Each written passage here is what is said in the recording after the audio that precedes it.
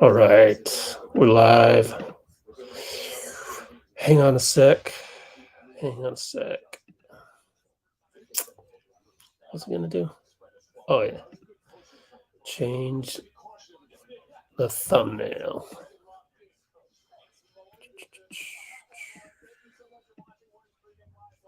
Save. Okay, now I gotta copy the link. Go over here.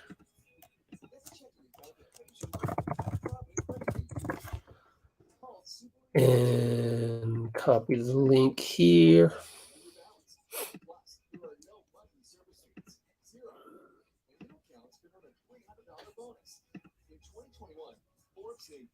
All right.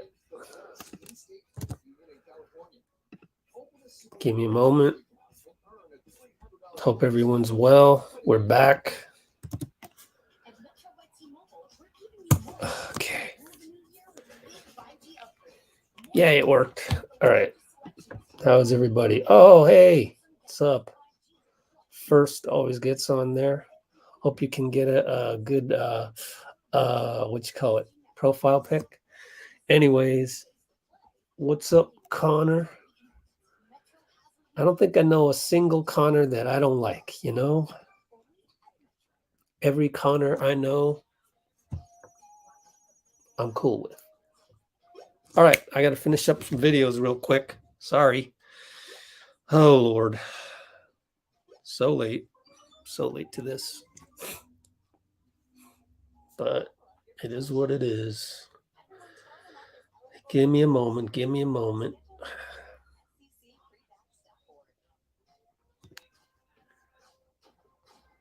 Okay, there we go.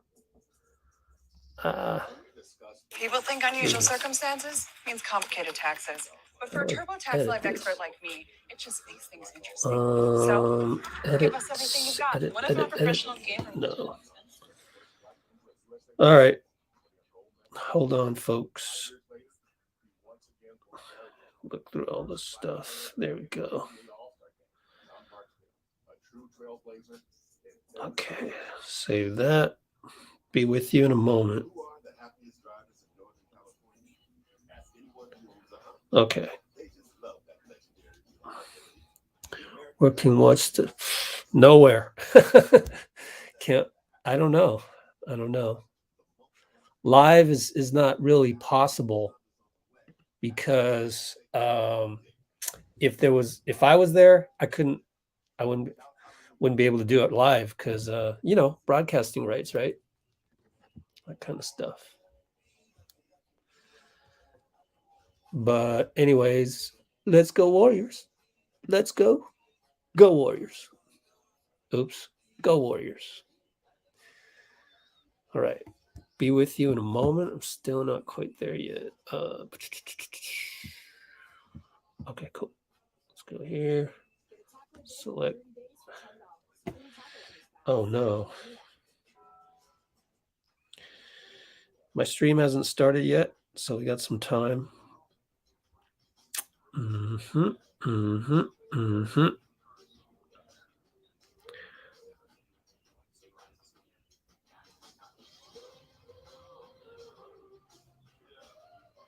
Just uploading 2 more videos onto the channel. So I will be right there. Okay, Stephen Curry, Kuminga, and Moody. I did get a little bit of the pregame. So check the channel, but it's not a lot. I mean, kind of, you seen one, you see them all kind of thing, but not to burst the bubble. But yeah, I wish I could do that live for you, but it's against the rules. Even if I were there, and Don't feel like going to OKC. Don't feel like going to where are they going? Salt Lake after that. Which reminds me, I should probably do my. I did go to Salt Lake earlier this season. I want to catch up on my road trip video. Oh, hey. Oh, I'm putting 2 and 2 together, my guy. Hold on.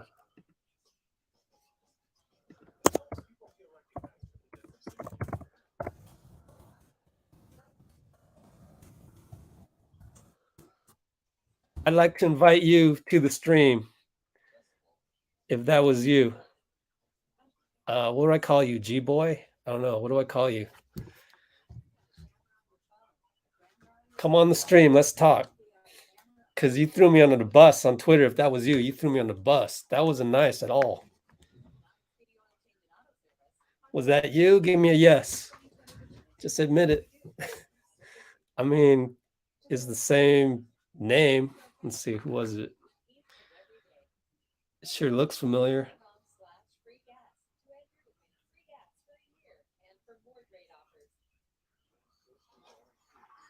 Where are you at, man?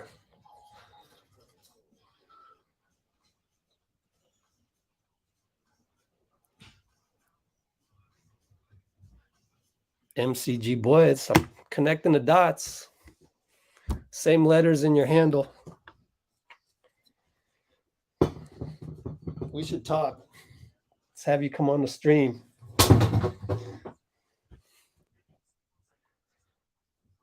Yeah. You threw me under the bus there, man.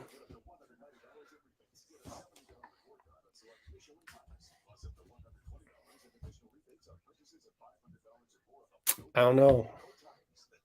Email me. Here, email me. Let's talk. Let's go Warriors. Rich at letsgowarriors.com.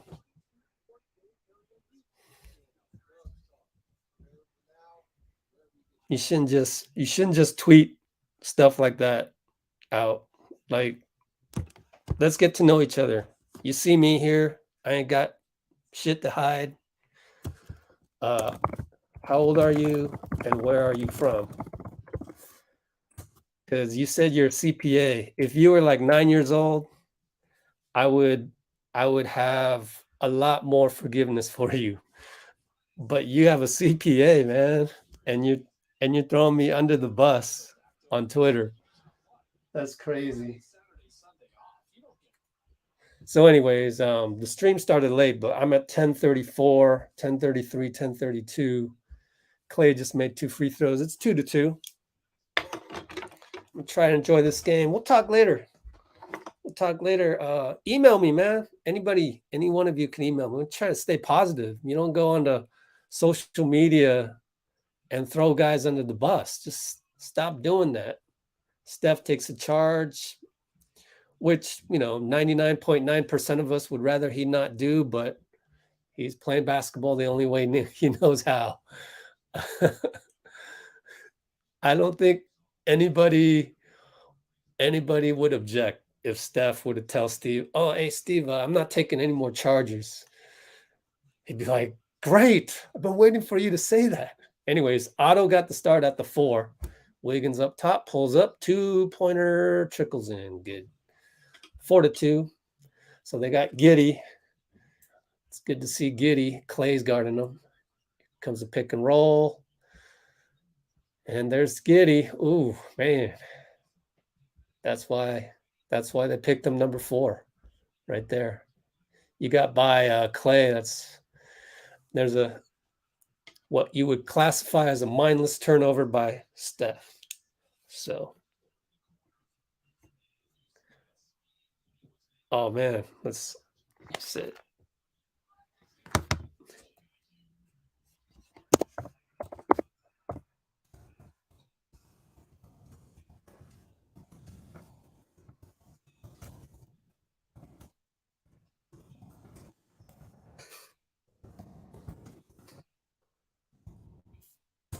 All I gotta say, man. But email me. I obviously did something to you for you to react. to say, "Oh, you dropped the ball." I mean, I'm sitting here grinding. I'm sitting here grinding, working my ass off, and someone tells you, "Oh, you dropped the ball." Like, I mean, I'm sitting there grinding, minding my own business, and you tweet that out with publicly. Like, it wasn't even a at; it was a period at, which makes it a tweet. It's just obviously I must have done something wrong. I must have done something wrong in your eyes. So let me make it better for you. But let's talk, because you shouldn't use social media in that way. You should use it in a positive way, just like we do in this channel. Meanwhile, silly turnover leads to the breakout dunk for OKC, which has got to get Steve a little just sitting there shaking his head. And then Klay throws up a brick. Here comes Giddey. We're down 10-4 just like that. Luckily, they throw it away. And that's what you'll get with OKC is some of the carelessness we can take advantage of. So, yeah. I don't know what's worse, man. Steph makes it.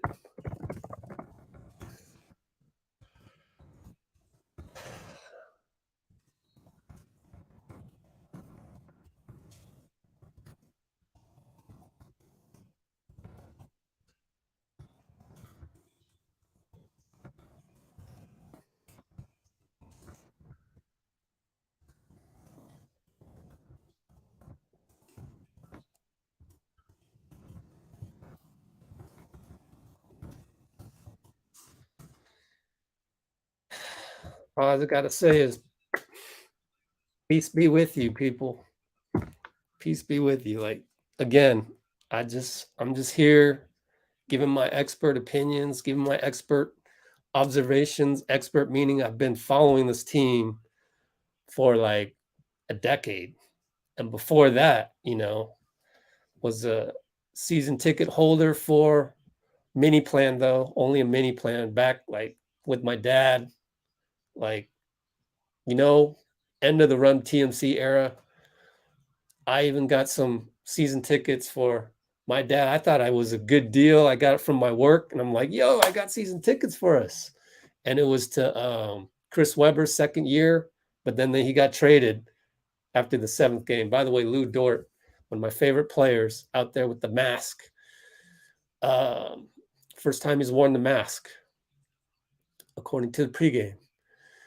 Steph, right side, finds Otto, back to Wiggs, open three, catch and shoot, bricked it.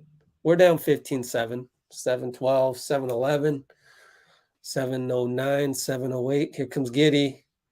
Got to watch that left hand.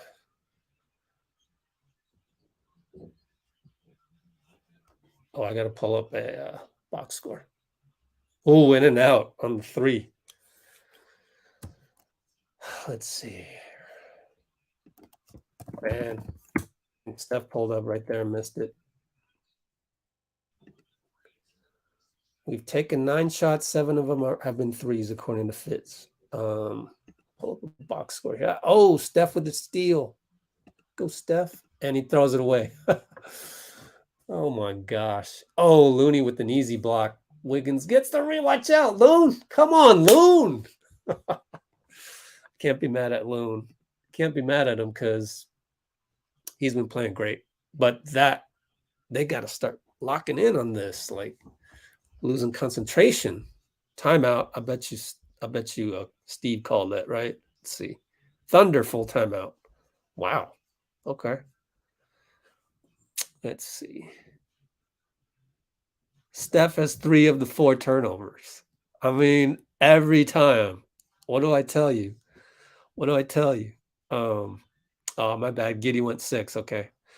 What did I tell you? Yeah, Scotty Barnes went 4th. I always mix those two up because those were the 2 that were surprising when I was there. Sitting in Barclays. That was a fun experience that I never got around to. Bumped into some guys from Dub Nation, and there was a funny exchange outside the arena, but I just never got around to it. I mean, So, anyways, please be more mindful, folks.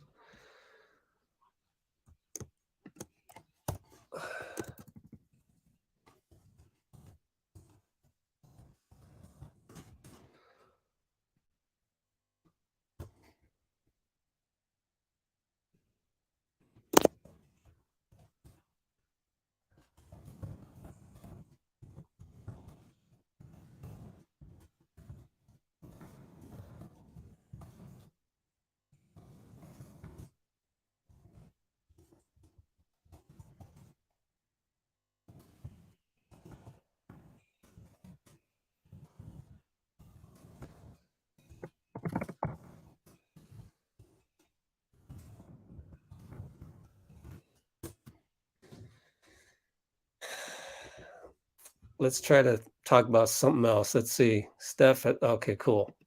I don't want to keep talking about getting thrown under the bus on this channel. Just like, it's so tired. Like,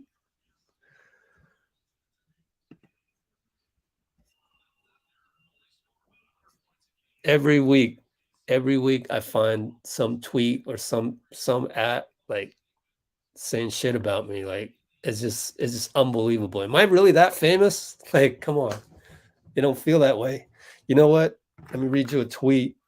Let me read you a quote from Draymond. He said, even Draymond. Y'all got to Draymond, some of you. Probably nobody on this channel. But you guys got to Draymond. He said some stuff about making the All-Star team. Said, a lot of people counting me out, saying I was washed up, saying I can't shoot and the game has passed me. I'm happy to prove it again because a lot of people doubted me. And to be honest with you, a lot of times it made me doubt myself. So, despite all the advice we get, those of us who receive hate on social media, such as myself, Draymond, oddly, myself, why? Why do I get, I don't know. But, you know, sometimes you get through to us and it's like, okay, whatever. There's not enough praise. There's not enough praise on Twitter. There's not enough praise on Instagram. There's not enough praise on Reddit. And that's where I hope to change the tide with this YouTube channel, because there should be more praise for these Warriors. And then you apply it to life and everyday things, and you'll be more of a happy person. And so you won't feel like somebody slighted you here or there, or something happened to you on the road and you got road rage. So you want to go say, oh, trade Looney about or some easy target. Oh, Cutioza, some like bully tactic like that. Trying to eliminate that over here. So I guess I'm not doing a good enough job here on this YouTube channel. Yay. I like that guy. Ed Malloy. He's a good ref. He just called a block and foul on Lou Dort. It's 17-10. We're down 7 with 5:22. There's a good quote from the OKC coach about Lou Dort guarding Steph. Said Steph is one of one. Anytime you can get reps with Steph, it's different. No other players like Steph. That's on the channel already, by the way. Wiggins can't hit.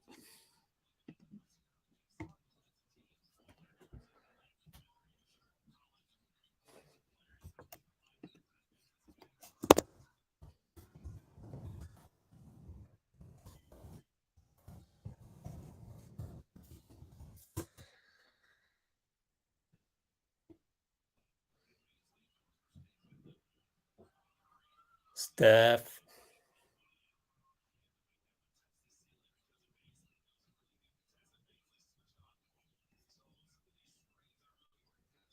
Pacino.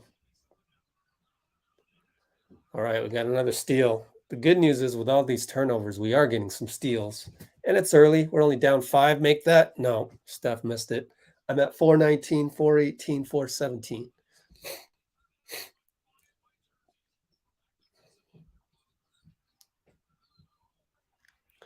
Late foul call, but Baisley goes to the line. All these young, long dudes.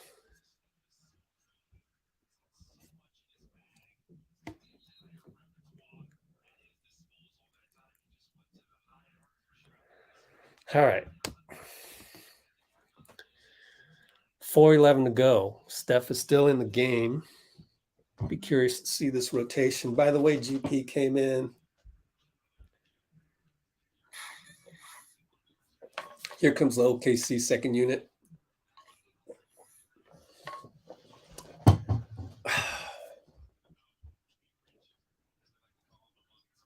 I think that's really the strategy. JK's in. That's good. The strategy for a lot of these teams is like just home grow a lot of these young wing talents. Baisley, pick a giddy at 6. Look at all these young guys. And then hope to clear enough space to bring in a superstar, it seems like, or a number 1 type pick next season. Someone just clocked JP, but they're going to call JP for the bad screen. Huh. I'd love to see a replay on that. Great. All right. Get ready to take a picture.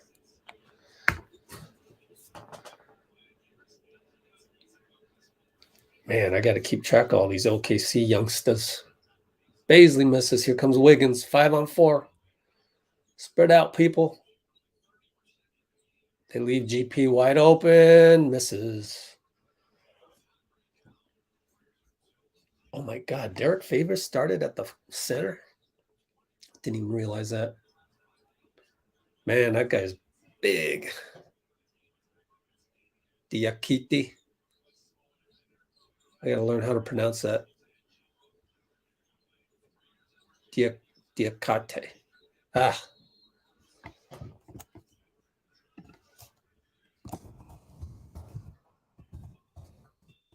Look it up. Anyways, Steve called timeout. We're done. We're down 8, 3:13 to go.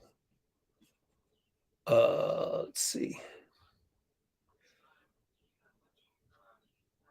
Mamadi Diakite. Mamadi Diakite. Jeez, where do they find these guys? 6'9". It's 25 already. Mamadi Diakite wiki. No, wingspan. I want to know his wingspan. 6'9". I bet you 7'2" wingspan. Ooh, 7'3". I was close. Where do they find these guys? Sheesh. All right. Let's look at Dean. Noemi. Yeah. Cool. Well, Noemi has the better profile pick, or has a profile pick. So she gets promoted first. Let's see. Oh, yeah. Time for some highlights. Oh, which I haven't even done yet. Let's see.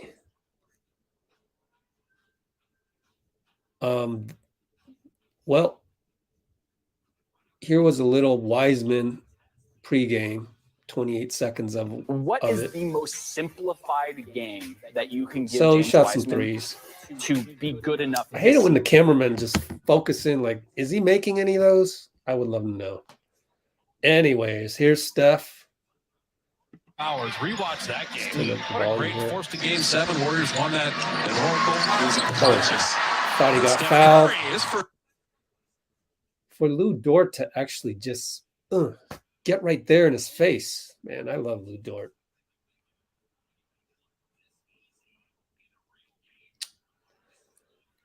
Let's see if there's another angle right here. They're setting a lot of screens for Steph. Baisley and Dort for staying with them. Look at that. He just slung it up there. That's beautiful.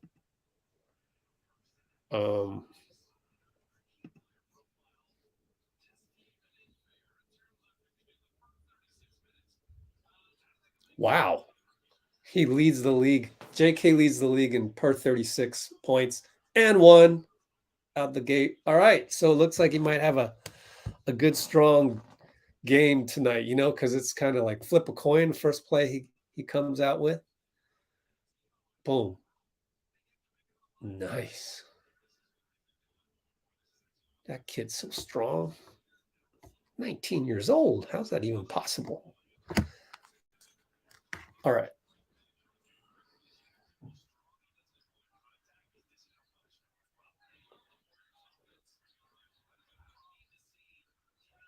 We're in a zone, 3-2 zone. 256, 255. We're down 5 after the and 1.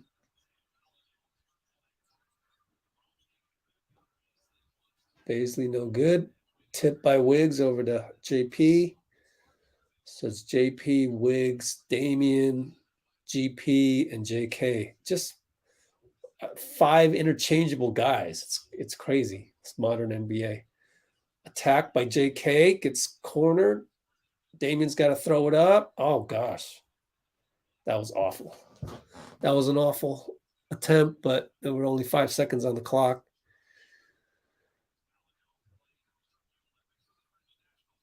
Wow, these guys. So that guy's on from the French team, Maladon.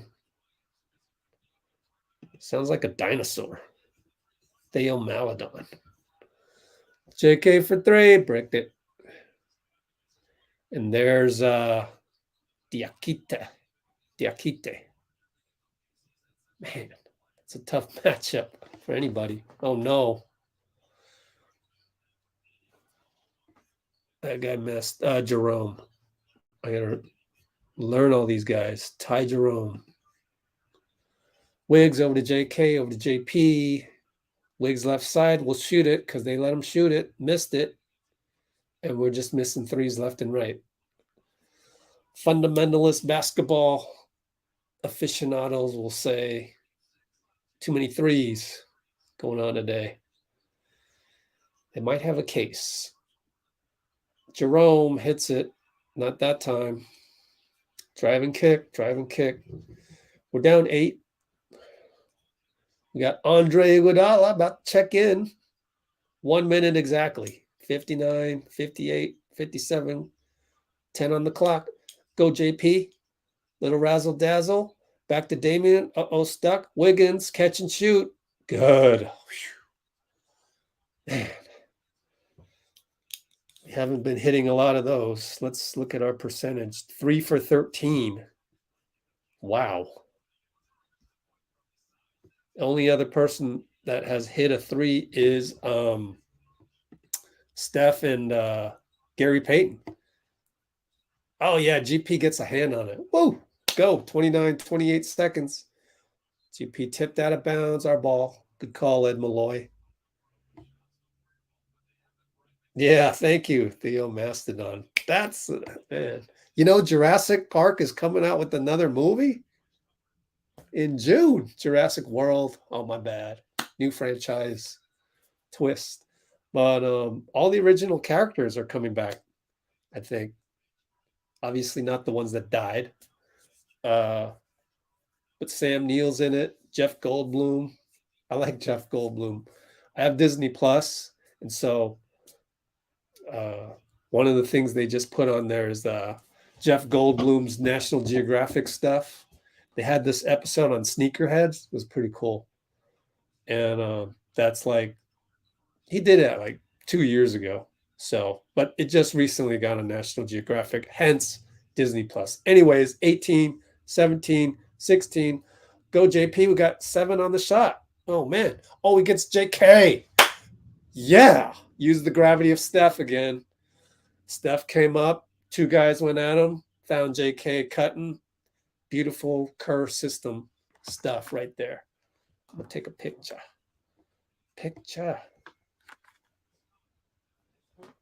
Ooh.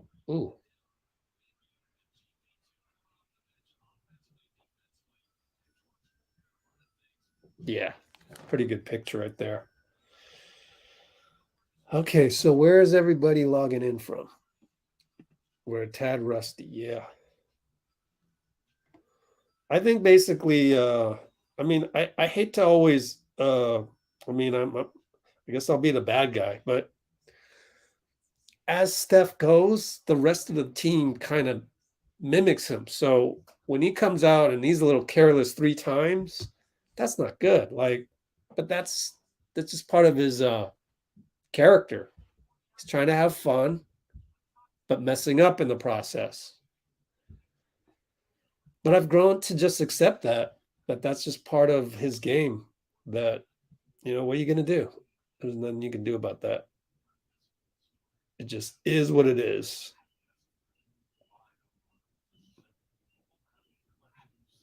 Yeah. I like this picture. Where else is everybody logging in from? Glad you could join us. Regardless, let's see. Share. Copy link. Oh, you know what I forgot? I forgot to post the Kerr pregame talking about Iguodala and Klay. Clay's supposed to get a bump up to 30 minutes tonight. He has 6 minutes played so far, so you figure it's going to be 15. Ooh, so he'll play 9 out of the 12 minutes coming up this quarter. Yeah, I can't wait. I can't wait. We get to see Klay for 9 out of the next 12 minutes. That's glorious.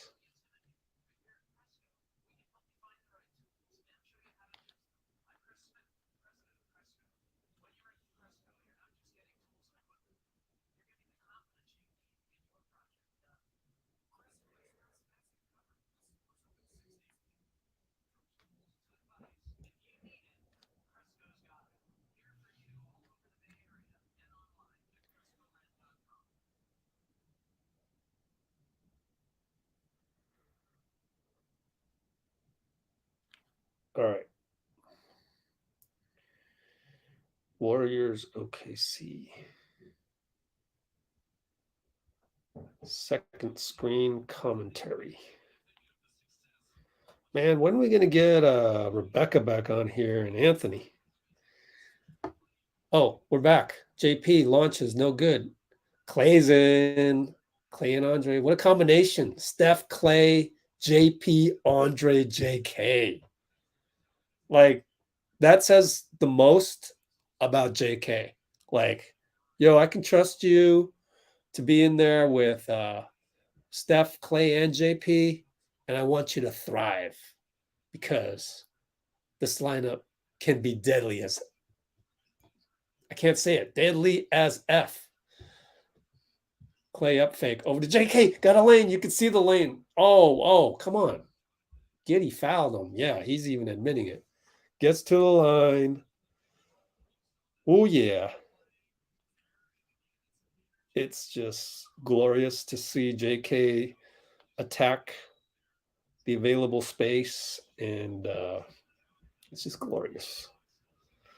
Glorious. And Klay's out there, and it's like, man, the game just comes to the Warriors so much easier. Oh, Klay's got a new colorway of shoes on there. I saw something about that somewhere. I'll look it up later.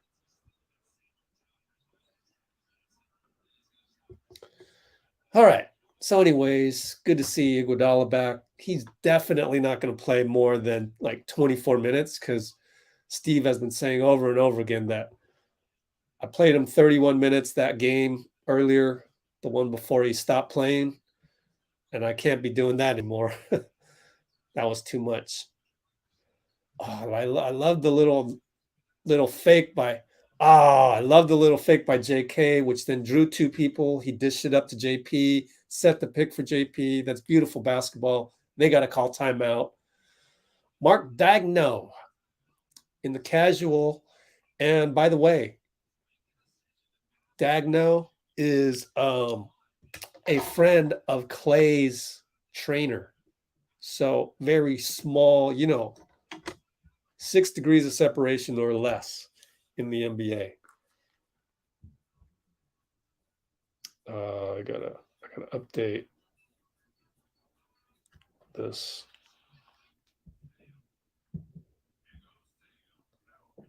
Maybe I should just let me hit up Charlie.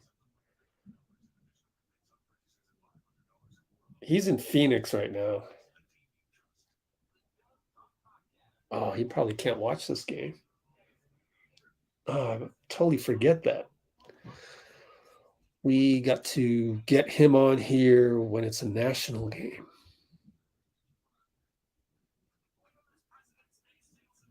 We win by 10. Sure. But anytime I make a prediction, something happens. And it's like, whoops.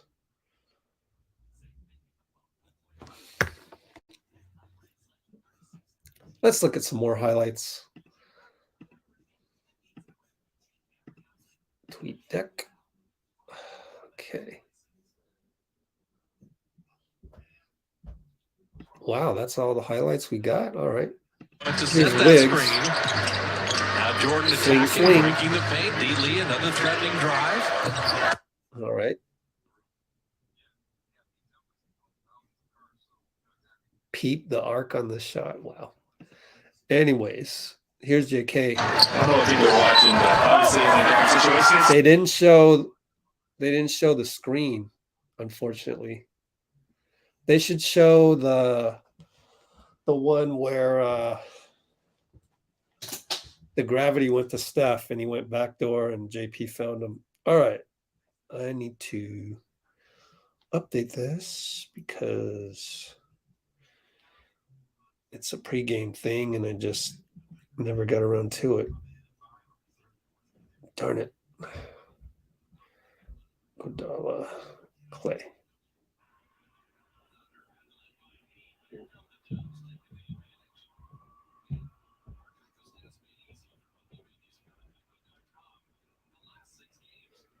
All right, there's the highlight that just appeared.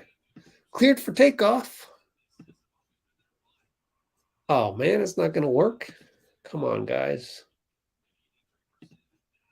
Didn't work. All right, we're back. 10:50, 10:49, 10:48.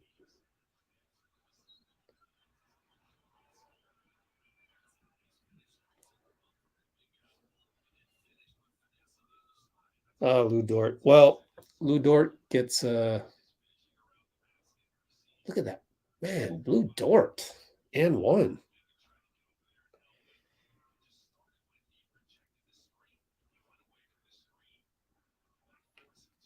Kudos to the Bay for having good, good hospital numbers. For COVID, it's gone down. Therefore, Gavin Newsom. I mean, it's not just the Bay, it's the whole. Oh, alley-oop. JK from Andre. I kind of missed it, so I'll have to check it on the replay. But wow, Andre, it's good to have him back. Here comes Lou again. How does he do it? This kid is so good. Man, he's like a miniature Draymond, honestly. Miniature Draymond that, Klay did a scoop and it went air ball. Too bad. Yeah, and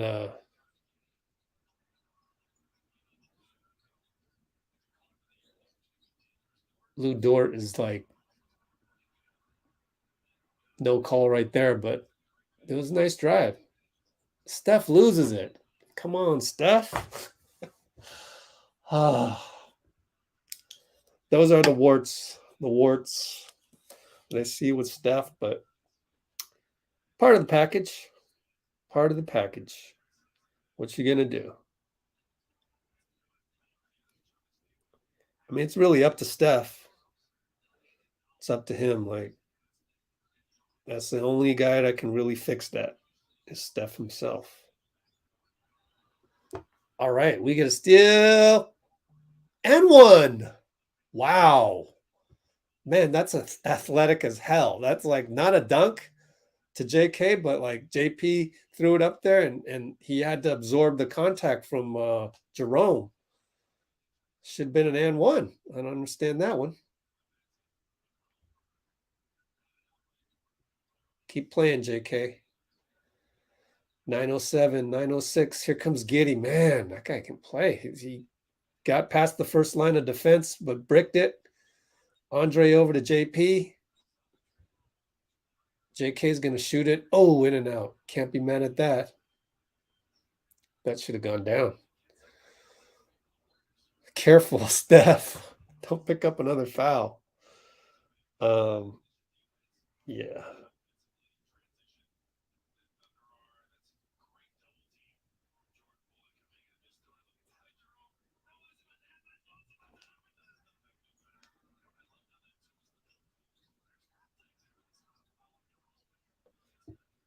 Oh, man. Maladon hits a three.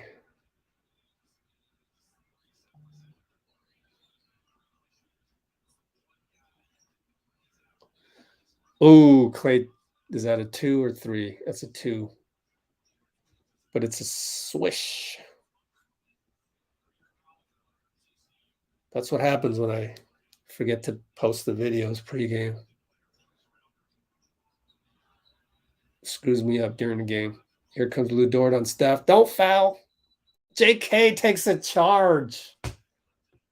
Wow, this kid is growing before our eyes. Like, he's just getting so much good experience right now. To take that on Dort is pretty cool too, you know? Like, Dort's no pushover. He knows what he's doing. Steph, triple and one. How does he make those? Yeah. Does the all 1, 2, 3, 4 celebration. We're killing it. Killing it, people. Oh, yeah, that could be true. It is what it is. Ooh, you got to come up with a clever profile pic. IIWII. Iwi.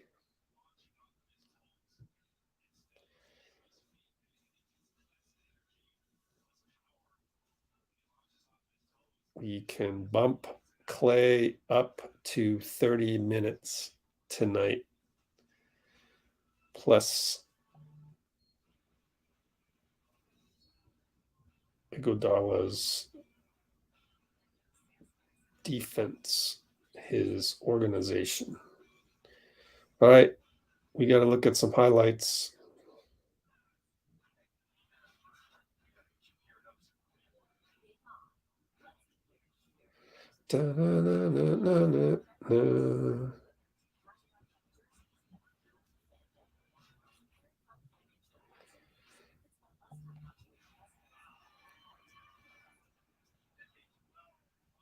Okay. Oh my goodness. The technical difficulties that I always have to go through. It's ridiculous. What else we got? I don't think JK minds that Giddey was picked. Giddey is upset that he was picked. Oh. Yeah, I don't know.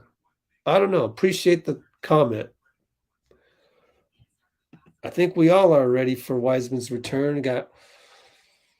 At least he's out there, you know, doing a solo workout before games.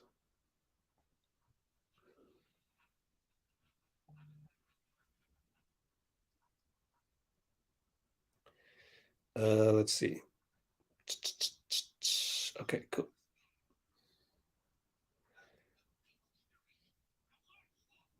Okay.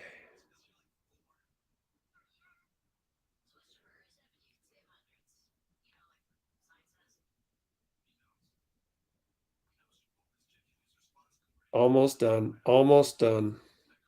Be right with you. Appreciate you all. How many of you are in the Bay? I'd like to take a instant survey. How many of you are in the Bay?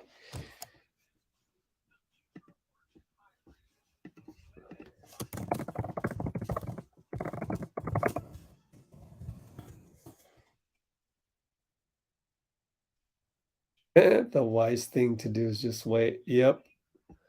Okay, JK.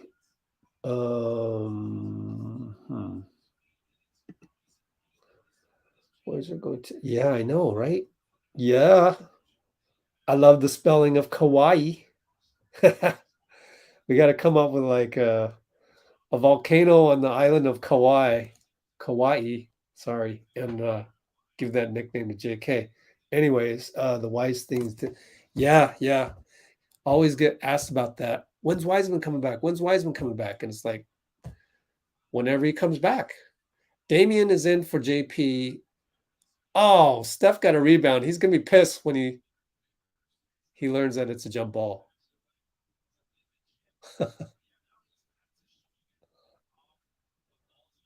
I guess he knows it's a jump ball. We're up 2 after all of that. You know, we were down as much as I think 10 or 8. He is going to jump against Maladon. I think that's Maladon, isn't it? Do they have uniform numbers anywhere? Crap. Well, I'll just look at the play-by-play. Oh, man, I just found out what happened. Oh, shoot, that's Derek Favors? Oh, my gosh. He looks so different with the dreads. Of course, number 15. Look at JK have to box out Favors. They throw it away, but I already know what happens at the other end. I got to get away from this play-by-play. My stream is so far behind. 7:30 inbound, 29, 7:28, 7:27. Wish I had a faster stream, but it is what it is. Steph finds JK, gets blocked from behind. Andre steals it. Steph up top, doubled. Andre, he's looking for Klay, but Damian makes a 3 anyways. But it's like, it would have been cool for him to hit Klay over there, but didn't happen. It's okay. Damian made a 3. Lou's gonna pull up. Lou Dort. God, this kid can play. Andre's like, once again, like, that's gonna be in the game tape. Oh, careful, Steph. Damian finds JK, decides to get rid of it. Up to Andre. 3. Assist for JK.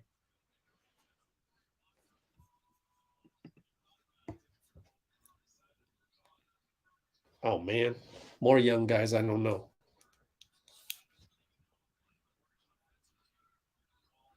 Who is that guy?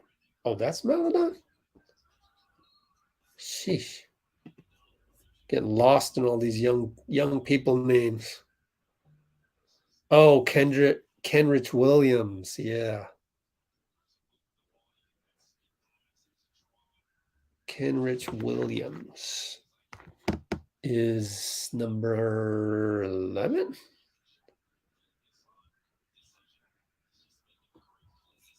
Why don't they put uniform numbers on the box score?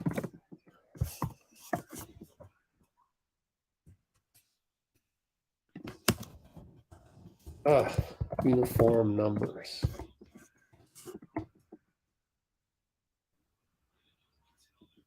Seriously?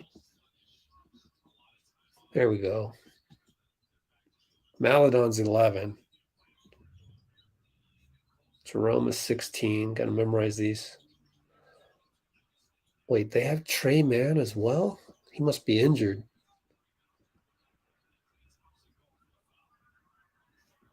Klay's not happy with that blocking foul. Kenrich Williams is 34. Gotcha. Yeah, just have to. They don't have Shea, by the way. Klay's going to come out 5:58 mark. He's still upset at that foul call. But that also means he still can play 6 minutes somewhere. Maybe 3 minutes to go. Throw him back in there. JK's gone the whole time. Attack that a little bit, D. Lee. Back up top to JP. Screen JK. Finds Wiggins corner. Oh, that guy closed out nicely, but swish.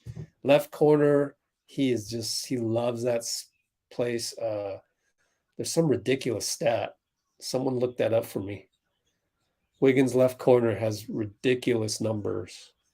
Oh, wait. Maladon. No. Number 23. How did I forget that guy?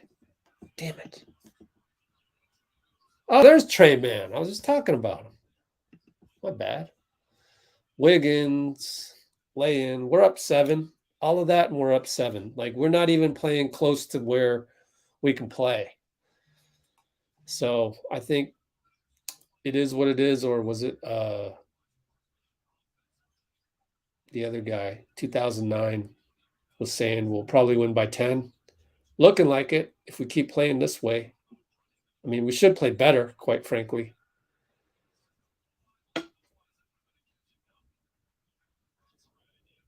Wow, JK's getting a lot of burn right now. Let's see. How many minutes has he played? 12 minutes. He's going to play more than Klay. Wow, 12 minutes. Oh, I was just going to say Wiggins should get that. He didn't, and then he got it. What a steal.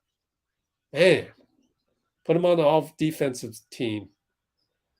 Jeez, his defense is incredible. Wiggs gets the screen switch on to Baisley. Finds JK. He's going to shoot a 3. JK. Oh, back rimmed it. Comes Maladon. Downhill. Careful, guys. Back to Kenrich. Back to Maladon. Oh, boy. Dang it. Kicked out, but he missed it. JK rebound. Yeah, JK. That's his first rebound. Wow. Timeout. Probably get Steph back in there. Probably get Otto back in there. That was a good stretch. Let's see. All right. Gotcha, Bam G boy. I'll check it out. Talk to you soon. Let's see. We need a new washing machine. Exactly. Should we trade the toaster? Toaster and cash considerations for the washing machine.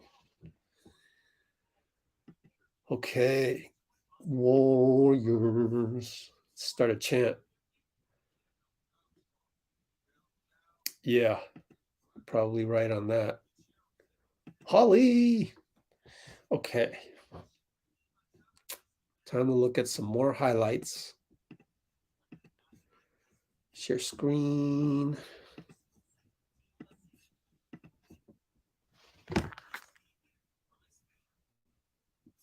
Here we go. Wow. A lot of highlights.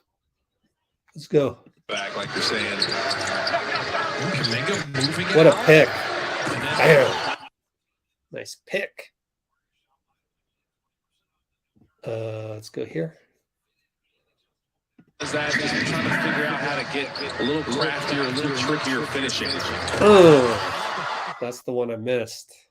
Beautiful. I heard it, but I didn't see it. Oh, we're back. Steph, step back. No, he passed it to JP. Wow, that's a lot of traffic, JP. Looney's stuck. Throws it away. That's JP's fault. Lou Dort. Oh, Otto messes up the Lou Dort pass. I hope he got the steal because Wiggins picked it up, but I hope he got the steal. Let's check it. Oh, no. Charge on Wiggs. Who got the steal? Otto Porter got the steal. Yay. That's a good one. That's a good one, Dean. Oh, I should favorite a whole bunch of these. Damn it. Whoops. I got to do a better job of favoriting. Damn it. My bad. But I got you on that one, Dean. Put you up in our recap. Special recaps on the website that recaps our experience right here. All right. Here we go. Forgot that kid's name. Oh, right. That's Trey Man. Okay, Steph got the rebound. Let's go. Over to JP. Transition 3. Rattles in. We're up by 10. 240, 239, 238. Giddy over to Man. Man. Downhill. Over to Dort. This whole time, remember all the times I said, Steph, don't get a foul. Was that him? Yep. It's like, stop reaching in. I think that just, I mean, look, Steph is a GOAT. He's a GOAT. He's a GOAT. There's no doubt. It's in the conversation. You know, if I'm at the playground, I'm captain and I get to pick anybody in the history of the NBA, I'm picking Steph. Why? Because not only do we have a chance at winning, but also it's going to be damn fun playing with them. And I think that's the biggest thing, is that even though Jordan / Kobe, you know, even though MJ was always locked in 100%, obviously Steph is not. But that's part of Steph, and it makes the good parts great. Anyways, Looney dunk, assist Damian. That's my hot take on Steph right there. 56-minute mark.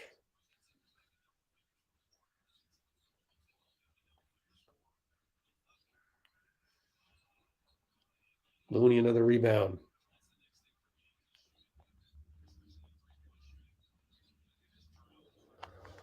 JP, way the hell out there. No good. Oh, no. Here comes Dort. Oh, man. Is that a foul on Looney? Either Looney or Steph. I don't want it to be a foul on either one, but it has to go to one of them. And it's going to be Looney, I bet. That's his first. Steph has 3 fouls. He just. Ooh. So, yeah, see? That was, yeah. Oh, Steph, just stop reaching. My guy, stop reaching.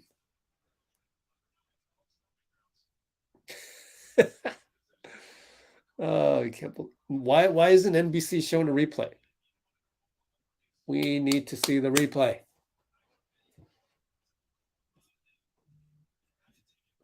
I would just leave Steph in there. Like, man, if you're gonna get 4 fouls, get 4 fouls. Like, it's so frustrating, man. But anyways, I think he's coming out. It looks like it. Looney coming out. Let's check the box score. Let's make sure. Yep, 3 fouls. Looney has 1. Timeout? Timeout, Steve? What's going on here? Play-by-play. Oh, they're challenging it.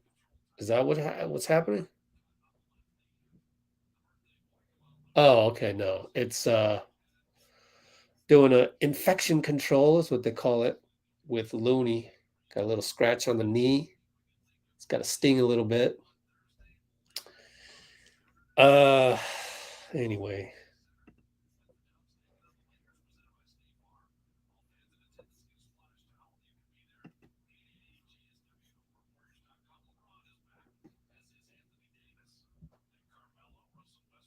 Okay, so we got another Andre one. Share this. Oh, wait. Not going to share yet. Ludort at the line. We're up by 10. 1:43 to go. He misses rebound. Looney. Wow, how many rebounds for Loon Dog? 5 already. On pace for double-digit rebounds again.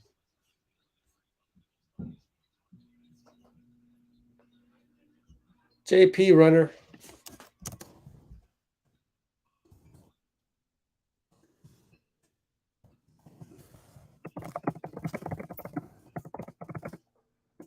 Ooh, nice one. 3 by Trey Mann. Here we go. 112, 111.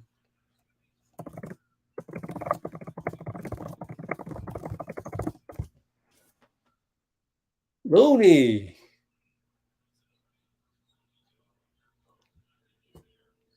Whoops.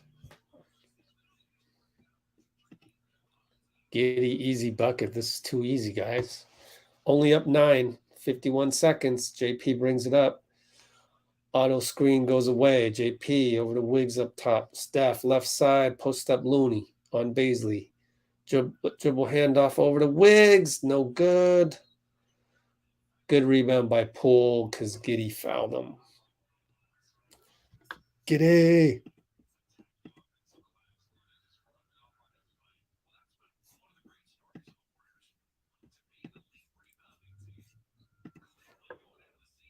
Anybody on Twitch? Nobody. Nobody on Twitch. That's all good. 30 seconds. 29. Gotta go, JP. Finds Wiggs. Left corner. Favorite left corner. Another 3. It's unbelievable. Man. It's unbelievable over there. I gotta look up his stats. I wonder why Slater hasn't done a deep dive into that, because he's the one who brought it up in the interviews. But anyways, man, against JP not afraid to foul because I guess they're not in penalty, and Baisley still gets a dunk. Wow. 4.4 to go. Here comes Steph. We're in OKC. Don't forget. Launches half court. Banker no good. Ho, ho, ho. That had a chance. Share screen. Let's look at some highlights.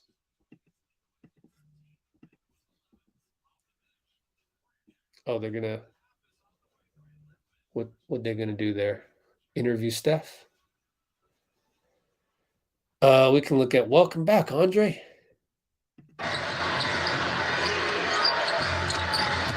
Steph moving the ball. Damian Lee. Extra pass by JK. Splash him. Wiggs.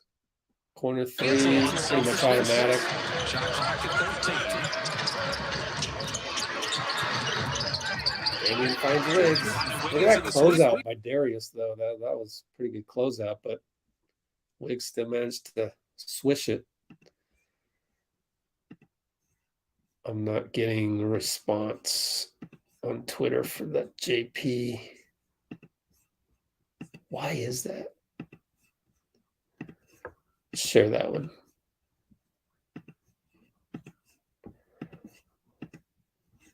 Okay.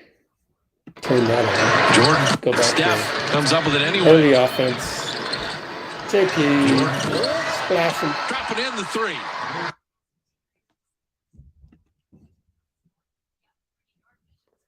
Yeah. Yeah.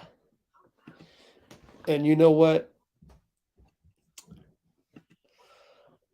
Honestly, we don't even need Wiseman. We don't. We don't even need Wiseman. We need Draymond. No doubt about that. We need Draymond more than we need. This is the hot take. We need Draymond more than we need Steph. But it's a close 1A and 1B. Those would be obviously the 2 worst losses. Knock on wood. It's Draymond's effect on the game is just so huge. It's like, it's crazy. Even though Steph is the GOAT, losing Draymond is harder to replace, as we've seen. And suddenly a 7-game series against Denver would be problematic. Even Anthony Davis being 6'11", like, we need Draymond to play the 5 on defense. That's my hot take. Yeah, exactly. Yep. So Dre is the guy that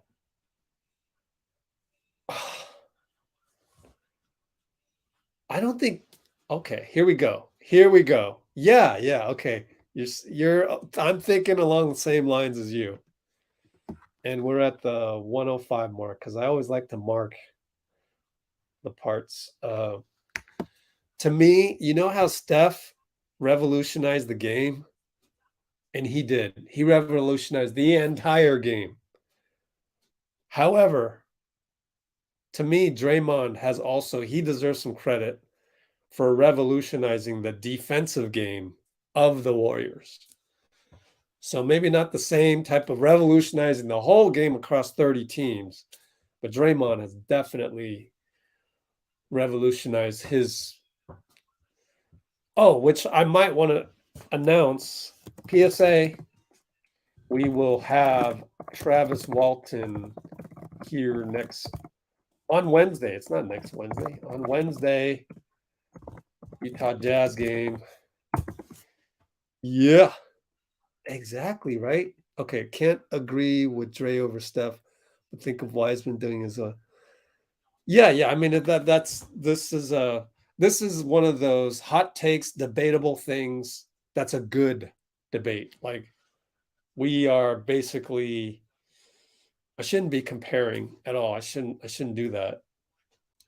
But if we're doing comparisons and something like that, it's like that's a good comparison to make. Like who would actually be more important to the Warriors in the playoffs? Yeah, I think we'll get some debates. But I just think our level of play would just increase in a quantum manner with Draymond on the court. But that's no knock on Steph. I mean, how would you describe it? I don't know how to describe it. I don't even know how to, like, the thoughts that go through my brain. I can't put it into words, whereby Draymond's effect on a game, there's an effect. I get that it hasn't changed the game in terms of, like, you wouldn't, if you're Nick Nurse, you're not going to throw out a box and one because of Draymond. You throw out a box and one because of Steph.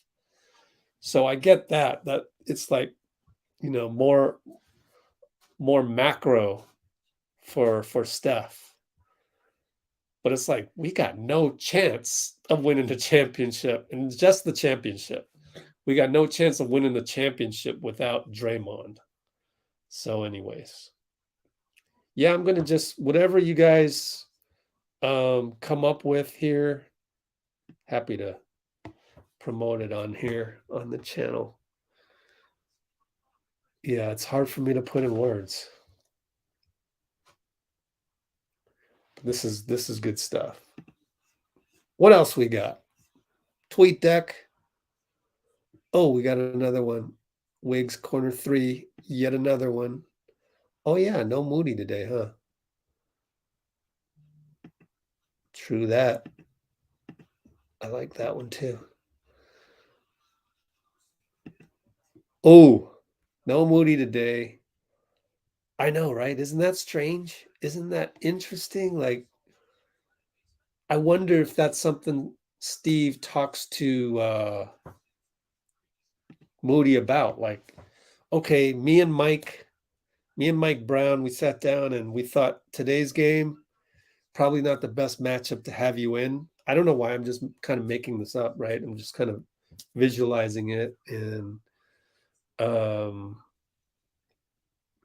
I don't know. I don't know why Moody isn't playing today. Hopefully somebody asks in the post game. But let me tweet out some stuff. I didn't tweet out the. Oh, cool.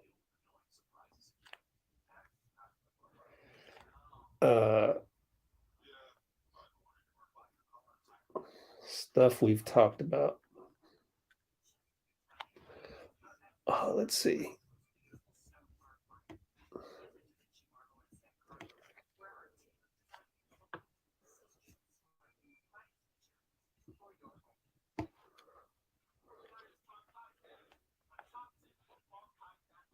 Oh, I'm just gonna tag Money 23 Green now that he's always on Twitter now. I'm gonna quote you. It is what it is. Does things nobody else in the league even sees. I love this other stuff. Like, oh man, I can't even like type it all in the tweet, but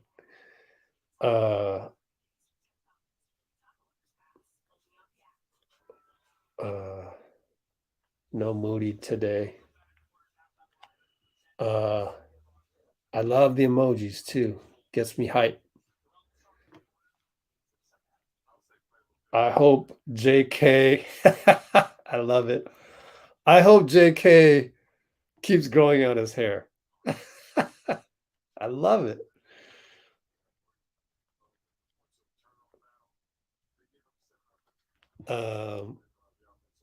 Boom. Pull court vision has dramatically improved. Yeah. Yeah. And we have this on the channel. Andre was talking about Jordan Poole in depth, like 6 minutes of it.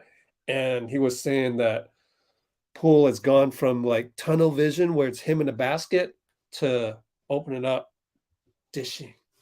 So yeah, I think Andre has had a hand in that. I love these ones. Love it. Remember one days when yeah, I am slowly going back to these days because I don't go to that. Yeah.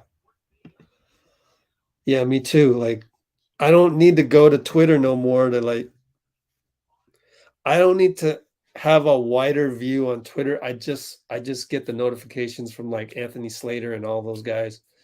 And that's enough for me, because like, even when you tap on an Anthony Slater tweet, you'll see the reply unders it. I avoid that now. And there's always something negative in there, no matter what. What's up?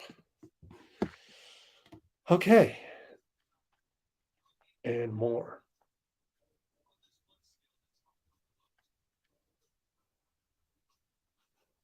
Give me a minute. There we go.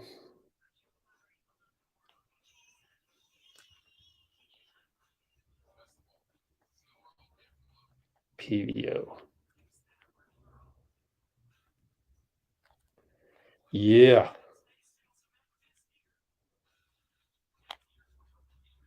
I love doing these streams. I am trying to set one up for an all-star game, including the slam dunk contest. But I don't know. I don't know the dynamics of that. I'm going to have to see about that.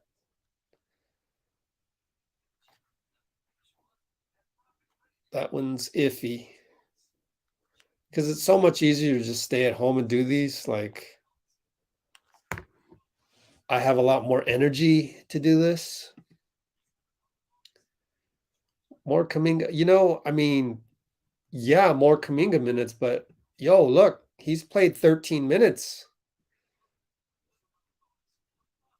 Klay is supposed to play, check this out. Klay is supposed to play 30 minutes. He's played 12 so far. So 18 more minutes of Klay in the second half. He's another court bender. Let's see. 7 times. Oh, wow. I didn't even know that. 7 times for JP. I mean, good Lord, we're such in good hands. I was thinking about this. Yeah. When are they going to announce the 3-point contest? Anyways, clearly motivated for. I don't know. You might be right. If JK was, I don't know if they get motivated by these things or not. Maybe he's only 19, so maybe he does. Oh yeah, I think Kuminga can qualify for rookie. Why not? Everybody can. So what was I gonna do? What was I gonna say? Shoot. You guys brought it up. JP, yeah. Here was my thought. Oh, yeah. So this is another hot take I was thinking about. 115 mark. Hot take coming. 115 mark hot take. Here it comes.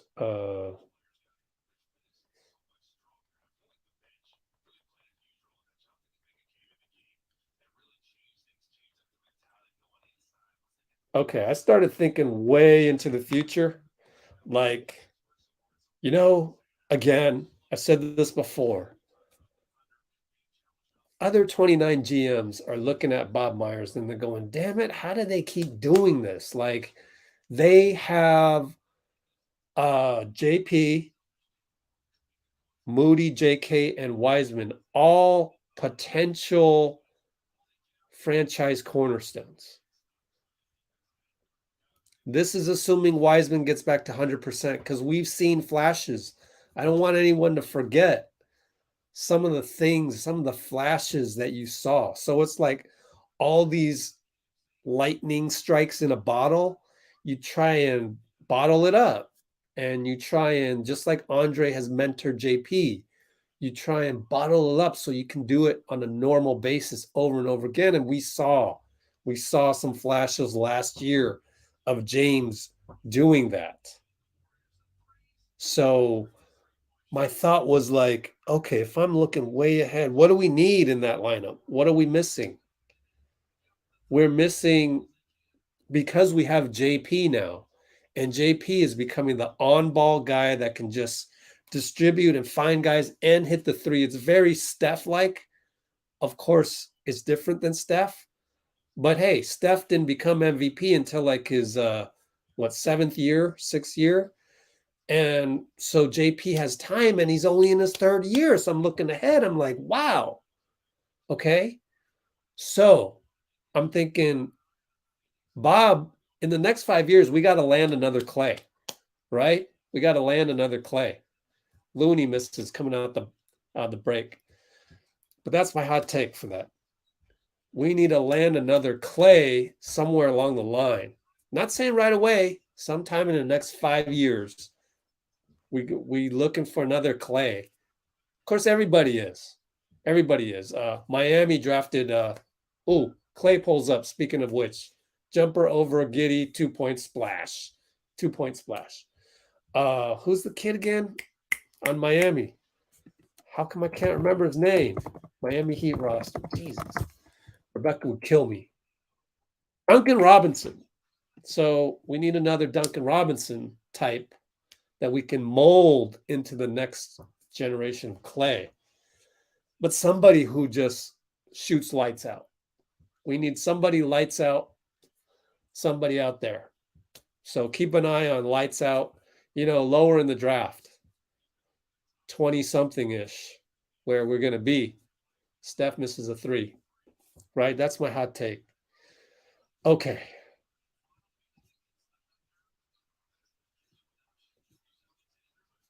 This was good.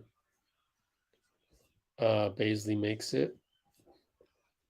Wiseman is a great finisher. Yes. I know Bob doesn't get enough credit for his draft picks. Wait. JK gets a post game. JK's post game was on point last game. Remember, I was saying, like, wow, he looks so confident. He has that killer instinct in the paint. That's what I was saying. Baisley got hit. Okay, he's fine. I don't want him to review it. Like, anytime you review something, there's a good chance there's flip a coin on that flagrant. Wow, that was a great block by Klay, man. Otto fouled him later, but that was a great block by Klay. Yeah, we need a two-way. Yeah, good point. We need a two-way knockdown shooter, like somebody in the draft, somebody strong, heavy bone like Klay. Just he's the prototypical two-guard of catch and shoot, Kerr system. If you have a guy that can handle the ball all the time, you need that off-ball guy. Klay is the greatest off-ball guard of all time. So you can't include MJ, you can't include Kobe, right? Off-ball. I think. Stuff over to Klay. Count it. Automatic. Ah, Klay-o-matic. It's great. Oh, yeah. Next Draymond. Yeah, Rebel. I agree. But that was part of my hot take was it's near impossible to find a guy like Draymond. That's, yeah. No doubt. No doubt. If there's next Draymond out there, ooh, Klay finds Otto. We're running away with this 14-point bulge. OKC got to call timeout. I know Bruce likes Ray Allen. I'll pick Klay. You pick Ray, I'm gonna pick Klay. I don't think Ray Allen's better. I honestly don't. Like, he's a close second place. But everybody can have their own opinion on that. I mean, that's not a bad guy to disagree on. Like, if there's one guy that I'll, respect your decision on, it would be Ray Allen.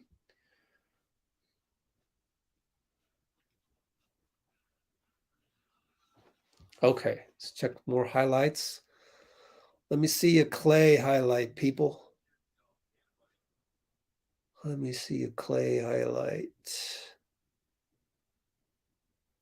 Yeah, there it comes. Appreciate that at Warriors. Got a Klay highlight. Oh, man. Every time this commercial comes up, it stops. Why is that? So strange.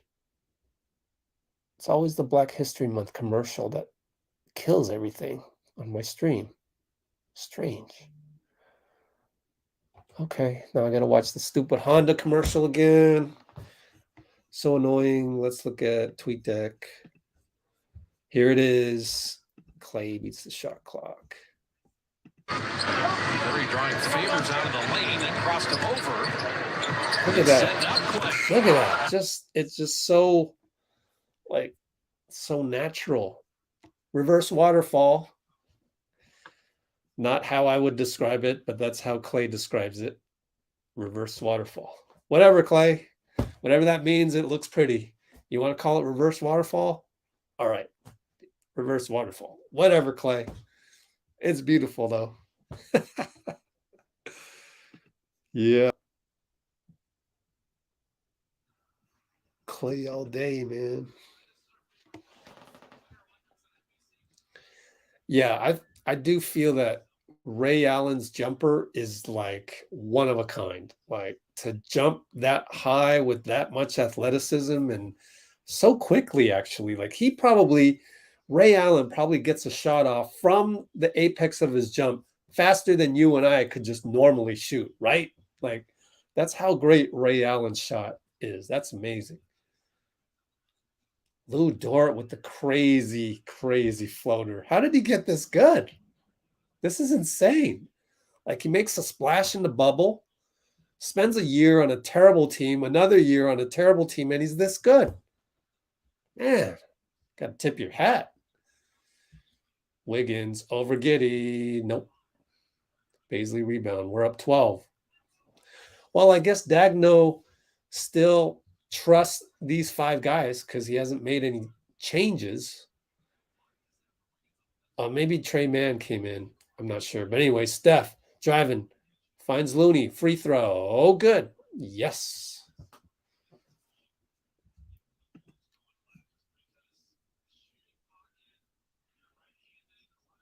Yeah.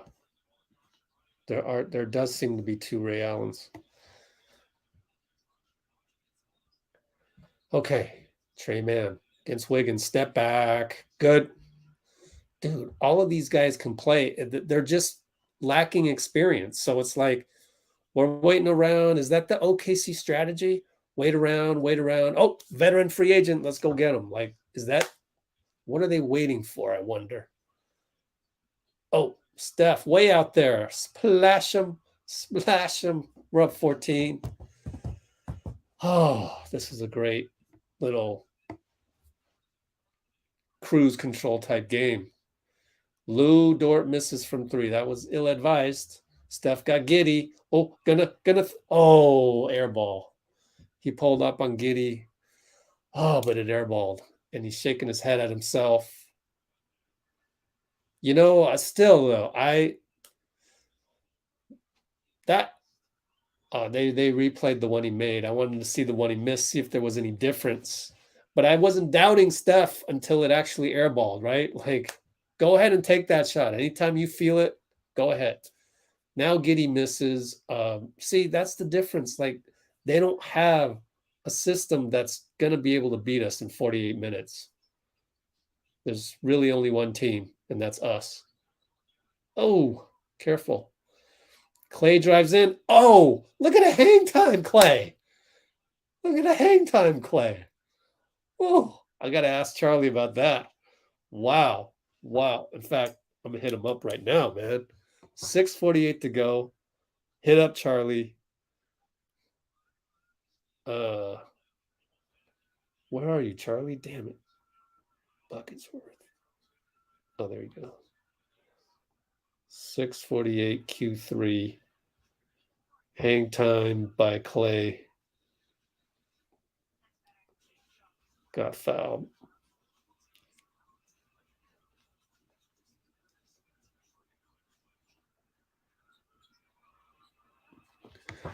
All right, Klay's numbers. Let's look at Klay's numbers. 3 for 7, 4 for 4 from the line, 11 points, 17 minutes. Whoa. I got to look up his per 36, man, because I bet you it's insane right now. Klay Thompson, BK ref. All right, Giddy gets fouled. Oh, no. How many fouls on Loon Dog? Was it on Klay or Loon Dog? It was on Loon Dog. Klay looks like he's getting, yeah. Okay, off-screen shooters that I've seen. Yep. Okay. Let's do this real quick during the 2 free throws. Okay. Let's look at B-ball ref. Klay.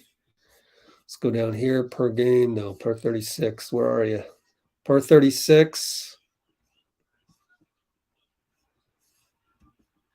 25.0. I told you that's a career high right there. I told you when you get a feeling about something, man. I mean, JK's at 19.9. Klay's at 25 points every 36 minutes. That's insane. That's got to lead the league. Or be up there, top 5, right? Baisley hits a 3, 70 to 59. Oh, that's my hot take at the 127 mark.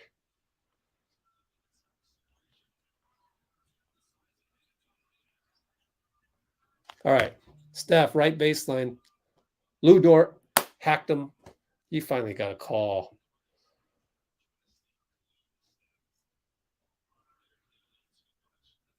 Yeah, I'm sure. Yeah.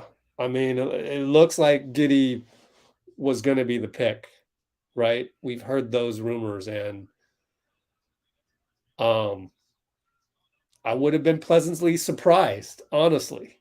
I didn't know he was this good. And he's only like 19, I believe.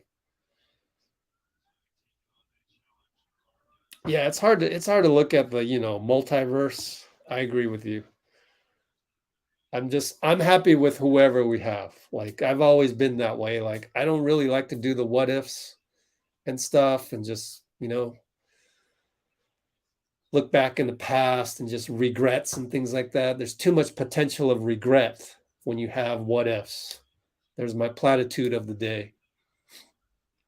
Lou Dort. Man, that guy's good. Yep. Yeah. There's no doubt Giddy would have fit. Wiggins with the nonchalant lefty finger roll. Let me just nonchalant. Wiggins has 15 nonchalant points. Whoa, man. Derek Favors, free throw line. Good. I wonder how much Derek Favors is making these days. Hoops hype, OKC salaries. Let's take a look. Steph. Oh, finds Looney. What a beautiful pass. Oh, he even got fouled, but they didn't call it. But Steph gets an assist out of that, so I'm happy. Where are you, man? Derek Favors, I knew it. Oh, it's only 10 million? I thought it'd be more. Oh, GP, chalk it up. Another steal. Man, 2 steals. So let's take a quick look.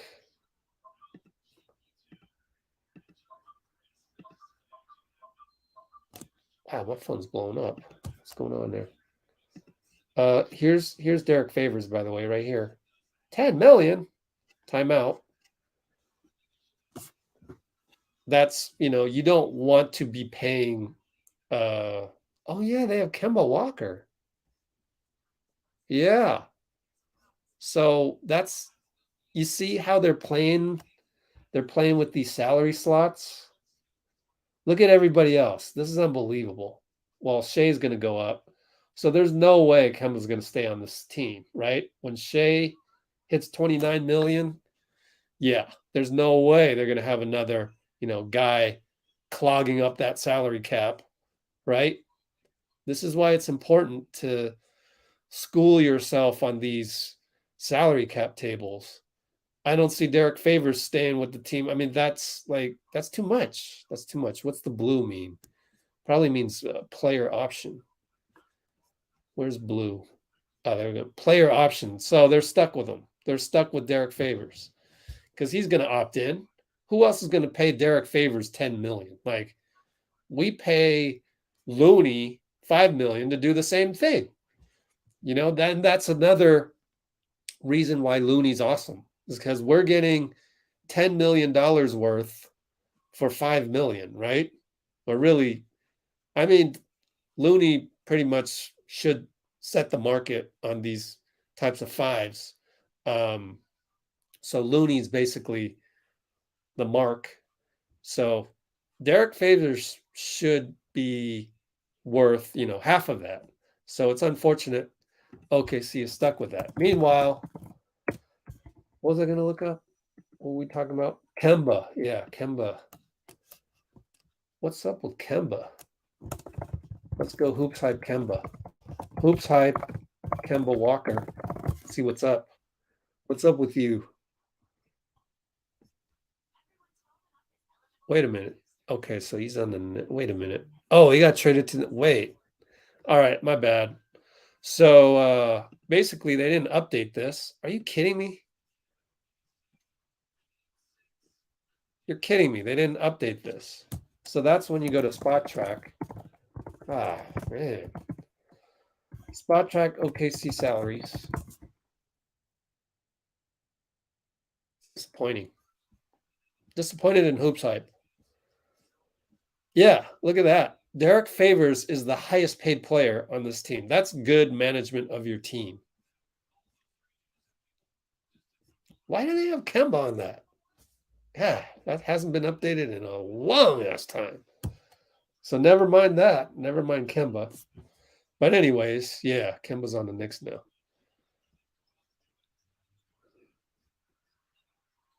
Yeah, GP2 got him. Okay, Wiggins left side. Ill-advised 3 as he was contested. Yeah, maybe that's what's happening. Oh, they bought him out. Okay. Yeah. Should be a fun trade deadline. Oh, Steph, 3 missed. We got 2.5 more days on the trade deadline. 3 days, I guess. Darius Baisley. Man, all these guys can play, all these young wings. Yeah.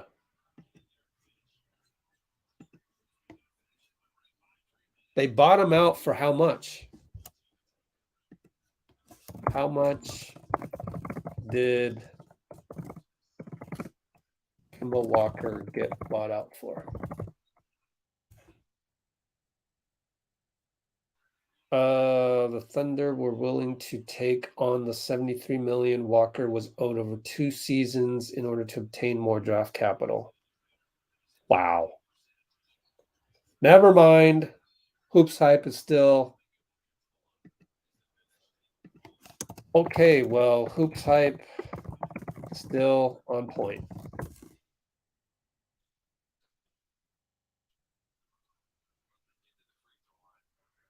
That's a big gamble.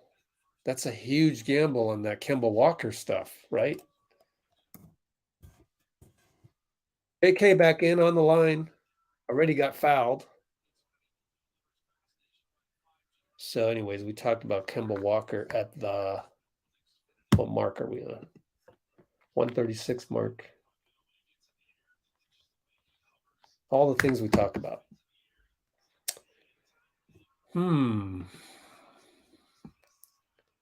Oklahoma sent out Al Horford and Moses Brown along with 2023 second rounder. This was clearly a deal in which the Thunder were willing to take on the $73 million Walker was owed over 2 seasons to obtain more draft capital. Wow. Wow. Man, that's a complicated one. Like, that's going to take some time for me to flesh out.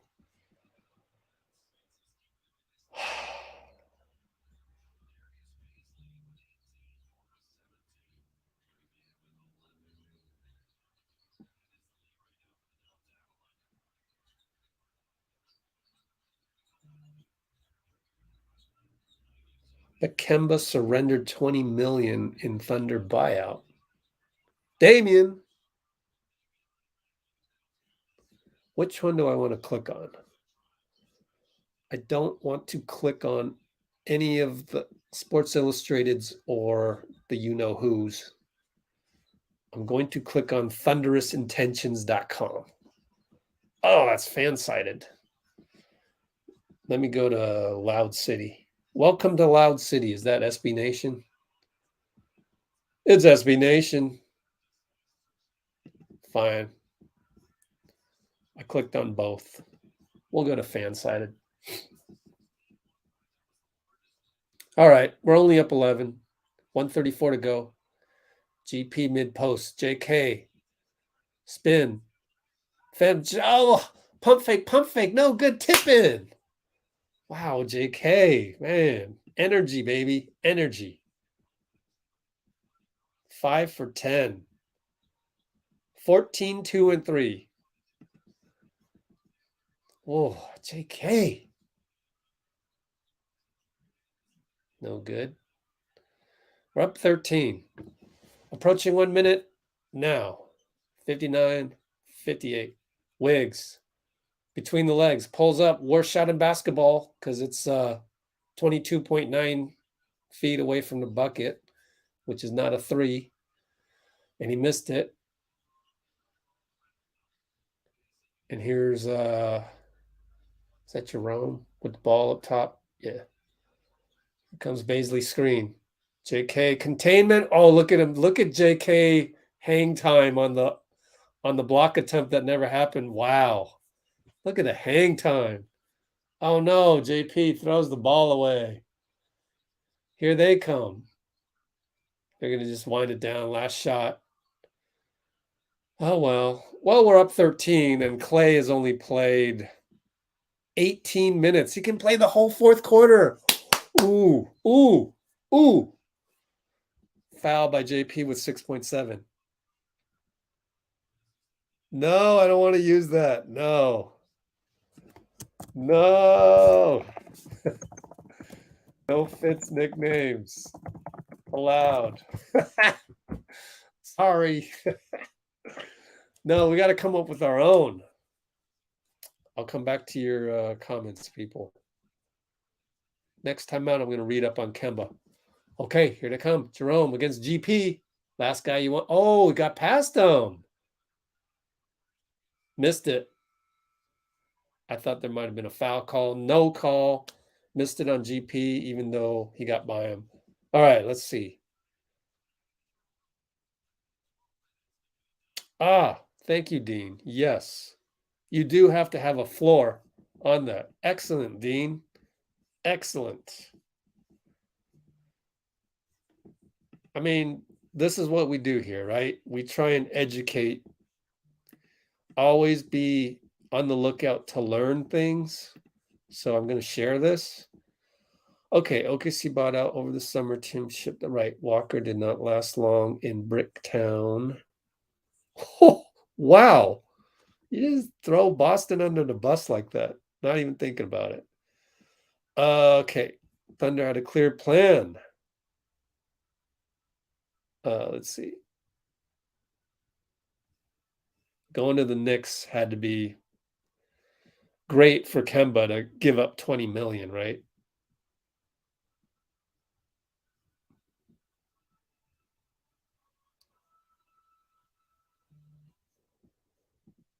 $26 million this year and 27 million in 2022. Yeah, I don't know where they got the 73 million. That adds up to 53 million from me.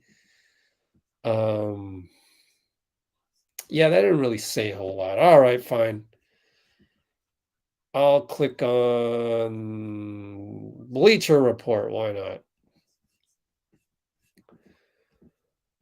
Okay, over to get this out of here. So annoying, these interstitials, man. God. But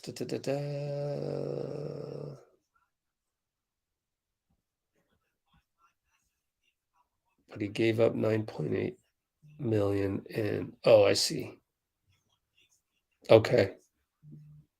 That's why they hadn't counted that in. Anyways,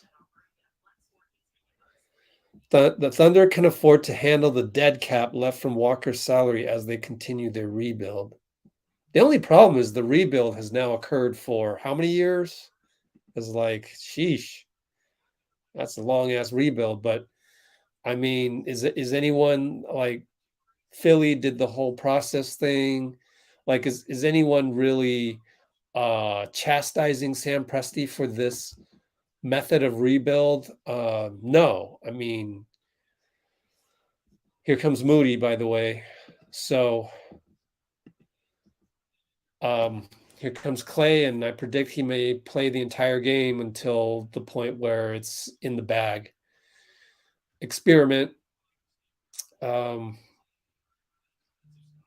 So yeah, I was gonna say it sure is nice to be able to rebuild on the fly, like we were able to rebuild on the fly, with basically 2 megastars going down, and then if you count Steph as another megastar that went down 2 years ago, there's kind of a rebuild in there, sort of. Of course, you always get these guys back, so I mean, it's different definition of rebuild, but still, you'd rather do it this way than have to go through what OKC's going through, which is, so anytime someone has something bad to say about Bob Myers, just look at OKC. Oh my God! JK! Oh my goodness. How do you do that? How is that even possible? We need to see some replays on that. My goodness. Pogo stick. That guy. Pogo stick, like, wow, that was some Jedi power. That was a Jedi bounce. I mean, let's call him Jedi Kaminga. Master Jedi. Wow. Master Jedi. Moody 3. He gets an assist on that. Whoa. My goodness. New comments. Where are we? Skyriser. Ooh. I like that. I like that.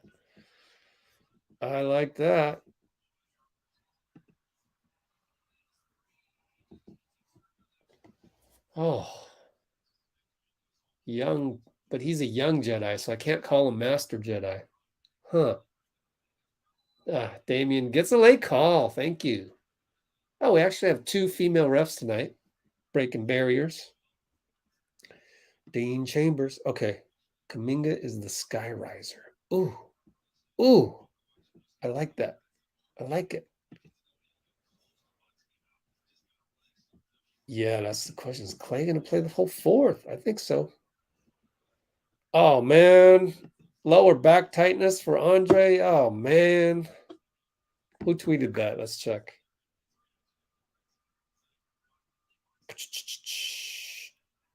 Per Warriors PR 2 minutes ago. Damn it. That back tightness is spreading throughout the team like a virus. Hate to use it. Hate to use the metaphor, but man, everybody's getting that back tightness. Sheesh.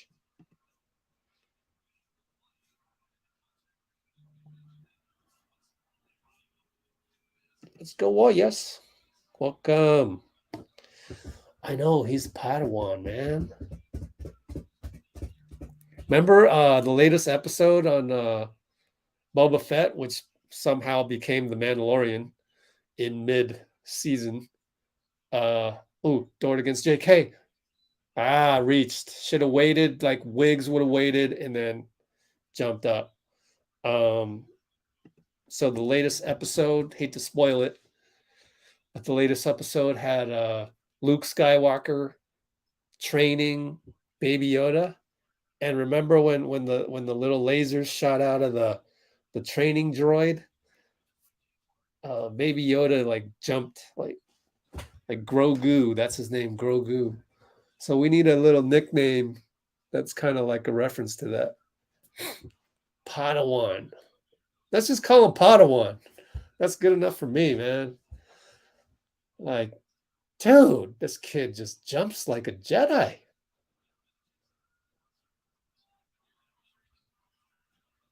Man, I wish I could jump like that, even if it's like, oh, wow. How do you even, like, ugh. Oh, nice give and go. Way to execute that, Moody. Moody comes in, immediate results. That kid is so good, and no complaining, no emotion on the basically he wasn't in the rotation, and then they finally stuck him in there. Wasn't in the first half rotation. Look at JK sprint out there for the Lou Dort miss. Go, Steph. He's on a run. He's on a run. Here he comes. Bye-bye. Between the behind the back to Klay. Klay Euro step. Block. Wow.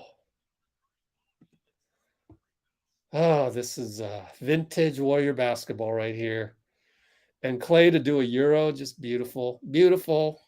Beautiful. Yeah, Steph at 15.88.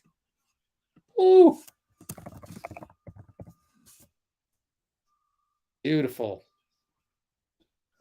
Oh, that was exciting. That was exciting. Just beautiful. I got to look up the Klay colorway thing. Klay Anta.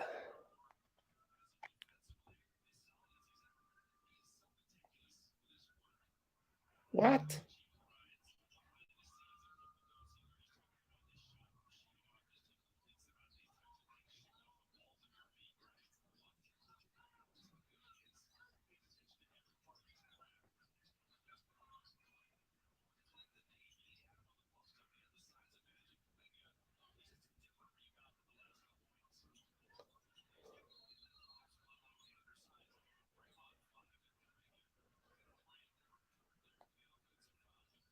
Shoot, man, I don't know. Doesn't say anything. I got to look up.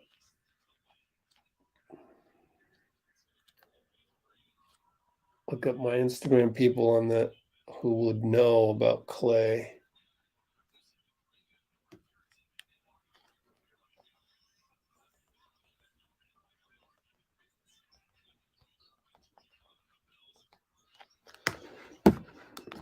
Okay, we're up 14. Lou Dort again. Short. Slip right through the fingers.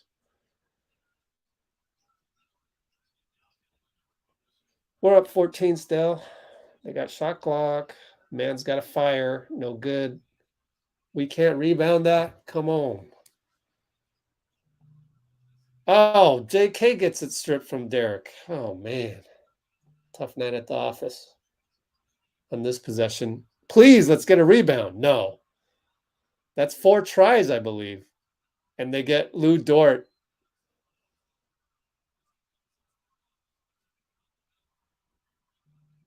Lou Dort, put back dunk, timeout, Kerr.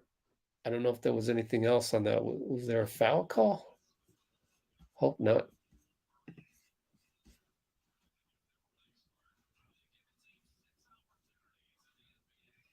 Good Lord, man. Let's see, 1, 2, 3, 4, 5. Yeah, 5 offensive rebounds.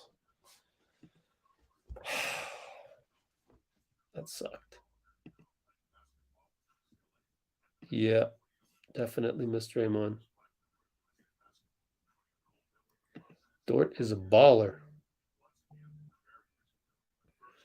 Well, looks like Steph will get some playing time because we just sucked on that possession and we're only up 12 with 7:59 to play.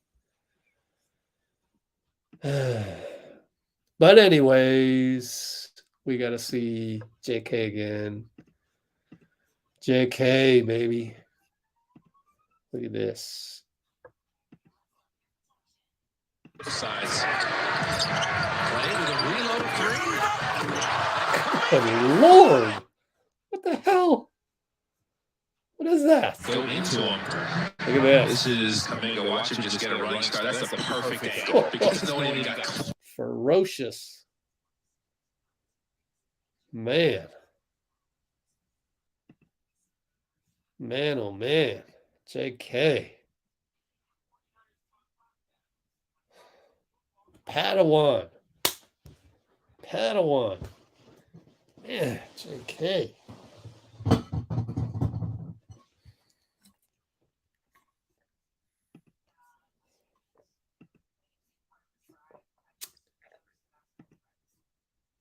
Okay. Where are we at?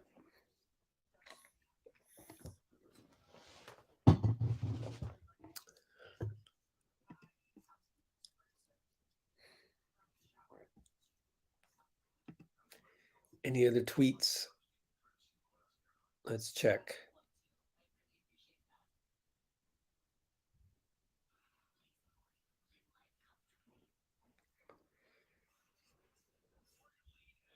Nothing really.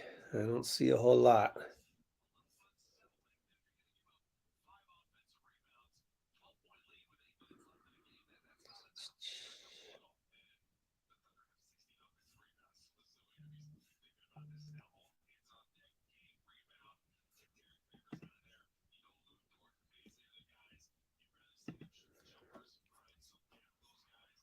Yep.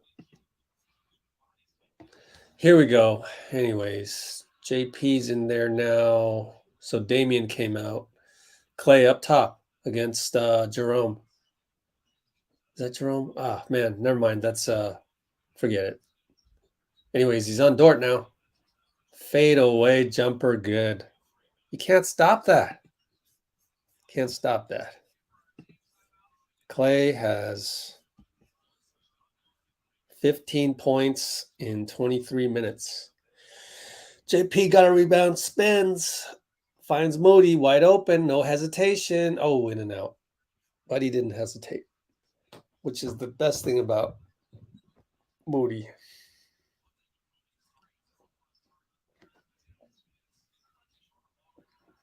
Ah.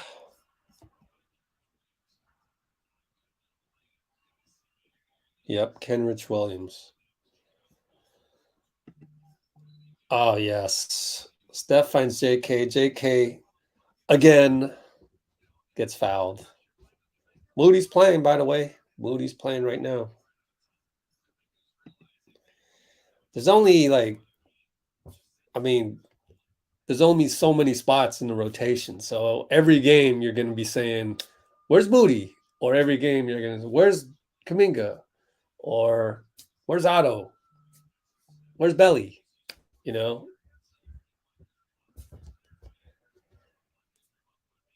You can't play everybody every single game. or you can't play everybody every quarter. Let's put it that way. JK, no good. What's he at the line? 4 for 7 from the line. Ouch.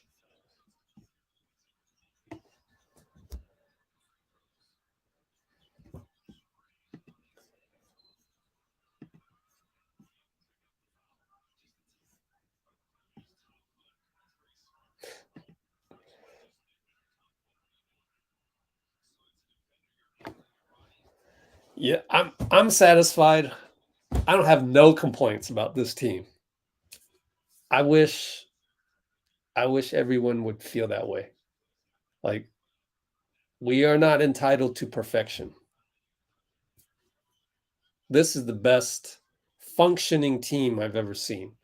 It's not the best all-time team in terms of results, but process-wise, it's satisfying as a former coach. Oh, Klay got the block. Oh my God. All NBA defense right there. My God, Klay. How did he do that? How did he do that? You're amazing. You're amazing.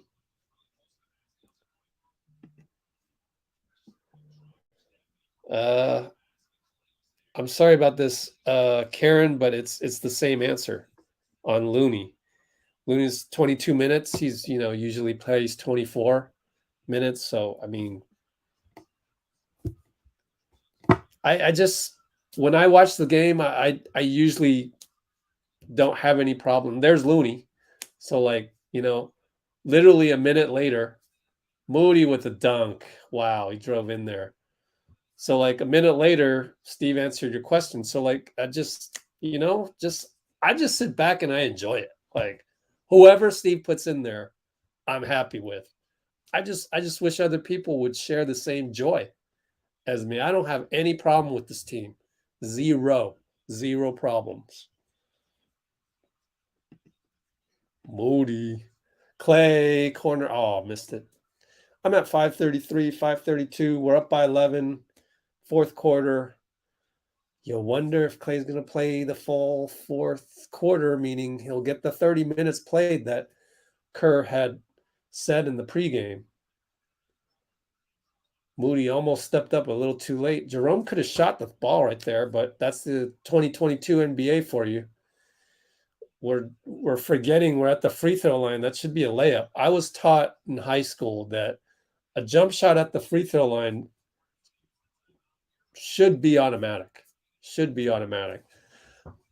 My coach, we had a point guard who was smaller, and my coach, this was when I was a sophomore. He was I a sophomore? I forget because this was the varsity coach. I don't think I played on the varsity as a sophomore. I'm pretty sure I played junior varsity, but I just remember it distinctly. So maybe it was my junior year. No, but I had a different coach junior year. Maybe it was just during preseason when we mixed up the teams. But he was teaching him this diminutive point guard type. On the fast break, you stop at the free throw line. You make a quick decision and you can pull up and make the easy jumper. Like the other team's going to be retreating. You just stop at the free throw line. You know who else was good at that? Michael Jordan. When he, in the second iteration of Michael, when he didn't attack the rim as much to preserve his body. So there you saw Jerome wide open at the free throw line. He should have just shot it. You should be able to switch that. That's also something about Giannis that really pissed me off last season all the way up until the finals. Because against Brooklyn, he wasn't doing that, and it was bugging me. But you see, when it comes to the Bucks, I'm more of a casual fan, and things bug me more. With the Warriors, things don't bug me as much, probably because I know the team inside and out. I know all their tendencies. I know the system, their positivity, and the overall impact that Steve Kerr brings. I usually make the analogy of Jimmy Garoppolo. Like with Jimmy on the Niners, I don't know that team as well as I know the Warriors, right? So I'm sitting there frustrated by Jimmy, but then I start hearing about all these stories about how Jimmy is just such a leader inside the clubhouse, and I wish I had that access.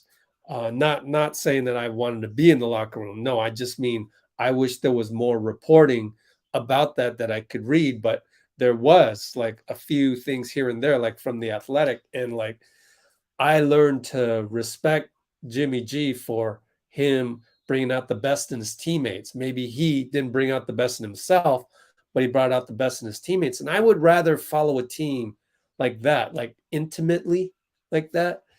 So that's where the wins and losses don't always come into play.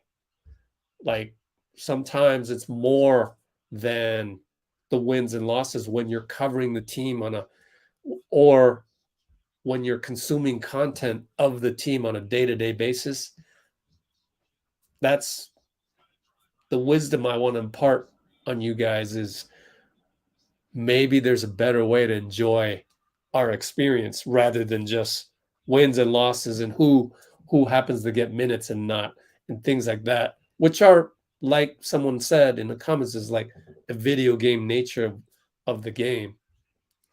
Wiggins no good. We're still up 11, 433, 432.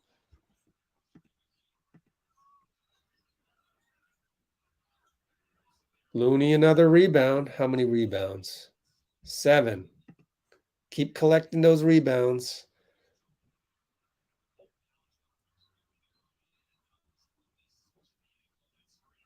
All right, JP. Cool. They got to call timeout. How many timeouts they got left? Wow, 3? What? Feels like they called way more than that. But no, I don't mean to.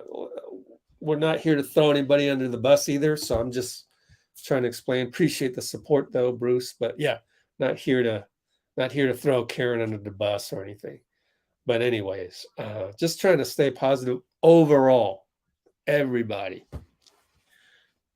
just treat people nicely. That includes people named Steve Kerr. Everybody, let's try to be on this social media platform where we're actually being nice to everybody.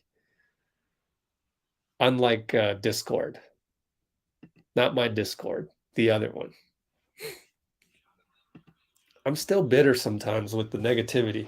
It's weird, right? Like, I'm bitter about the negativity. Like, I need to get over that, but I'm working on that, and it's going to take some time.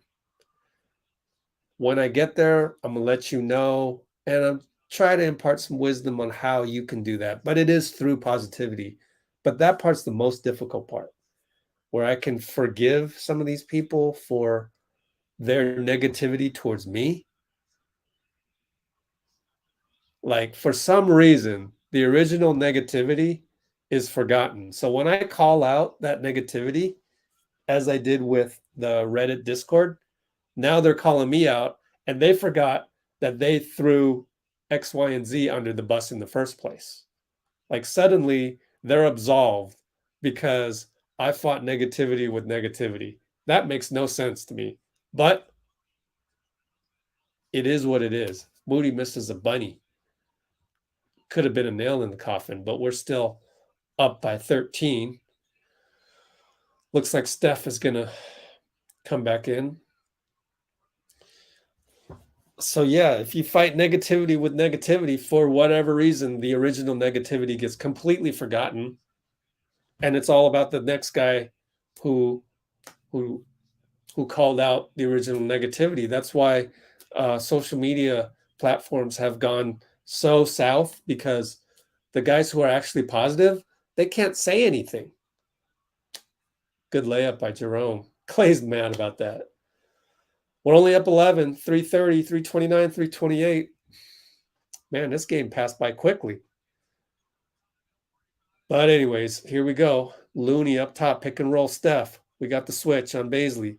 Pass goes to Wiggins right side. Let's go Looney down low on Dort. Steph knows that he can come off a pick, so that's why. But anyways, Wiggs. Uh-oh, he's going to lose the ball to Dort. Looney's too tired to run back. Klay blocks it. Oh, no. Challenge. Yeah. Klay is hella confident on that challenge. So am I.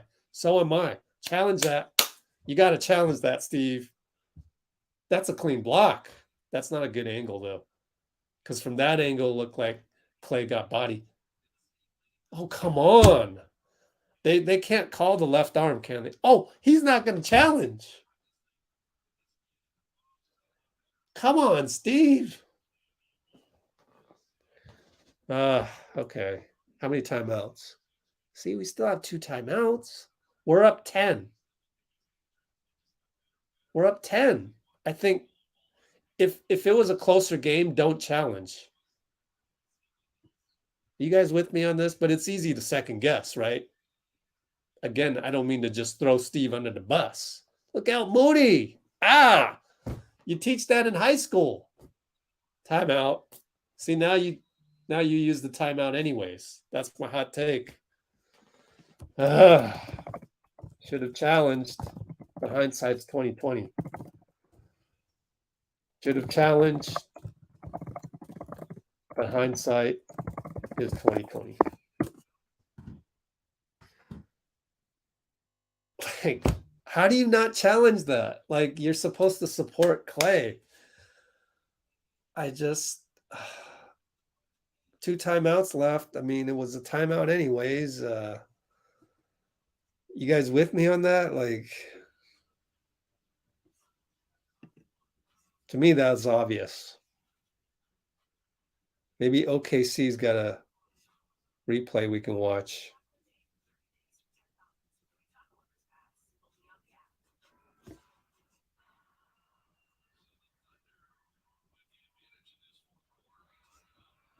Before we go there, let's look at this alternate angle of Kuminga's dunk. Let's see. Go into him. Oh, we saw this already. This is Kuminga. Watch him just get a running start. That's the perfect angle. He got close to boxing him. Free throw line. That's problems for the opponent. Yeah. I like that one the best. Anyways, he got body. Okay.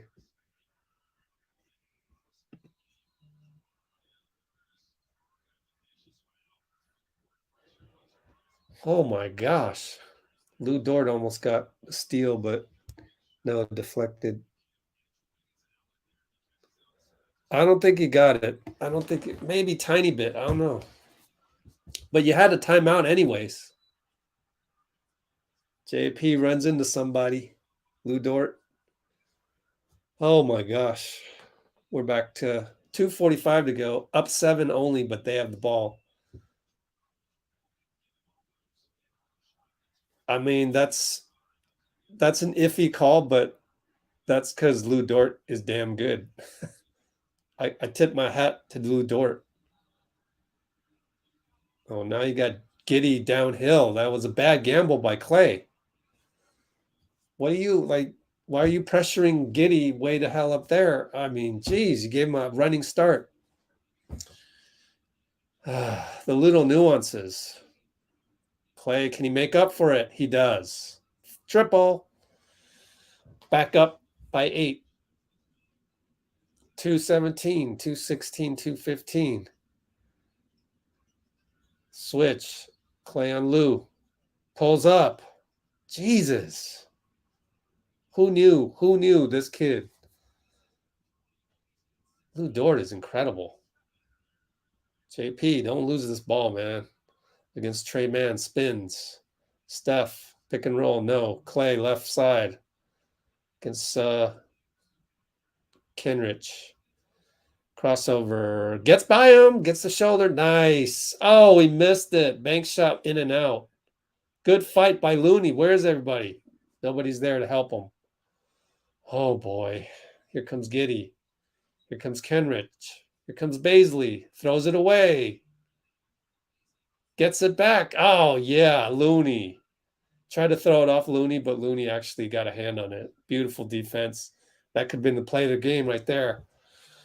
Thanks to Loon Dog. 115, 114. Here comes Steph. Between the legs on Giddey. Good job by Giddey. Not to do nothing but Klay. Hash mark over Baisley. Wow, Klay. My God. Wow, Klay. Oh my gosh. 21 points, 21 minutes. 28 minutes. 21 points in 28 minutes leads the team.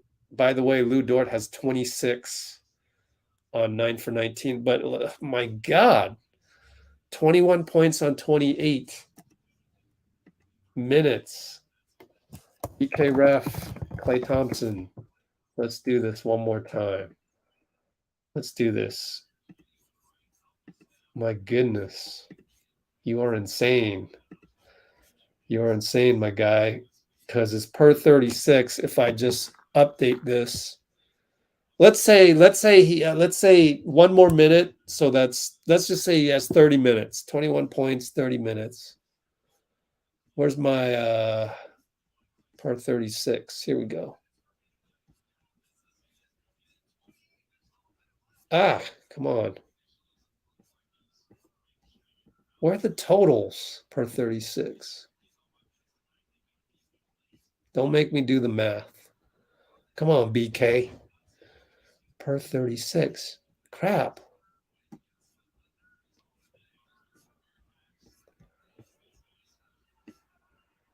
Eh.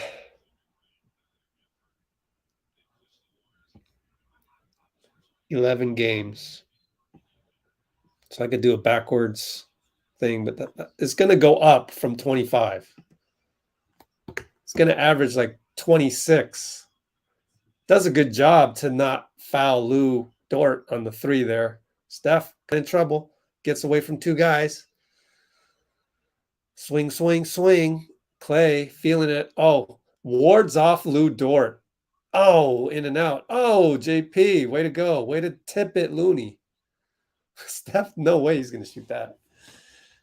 Gideon just burned some clock. 5 seconds step back. Got him. That's tear your heart out. That's a tear your heart out. Step back. Tear your heart out.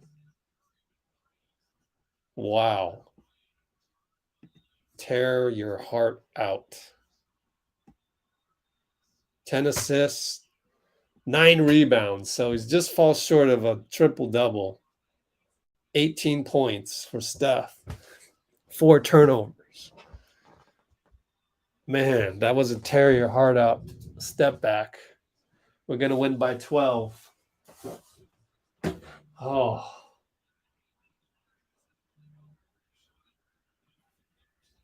Satisfying victory. Very, very satisfying. Made a few mistakes here and there in the beginning, the 4 turnovers, but we only ended up with 15 on the night. Yeah.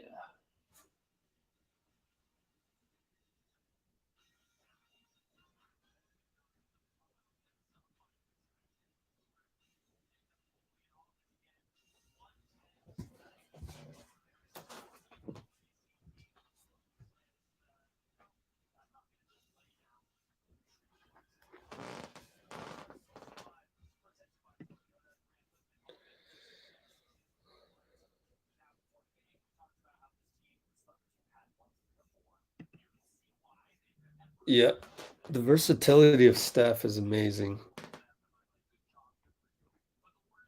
Also credit Lou Dort for not, letting Steph go avalanche. He did a good job.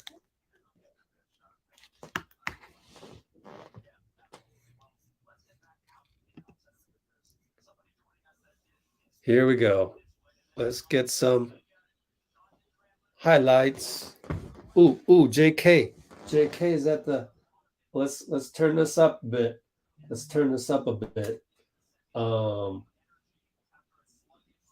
JK, post-game interview by JK.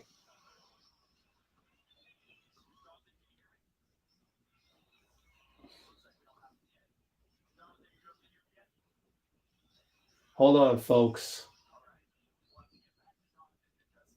Oh, he's not ready yet.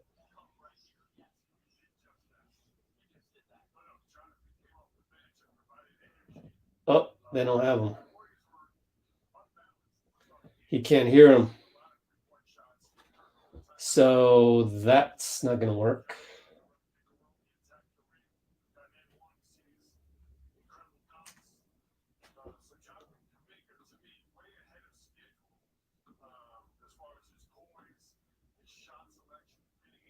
So they're going to work on that technical difficulties right there.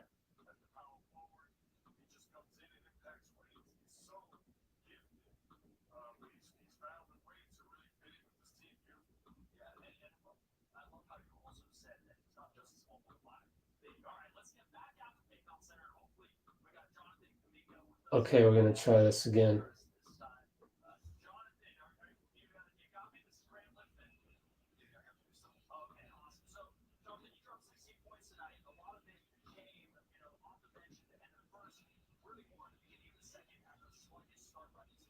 Here we go.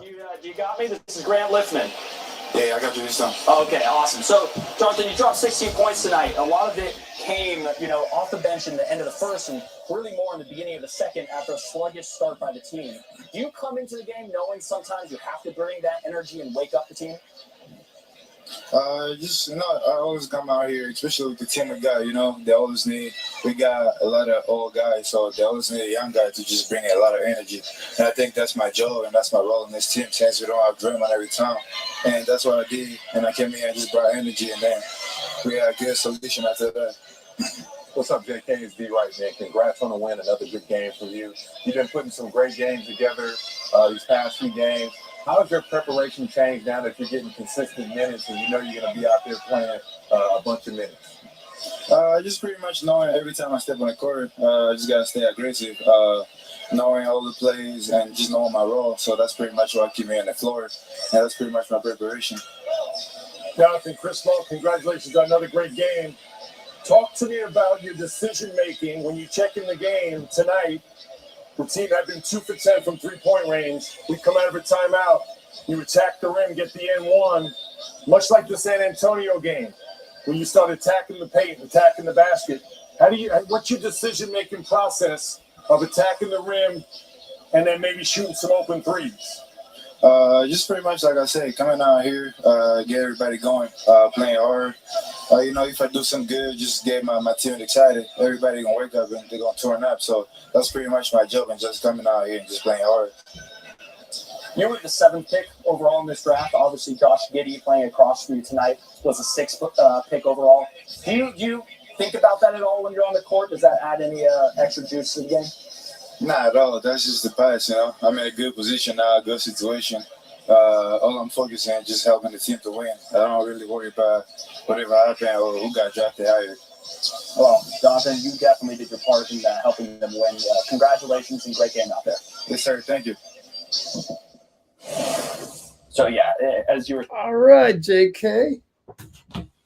JK with the post-game on-court interview. A lot of old guys. Where's my guy? Okay, Bruce, here we go. Here comes the picks questions. Yeah, I know, right? Yeah. What did I tell you, right? I said I didn't think really JK was thinking about that much, but I don't really know, and there's your answer.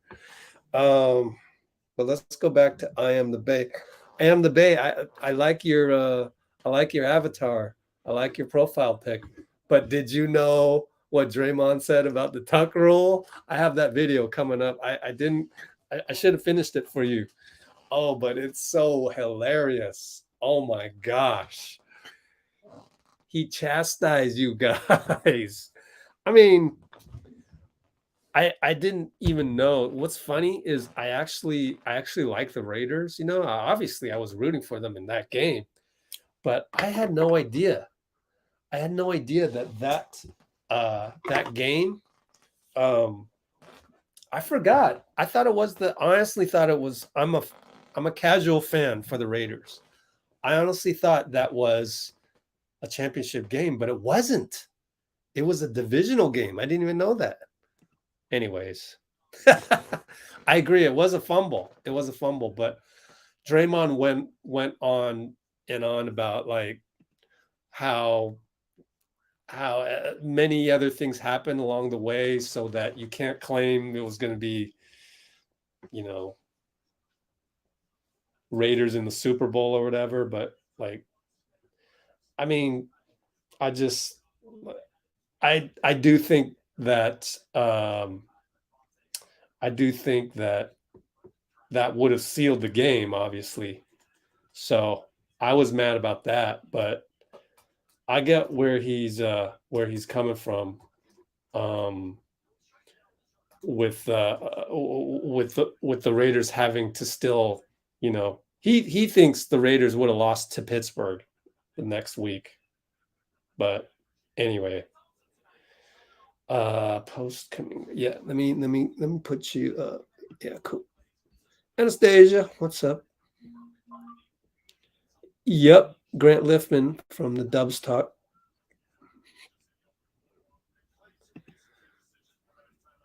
Yeah, showing love from Washington. Anastasia. Raiders gave the world. Yeah. Yep. Funny stuff. But it was just funny to see Dre just talk about that.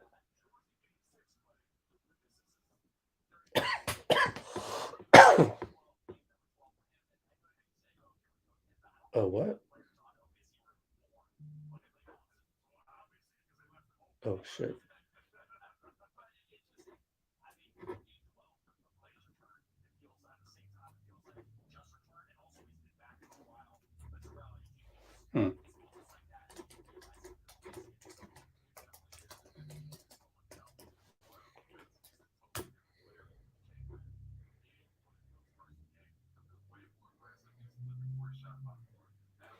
Okay.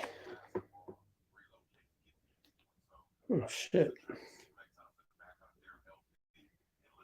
That didn't work.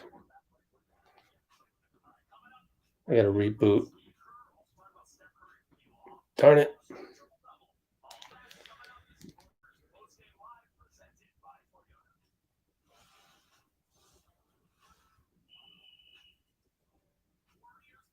Yeah, somebody said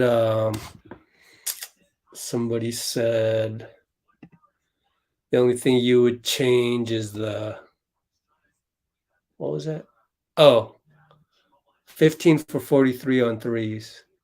Well, also Steph and JP had 7 turnovers among them. Did Wiggs have a quiet night? Let's see. Actually, no, he did pretty well. 15 points, efficient, 6 for 15, but he did have 3 turnovers, 5 rebounds though. So it wasn't all-star Wiggs, but it was pretty solid Wiggs.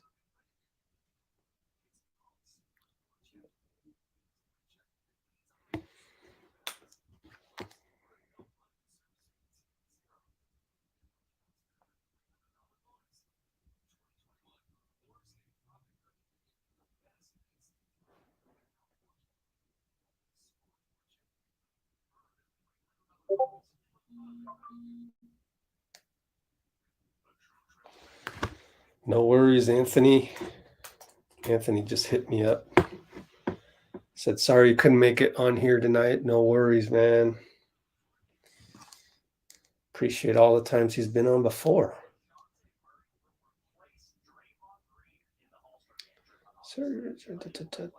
Okay. Oh, can you please airdrop? Can this please work? Like, sheesh. I do not like it when my airdrop don't work. Isn't that the most frustrating thing ever? Does one see? Okay, let's go up. Oh, Guatemala, what's up? Yeah, I agree on the Bulls. Shout out to Anthony from Chicago. Otto scored 2, yeah. Does Juan see less minutes when Dre gets back? No, because that's the 4.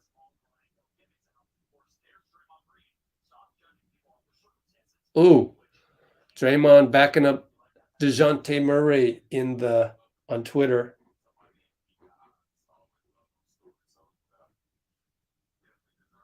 Airdrop, please work. It's thinking. Wiggins hasn't had a night off. Well, he did have he did have a night off the other night. But yeah, it's very rare. It's everywhere. Very rare. I start my day. Yeah, where are you at, Faisal? I forget. Ooh. Yeah, my airdrop is not working. What's going on, man? Why are you not working? Fine. Airdrop to my other phone. Is that going to work, though? None of them's working. Oh, this is awful. So I got to go to Google Drive. Forcing me to go to Google Drive.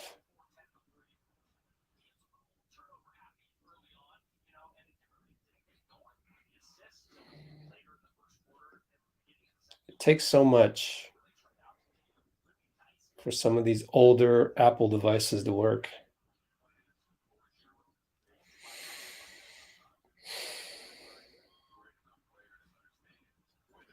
Such a pain.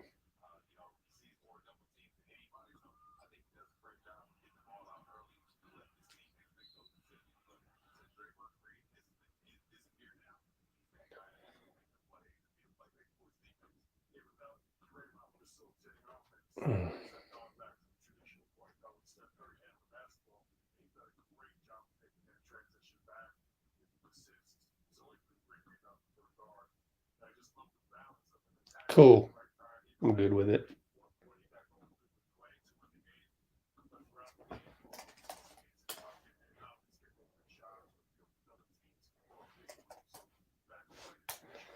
Just upload this real quick and get right back with you. Wow, 42 people. Hey, Faiza, Middle East. I know. Steph almost a triple-double. Great start to a day. Another person starting their day. Are you also Middle East? Create, upload, select.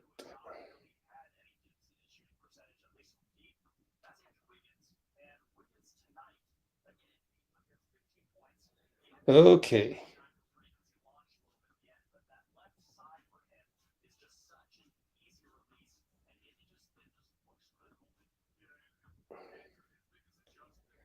Who else we got?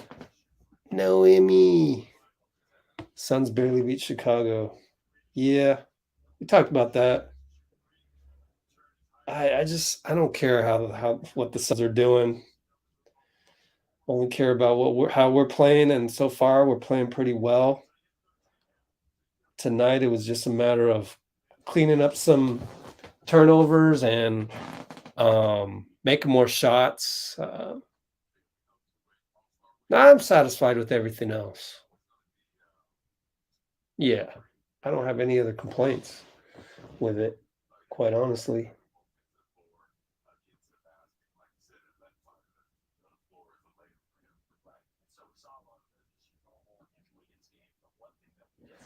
Yeah, so I'm happy with the results. I mean, just look at the box score. I mean,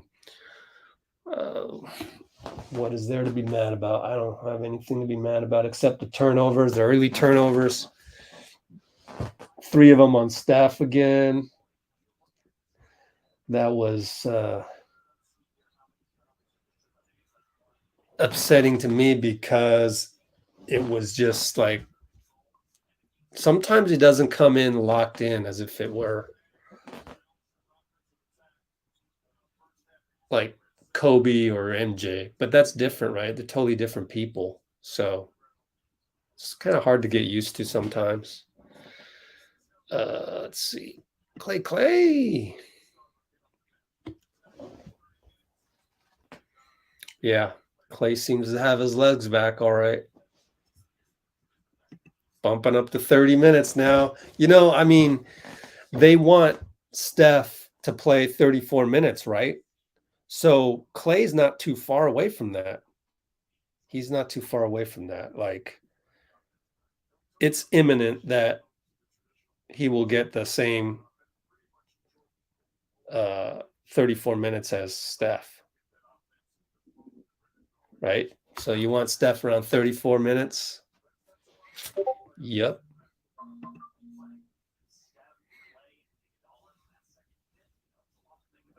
Kind of the Bucks. The only team I'm worried about. Yeah. Bucks got to survive the East first, and that's no given. It's a tough road to hack through to get to the finals, I tell you. Ooh, we got Steve Kerr coming up. Let's get him on real quick.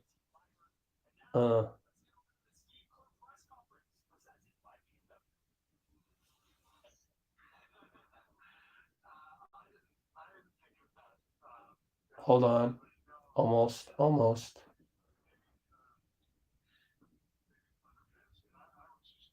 Okay. Let's get over to the Steve Kerr press conference presented by BMW. Here we go. I didn't think of that as it was happening. No, I maybe the Thunder fans did. I was just trying to win the game. We were trying to hang on, and but it was great to see Klay hit those back-to-back threes to kind of seal the win. Just fun to have it back, and he looks great out there. He's moving great. It's fun to be able to play him 29 minutes. Bump that up. So it's great to have Klay back. You only played like 12 or 13 in the first half, and then really pushed it. Yeah, that was by design. Yeah, we wanted to get him more minutes in the second half, and I think it'll start to be a cleaner rotation from here on out as he continues to bump up the minutes. What does like a cleaner rotation look like? What does that say? Meaning we don't have to think about it. Like, we don't have to pull him out. He might be going really well, and we could play him a few extra minutes without having to follow a strict guideline. So more fluid, I should probably call it. How this game ended, was it help the game end? He had those extra minutes at the end. He could play instead of being on extra minutes. Because I think earlier you mentioned trying to figure out ways to make sure he was in late game situations. So that nice to have that 30-minute cushion, but a little bit more. Yeah, that's great. Great to be able to have him out there, and obviously, we're still dealing with injuries to key guys. I mean, without Draymond, changes our rotation dramatically. We held out Andre out in the second half because he tightened up his back. So we were kind of scrambling a little bit in the fourth quarter. Moses played in Andre's minutes, did a great job, and it was nice to get him some really key moments in a pressurized game, and I thought he handled it beautifully. I thought Jordan Poole played a fantastic game, really decisive and efficient with the ball. And Steph, too, the ball moved beautifully tonight, 30 assists. And for the most part, we took care of it. The biggest issue for us tonight was the offensive boards. They had 18 of them. All those extra possessions was what allowed them to stay in the game. Do you blame that on just you weren't really small, obviously, at the time, or did you feel like even with that there was like a box it out after? Yeah, I mean, if you are going small, everybody's got to be vigilant and on their toes and proactive rather than reactive. And I felt like we were kind of reactive on several plays, just kind of ball watching. So it's there's a combination of maybe a smaller lineup, but also not being as aggressive as we needed to be. What have you thought of Jonathan's past 3 games? JK's been great. He had a really nice night tonight, in a stretch in the first half where he said, beautiful screen for Jordan. Jordan went in and got a dunk. And what I loved about that play was he had the ball earlier in the possession and he just got the ball out of his hands quickly and went up and set the screen. It was 0.5 basketball. It's everything we try to preach on a daily basis. So JK is starting to feel more and more comfortable with what we're trying to accomplish on the floor. Still got a long way to go, but getting better every day. Is it much of a concern, or is it just after not playing for 8-9 games? I mean, it's a concern. I mean, he hasn't played, and then his first game back, it tightens up. So it's definitely a concern. We need him. You can see how good he was in that first half. He just does so many things for us. So I'm definitely concerned. Is that second unit with Kaminga at 5? Is that something you don't turn more to this team? Well, it's we're just kind of putting lineups together that we think can be successful. But as we get healthier, Draymond will be playing some 5. We'll see how it all plays out. But he's definitely perfectly suited to play a small 5 just with his strength. Yeah, like step over and take that charge. Yeah. Steph took one and JK took one also. That was great. I thought we had a little more activity defensively tonight. Wasn't a great night defensively, but there were signs that we were a little bit better. So hopefully that continues. What is it about JK's game that allows him to play that small 5? Just his strength and power and explosion. The league is generally small now, and there's a lot of 5s who are, basically 4s who have been, moved up to the 5 spot. So, we wouldn't have him guard Joel Embiid or anything, but, with most of the matchups each night, JK is perfectly capable of handling that spot defensively. I'm sorry to touch on this earlier, but how nice was it to see Klay hit those shots up there? Kind of a clutch situation. That was great. All I could think about was that game a few years ago. No, I'm just kidding. It was awesome just to have to Klay back in crunch time, knowing the defense was going to be heavily slanted towards Steph and for Klay to get free and knock down a couple shots was really fun to see. Just bigger picture, how does it make you feel that you're on a 9-game winning streak without Draymond and without Andre both that? Yeah, it speaks really well of our team and our depth and the character and the guts of our players. They've adapted really well. We've had a lot of guys contribute. We've had guys, like Moses and Juan and Damian Lee, just stay ready, and really contribute to winning on the nights when we call upon them and stay ready when we don't. And that's so huge. Everybody's approach each night is crucial. And I feel like right now we're in a great place emotionally. Our guys have a good spirit and they're sacrificing and they know their chance will come. And along with that, I feel like we're really moving the ball. It's, the offense has clicked over the last couple of weeks. And that's allowed us to outscore some teams during this stretch, which we've needed to because our defense hasn't been great. Obviously, you never want guys like Draymond and Andre to be injured, but you think in the grand scheme of things that this experience for the younger guys can be beneficial to come playoff time?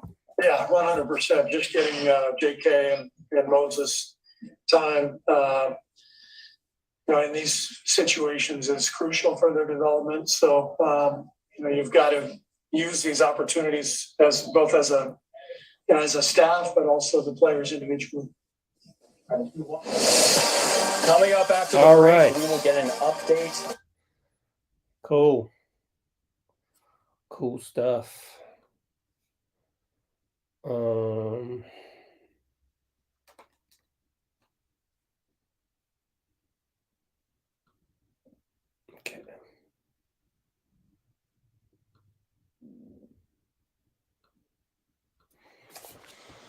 Yeah. Things are looking up.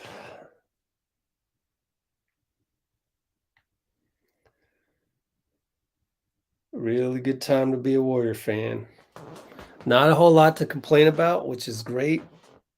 Although my job as Warriors therapist kind of goes down a little bit. But that's okay, because that means the team is playing well. I don't know. I saw some talk about the buyout market, and I just think people are addicted to having to make those NBA 2K transactions. I don't think we need anybody. As long as Draymond comes back, we don't need anybody, even if Wiseman never comes back. Because Draymond, I said this many times, Draymond can guard any five in the league. Embiid, Jokic, Steven Adams. I mean, Draymond is the best center defender in the whole league, including centers. Like I would rather have Draymond guard Jokic than pick a player. Embiid, right? Do you get what I'm saying on that? Like, we get Draymond back, there's our center. Like, we don't need a backup center. Like, it's Draymond.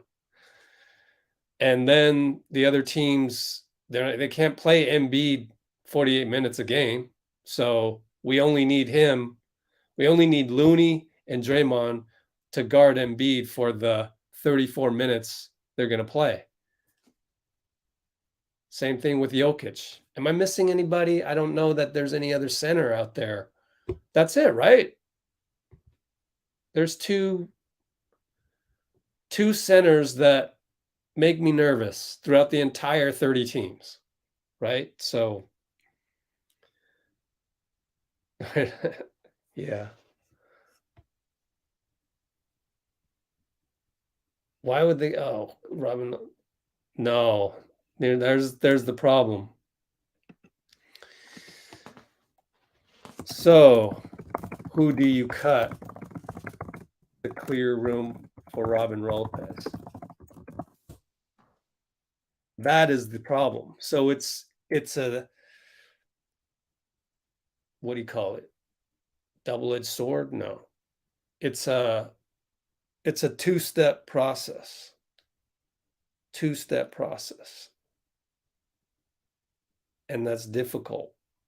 It's difficult to find who to cut because I just don't know who you would cut. Like,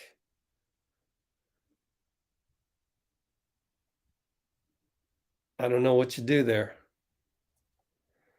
Everyone is valuable, and I would say you would need more wing depth than you would need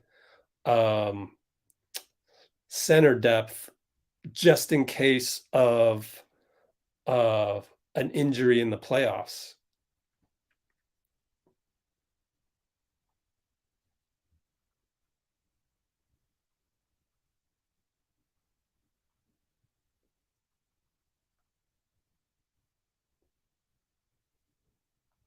So that's the problem right there. Who do you cut to make room for any of these guys?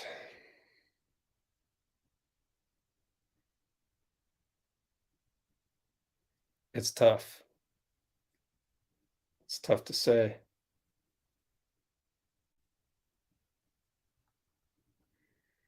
I don't think you cut anybody. I like it the way it is. Yeah, that too. A lot of people miss that fact.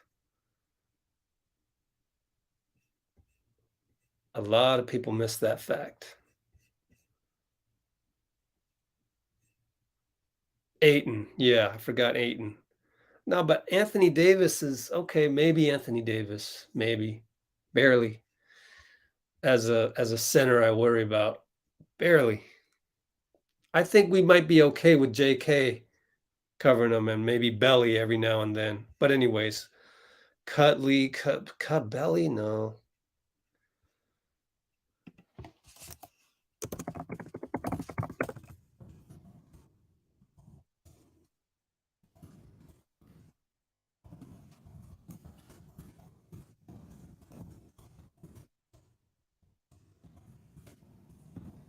So Andre, not Iggy. Andre has back tightness, and before it was the knee, and then after that it was the hip. So now it's the back, and it's just he's 73 years old or whatever.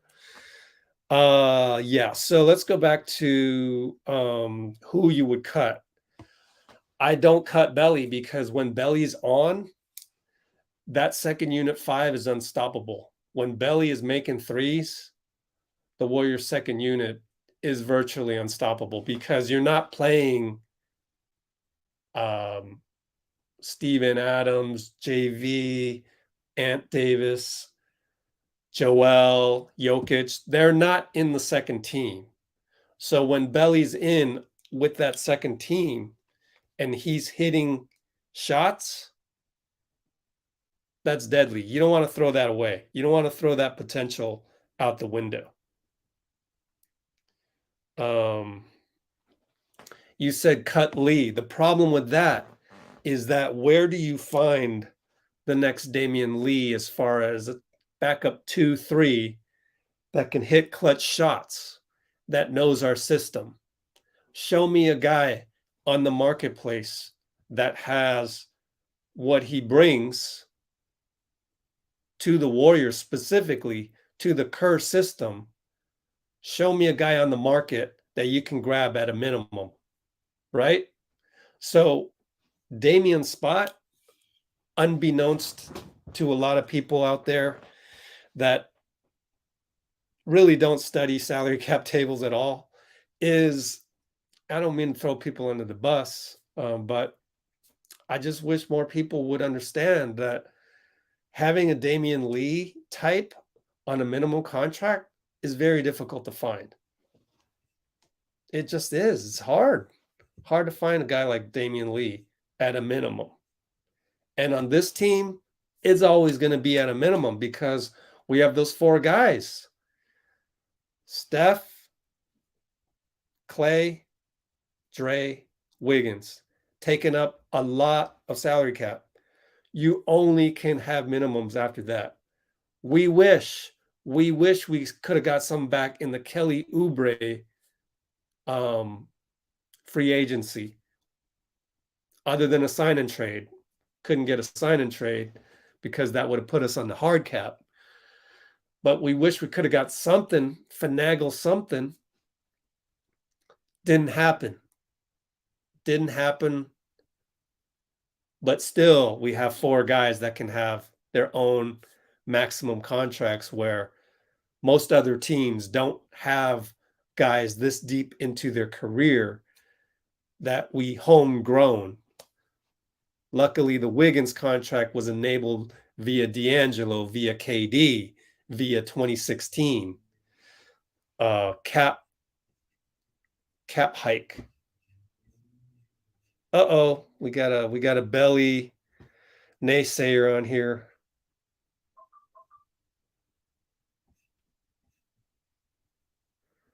Yeah, Belly can be unplayable at times until you sub in Robin Lopez and see how many sequences he's unplayable.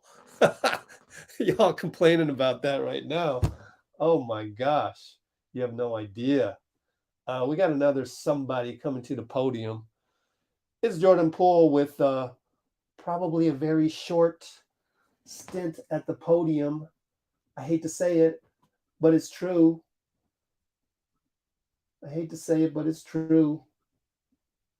He's a short stinter.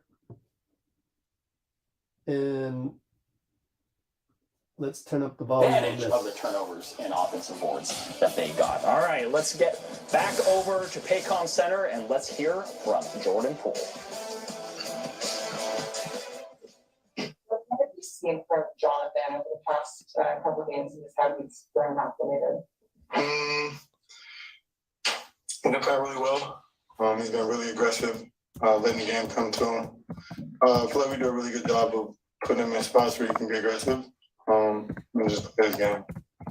Did you watch that Klay game from Game 6, 2016? It was here. Yeah, 11:30. Yeah. Did you at all think about that tonight late when he's hitting threes in the same zone? I mean, you think that every time they shoot the ball, you know, they're liable to get hot quick. It doesn't matter who or where. So, I mean, it's Klay, it's tough, and they can get hot whenever. What's it been like for you, you know, playing with Klay first time in weeks back? It's cool to see him out there. You know, I've been seeing stuff the last 2 years, and Klay brings a different dynamic. You know, just seeing how aggressive he is on the ball, and seeing what I can learn and I can take from that is huge. How good did that look for you? It was cool. It was all right. Not 10 out of 10. Definitely not 10 out of 10. That second unit with JK, he's always on the screen and he keeps the ball. Right. Is that coming together more and more, just like game by game? Yeah, we're getting the chemistry. The more reps we get, we're in ball screen, try to put him in the best possible situation for him to be aggressive, and it's been paying off. Do you like finding him down low in the paint as he's playing the 5? I mean, if I can get him a bucket without having to make him work too hard, I'm gonna try that every time. That's just normally what I tell my bigs or anybody that's in the screen. So, as long as he catches the ball, he gets some easy layups. Coming up after the break, we break down All right. Jordan. Why you all caps, man? Mad? You sound mad. You sound mad. We're all about positivity on Let's Go Warriors. Sorry, my guy, but it's just you're just so loud in the comments right now. Golly. One more, and I'm gonna have to time you out. Belly's being horrible last 20 games. No, that's false, inaccurate, and very Donald Trump-like for you to come on here and spread lies. Because if I go right here, I can see that Belly had 10 points, 10 rebounds 2 games ago. So, and then before that, 2 for 4. Before that, 4 for 5. Last 20 games, huh? Oh man, someone's mad about something. I mean, talk to me coast to coast. What's wrong? What's going on? What's going on with you? Why you come on here and just everything's a complaint? Like, do you have anything good to say? Like, I dare you to say something in the comments that's positive. Like, please. Exactly. Bingo. I'm a favorite that one. Thank you, Mo. It's just like, I think I'm not mad. I'm being honest. I'm not mad. I'm being honest. Okay. If you were happy, you wouldn't say those things. You wouldn't throw anybody under the bus. I mean, that's the clearest sign of whether or not you're in a good mood. If you're enlightened, you don't throw anybody in the bus because life's good and you're happy. If something's not going well, then you throw somebody under the bus. And you're throwing Belly under the bus big time.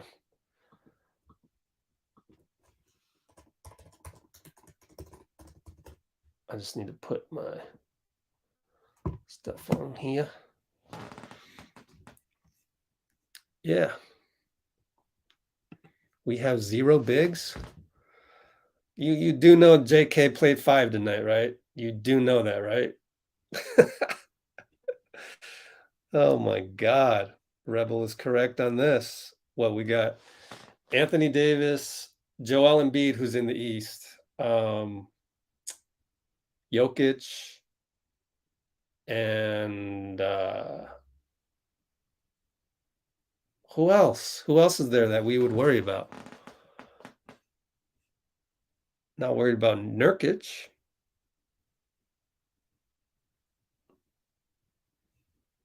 Yeah, Matt, I hear you. And you thought we needed a center. I mean, I'm not worried about Wiseman. I'm worried about Draymond. Draymond's the guy we can't lose. If you're worried about Wiseman, just watch the last 47 plus 13, no, 40 plus 41 plus, watch the last 54 games. I'm just not worried about Wiseman coming back. If he comes back, he comes back. If he doesn't, he doesn't. But I am worried if Draymond comes back and if he's 100%. Because if we lose Draymond, then we got to worry about it. But Matt, I'm not worried about Draymond right now because I don't need to worry about it. He said he's fine, no pain. Go look at our channel. I transcribed the entire video, the entire interview, 35 minutes of Draymond, of which the first third was all about his injury and all the positivity around his injury. And did you notice? He said he's going to use this as a positive experience. I love that. I love that because it is all about positivity to get you through these dog days. Like, you know, like my guy right here, coast to coast. Like, why can't we look at the positive things that Belly brings? And that actually helps you understand what's going on. Like I said, when Belly is on, that second unit, 5 guys, very difficult to stop. Very, very difficult to stop. Let's see. Venezuela. Kerr said we need a big. No, he didn't. Let me look it up for you. Wow, man. Do you realize you go onto some channel? Do you do this on other social media platforms where you just say anything? That's what happens. That's what happens in 2022 social media. You say stuff and it's just, wow.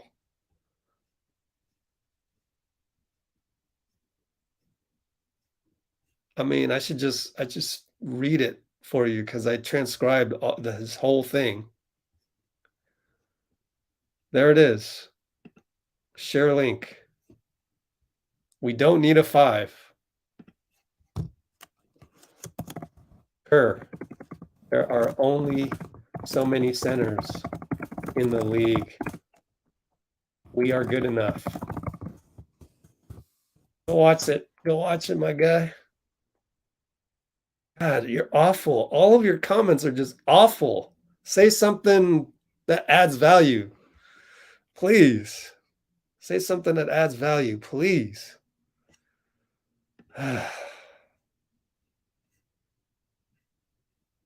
I got to delete the falsehoods.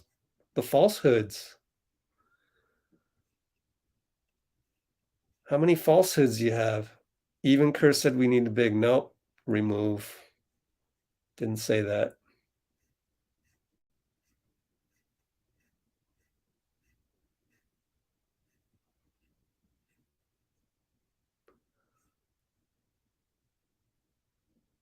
Oh, you know what was funny was that Klay, yeah, professional troller.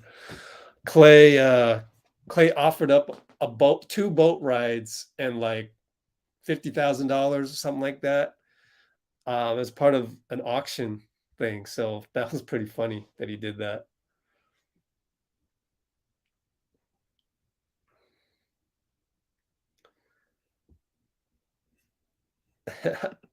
Yeah, on to funner things. Oh, we got another person coming on. Oh, it's Klay at the podium. Let's do this. Klay is hilarious. He's already doing hilarious stuff just by checking the mic here. good at making these lines. OKC is 23-15-1 against the spread in the last 47 games. Here we go. Underdog, and the under is 44-24-1 in Golden State's last 69 games as a favorite. Hey, all the things that they said before the game came true. And that comes from NBCSportsEdge.com. Now let's get back out to OKC and let's hear from the man, Klay Thompson. Was that this is my house? I don't remember, man. I black out in those moments. You at all? You get flashbacks at all when you get a flash 3 in this building?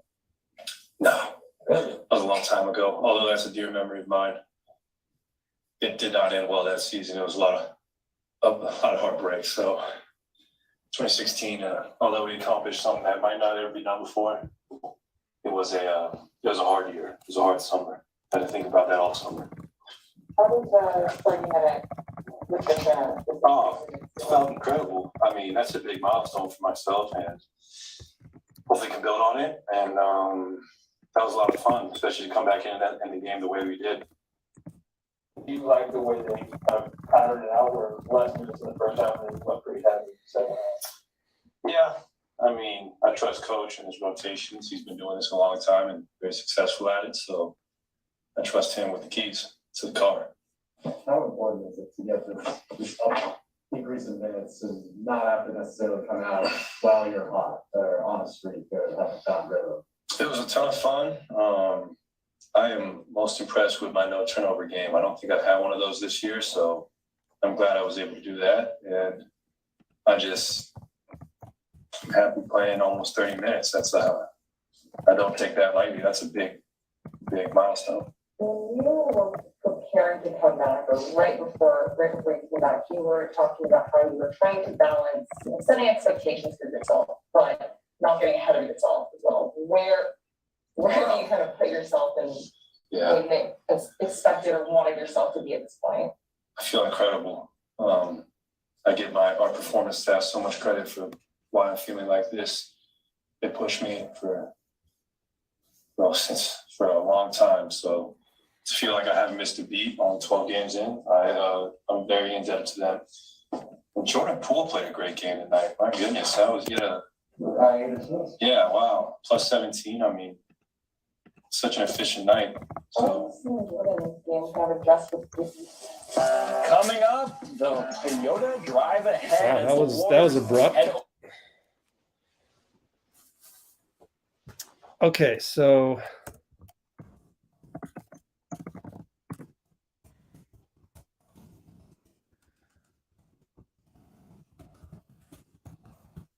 next level. Is it next level? No, it's next level. Wow, we have 2 next levels on here. No, we have two rebels and a next level. Okay, so what are you gonna? I agree. Memphis is tough, but what are you gonna do? What do we do? I don't know that there's anything we can do about that. The Grizzlies have a rotation of Adams, JJJ, Clark, and Tillman. Good for them. Congratulations. What are we going to do about that? I don't know that there's anybody that we could add instantly come in and develop chemistry with us and suddenly, we can match up on all 4 of those guys. At most, 2 of them are going to be on the floor at any one time. I mean, actually, I'm not worried about Tillman because he's not that big. He's containable. Clark is also stick JK on Tillman or Clark, right? So what you're really worried about is Adams and JJJ, Twin Towers. But there's nothing we can do. Why would you bet the farm just to play against the Grizzlies? Like, we don't need to cut Belly or Damian Lee. We don't need to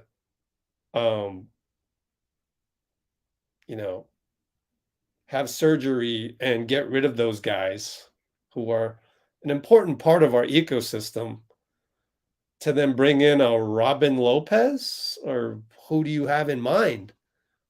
Marcus Saul? can he even run up and down the court in a reasonable amount of time? I don't know. I think we're good as is. We're good as is.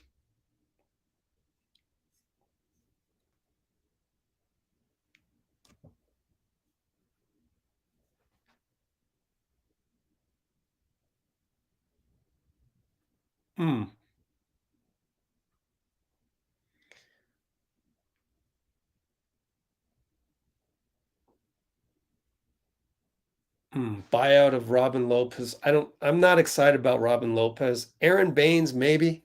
What are Aaron Baines' numbers? Let's go look.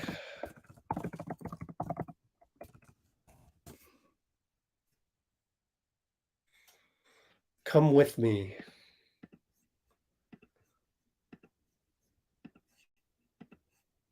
Aaron Baines. Uh-oh. Uh-oh. Uh-oh. You are literally blasting Belly about his three-point shooting, and Aaron Baines, 30.8 career three-point shooter. It's not going to work in our system. What are you thinking? Like, wow. No, I'll take Belly. I don't know. I just don't want to bet the farm on Memphis. Like, they might get knocked out by somebody. Andre might not be available. Otto might go down any given game. You need wing depth. You guys are valuing center depth over wing depth. You don't know you're doing that, but that's what you're doing when you insist on getting, again, assuming Draymond's okay, when you insist on getting a center. I can't agree with that at all.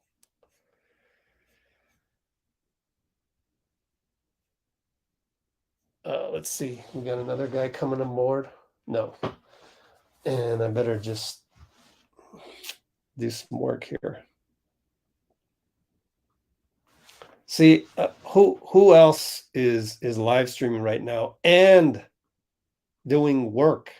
Like I'm uploading videos as we speak. And then the guy that I was dealing with earlier,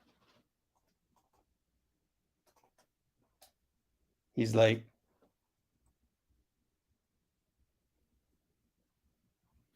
yo, you dropped the ball. I dropped the ball? How do I drop the ball? I'm working my ass off right here. And I dropped the ball? Man. Tough crowd, man. Ouch. Hold on. Let me. Here's your knife back. Wayne's World style.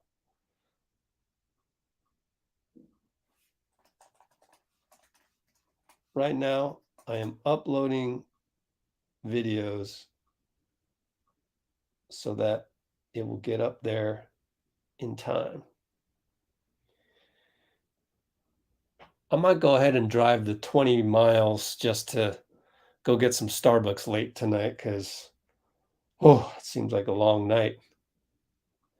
I tell you.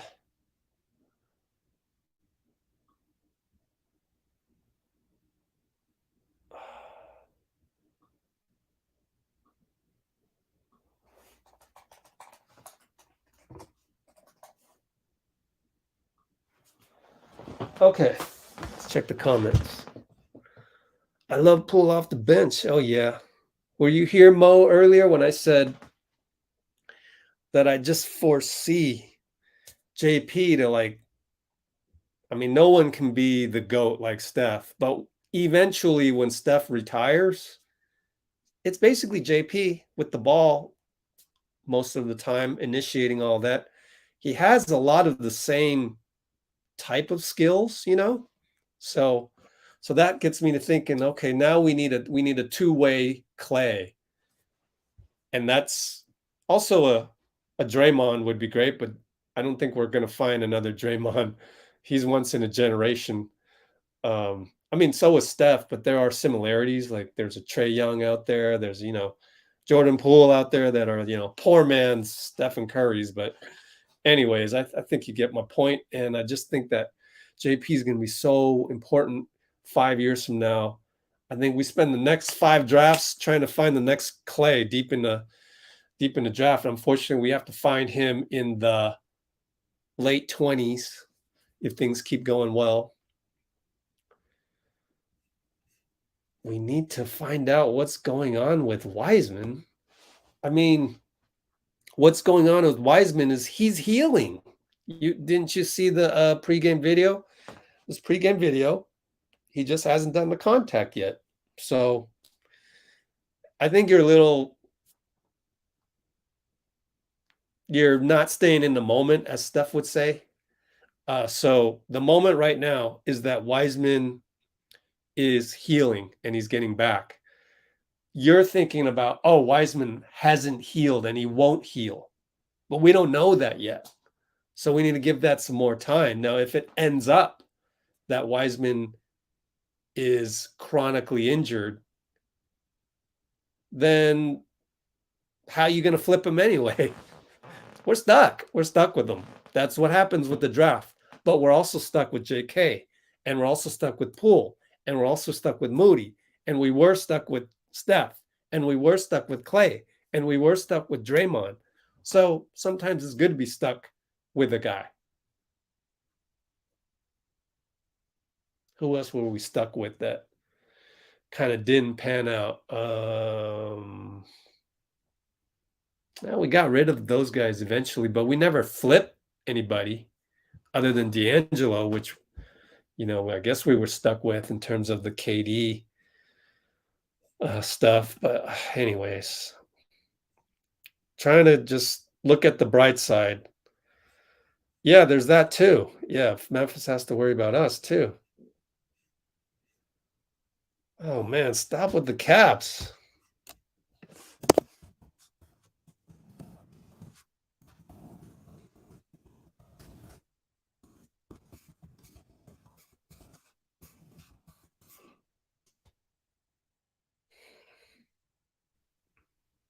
Wow, we're just shooting from the hip right now, are we?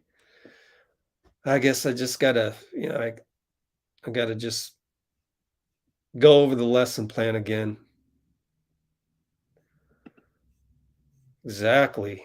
It's like the video game mentality, isn't it? It's like they see player ratings and they think, we can just plug him in because he's just an algorithm in this video game of the NBA that's real life. Like, it just doesn't work like that. Humanly possible things are different. So now Chiozza's a two-way. So I don't think you want to lose Steph's potential backup, the backup to the backup, just in case,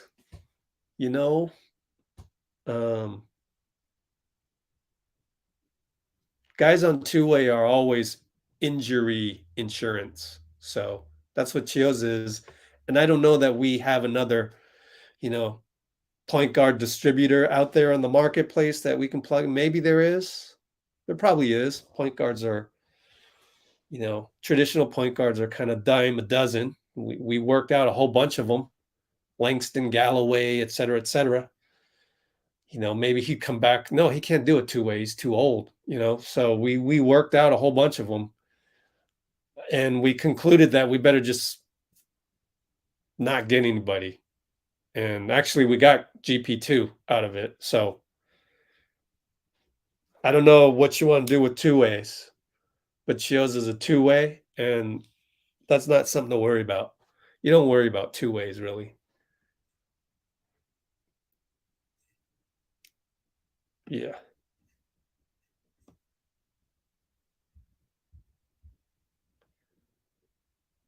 Yeah, you can't. So you can't replace Chiozza. Can't replace Chiozza two-way with Lopez. Can't do that. It's actually impossible. Have to cut somebody. So who do you cut? Yep.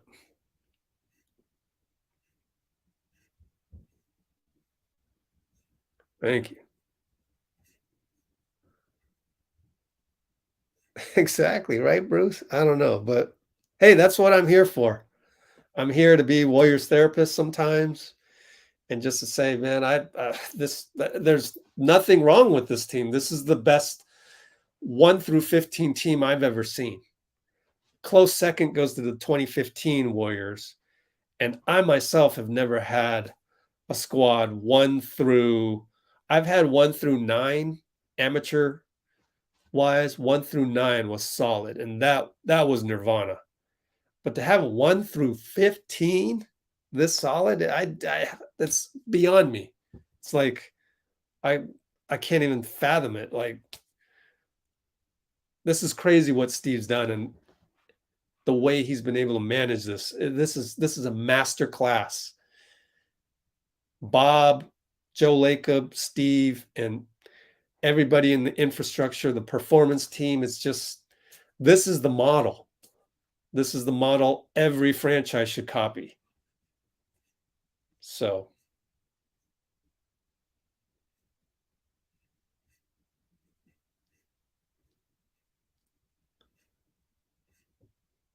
yeah, it's funny. I don't even worry about the trolls that come on here that are just ridiculously obvious. Not worried about it.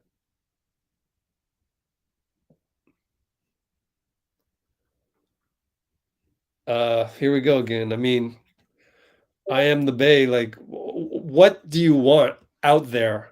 So you would rather have Robin Lopez? Like, pretty soon you turn right back around and you'd be blaming Robin Lopez for every single second unit mishap. I guarantee you. I guarantee you. So, I mean, everyone gets past Belly. I mean, 80%. I mean, fine. But his strength is offense. As a veteran minimum, you know, 3rd, 4, 5 on the team, I don't have any problem with Belly. You guys just aren't using the value of a salary cap slot in your thinking. Like, that's why I don't have any problem with Damian Lee. Same thing. Like, I don't get it. Like, how come you guys don't get that? Like, Damian Lee is just fine as a veteran minimum. Just fine. He is actually worth more than his contract. Of all the things that Damian has contributed to the team, he's worth more than that minimum contract. Belly is probably, the volatility of Belly, he's probably right at where you'd want a veteran minimum. Like, I mean, let's just look at Hoops Hype.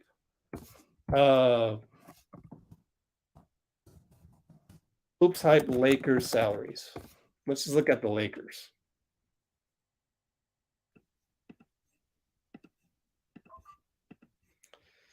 Okay, so where are my veterans minimums? Right here. Okay. Here are my, how many of these guys are playing at their value? Is Kent Bazemore playing at his value? Probably not. Is Wayne Ellington playing at his value? Probably not. Trevor Reeves is injured, I think. I'm going to go back here, and JK's at the podium, so let's just go to JK real quick, because that's more fun than arguing with you guys or trying to flip your negativity on somebody into positivity. It's a whole lot more fun to just listen to guys. So let's listen to guys.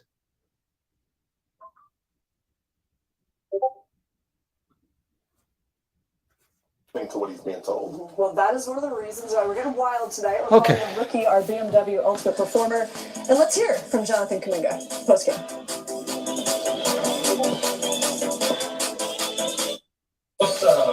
What's it been like for you watching Klay the first, 10 games or something like that?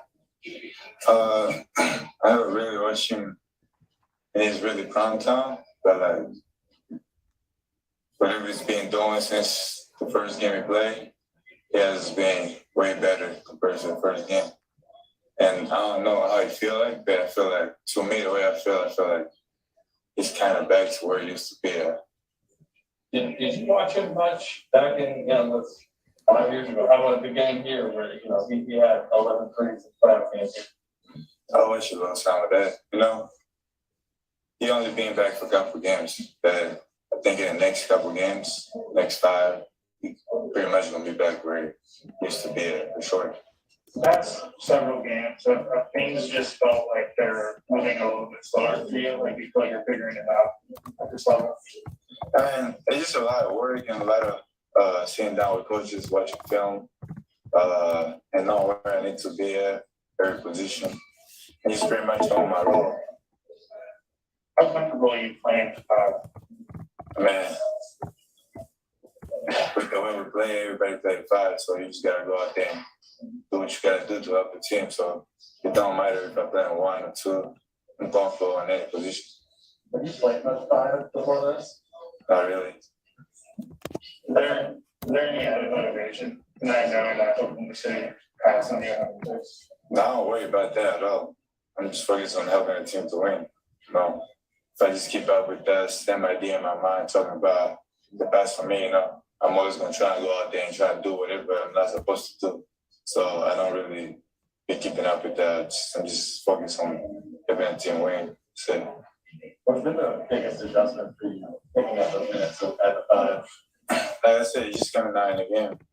We don't have any 5, we don't have any 3, whatever, 1. Sometimes we still play a 3. It's true point guard, but just coming in the game, playing a role, doing all the little details they tell you to do.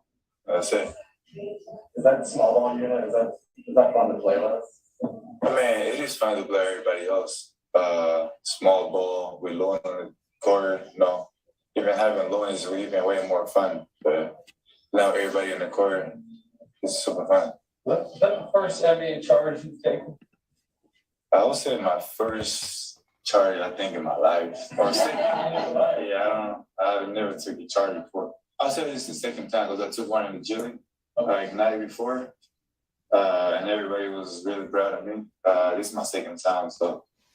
Is that something that Mike Brown or somebody did in your ear about at all? There was some day Draymond said Steph cannot be the leading scorer and taking all the charges. So, if somebody said that mean everybody else got to take the charge. So, got to do what you got to do. You like the charge more or the putback down? The charge more. Let's do one on Zoom. Mark Haynes, go ahead. Hey, JK. Is it a little bit disappointing that you got overlooked on the Rising Stars game? I mean, they did what they did. I ain't really worried about that. As long as I'm still playing here, getting better every single day. Because, especially most of the time when you go to the Rising game, it's not like really helping you working on your crafts. It's just like a fun game. I mean, I would love to be there, but they passed on me, so I ain't got to worry about that. I'm just focused on the future now, helping the team and win and just getting better every day. Did you see that look? All right. Okay, let's see.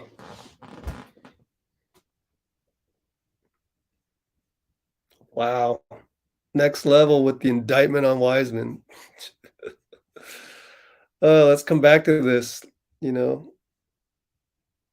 going to get a mea culpa if Wiseman turns out to be a franchise player. You're going to come.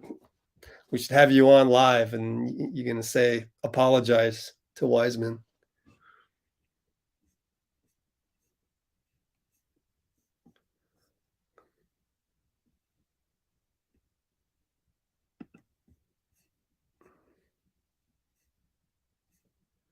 God, you're all over the place.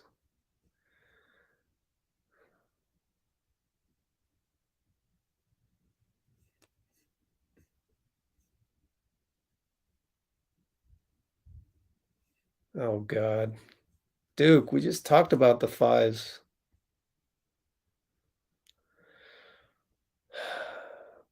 Chios is a logical wave. What? For who? Who are you gonna get? I'm just wave this guy, wave that guy. Delete, because it's NBA 2K. Delete, trade. Wow. I had no idea the comments would go down a cliff like this. Awful.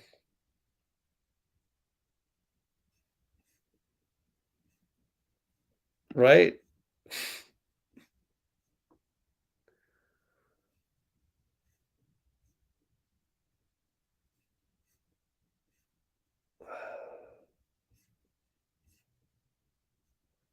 I don't even know where next level is coming from. Like, you're everywhere.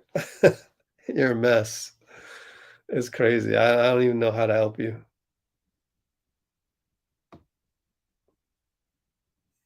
Exactly.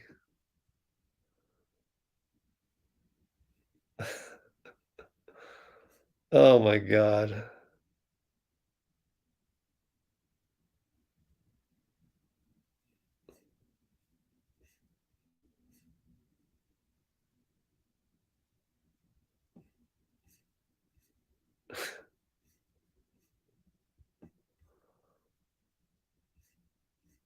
Anyways, I'm glad you guys are participating.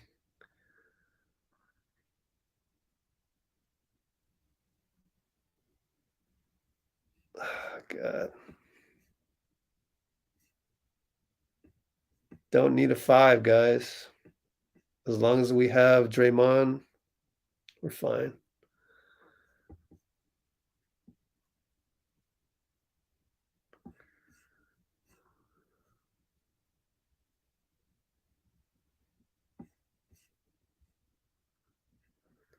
Yeah, let's just enjoy the game. Sheesh.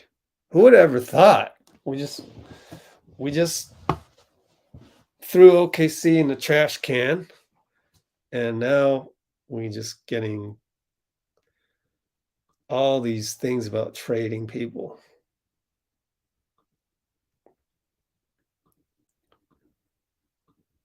Where are you guys getting all this? Like from Twitter or something?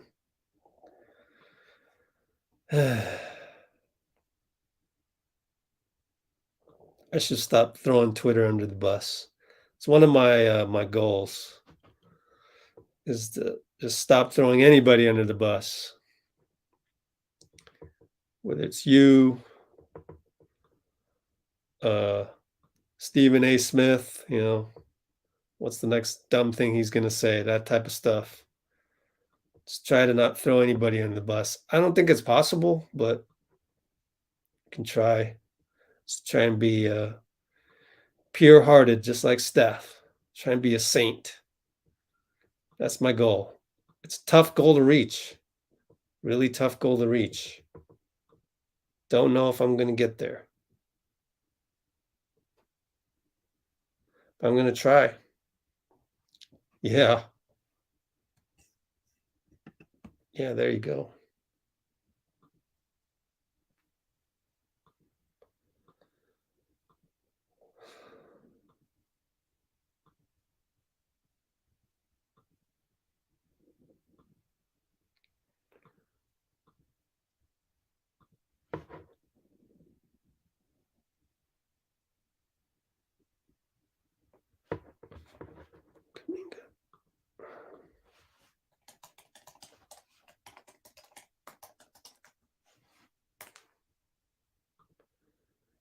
Okay, got all those loading. Good stuff. Almost there.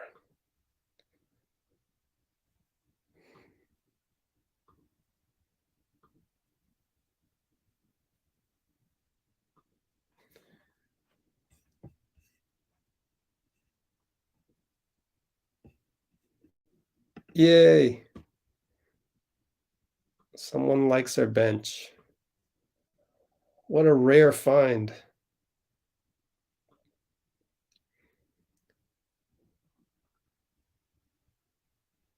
Man, it does take a long time to upload something on YouTube. You got to go through all these screens. It's, oh my God. It's annoying.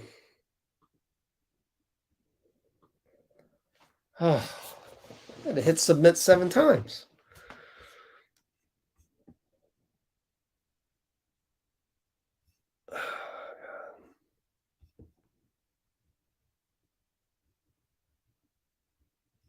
Right, Mark. I know. I would say Wiseman has the potential to be David Robinson and maybe a slower Giannis.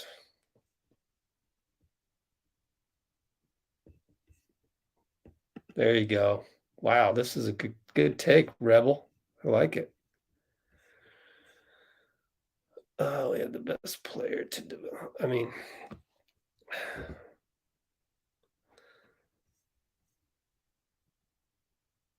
yep, we do.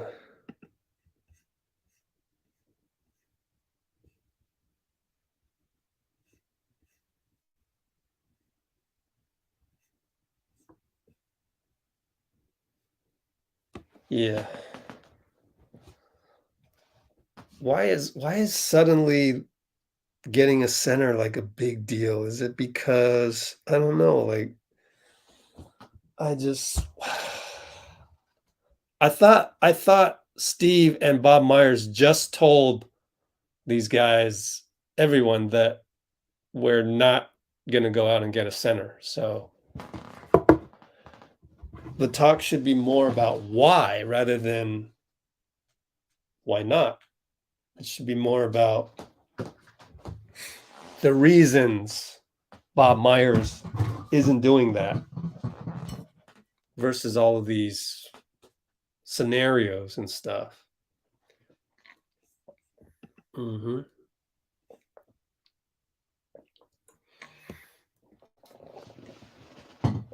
Good to see you again, Firaj. The name sounds familiar. Oh my! Now they're talking about Looney's injury. Really? We're gonna use it against them? I think they're done talking about it. We don't trust Looney to hold up the whole year, man. Everything is just, yeah. Wow.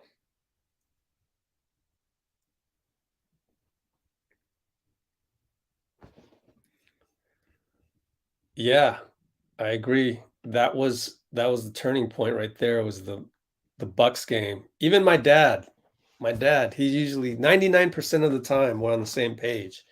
We need a center. What center was going to stop Giannis that night, right, Firaj? What center in the whole damn NBA on the whole planet was going to stop Giannis that night? Nobody. I'll tell you who was, Draymond, but he wasn't there. Man, has Draymond been out since then? Man, it feels like a long time. But yeah.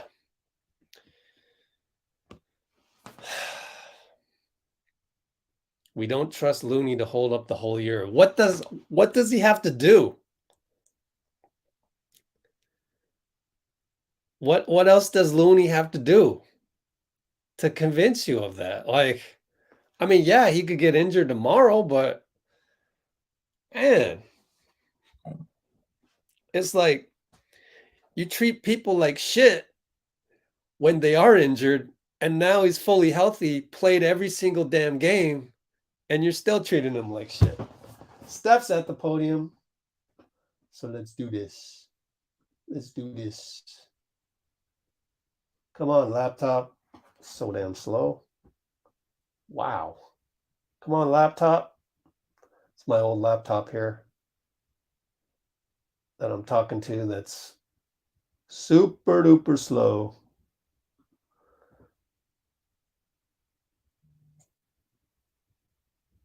It's dying or something.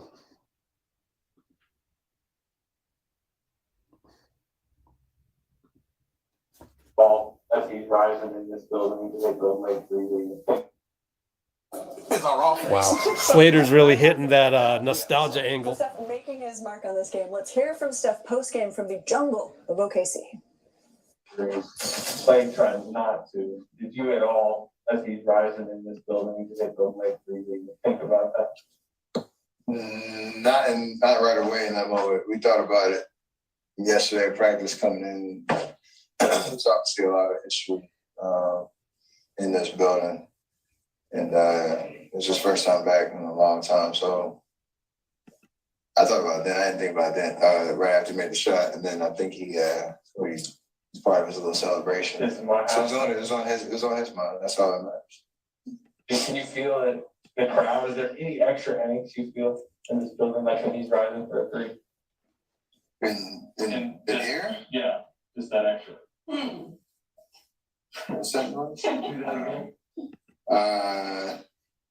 I don't think that overrides just seeing him back in general. So I don't want to glamour it up too much because there's two big shots, but it's more so just a lot of seeing Klay play basketball. This is on his 12th game back, right? So I'd love to see that no matter what gender it is.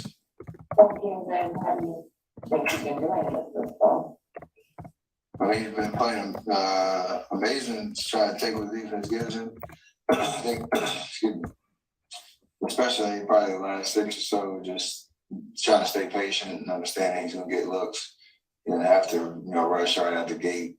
And his playmaking obviously has been a step from probably what we remember. So I think we're slowly seeing strides in progress every game. And that's all you want to see. Obviously, you're happy. So I need to see. That's all the vets want to see. I'm looking at Judy Ann, who said, Splash Brothers, the clutch. People are following.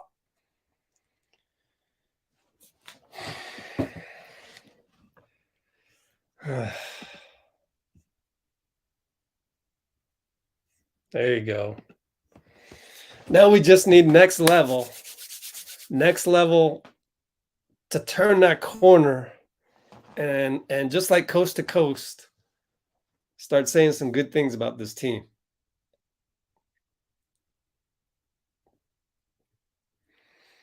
I don't. Next level is just he wants to remain half glass empty.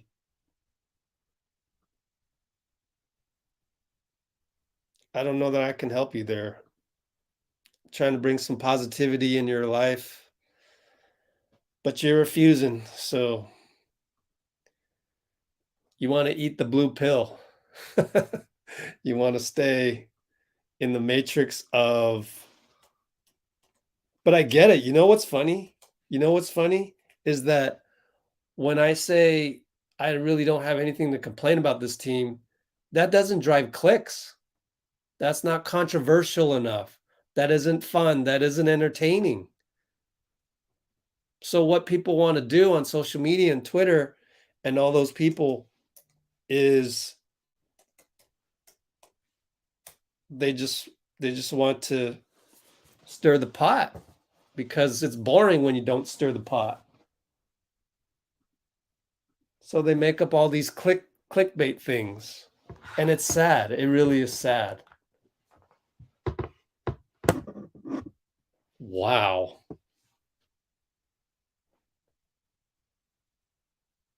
Small ball centers got injured because, yeah. Thanks for the heads up, Firas, though. But it's sad, isn't it? It's sad. That's why I created Let's Go Warriors, was to be the alternative to all that carnage out there, which leads to misinformation. Why? Because misinformation is fun. It's entertaining. I don't think it's entertaining. I like it when I actually learn something, like I learn something that's actually true and backed by experts. Like, I consider Steve Kerr an expert. I consider Bob Myers an expert. Rick Celebrini, Steph. It's funny how just like Firaj just saying all these people on Twitter are making all this stuff up. They worship Steph, and yet they don't listen to a word Steph says. It's like, no, I don't want to listen to anything Steph has to say. Because if you ask Steph that, he would actually laugh. He would actually laugh at all these funny takes. And people just don't realize that Steph would have none of this stuff. Like, none of this it's just garbage talk. And, what would Steph say if you were to say, oh, Looney has a history of injury, so we better go out and get a 5, Steph? What would he say? Like, the best way to follow the Warriors in the NBA is to actually listen and try to learn something about the game from the people that you follow, such as Steph, Steve Kerr, Klay Thompson, everybody. Juan Toscano Anderson is more an expert of the game than I am because he made it. He's experiencing it on a day-to-day basis.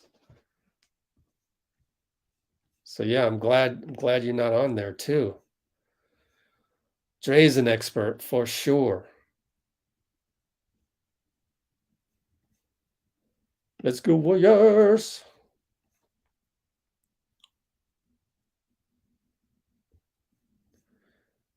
Yeah. Yeah.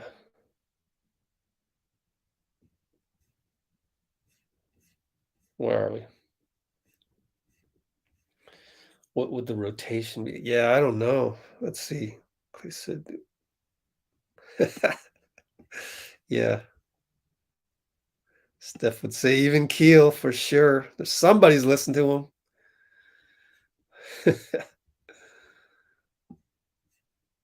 Oh, next level. Oh, next level is nitpicking. Bob Myers is more of an expert on the game of basketball than me or you. Like that paycheck that Joe Lacob writes, thank God it says Bob Myers on it and not next level. That paycheck that comes every 2 weeks, thank God it says Bob Myers and not next level.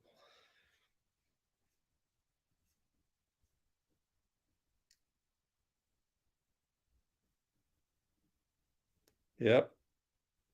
Complete misinformation, complete video game mentality. As if Miles Turner, let's say a fully healthy Miles Turner, came to the Warriors.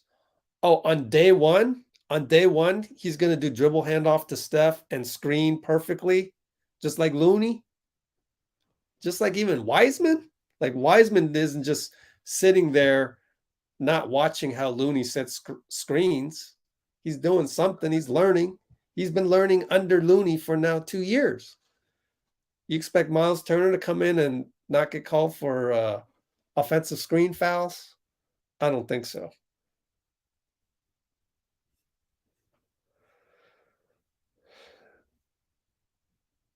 Oh, jeez. The carnage. The carnage. Well, I'm going to try something new. Just go with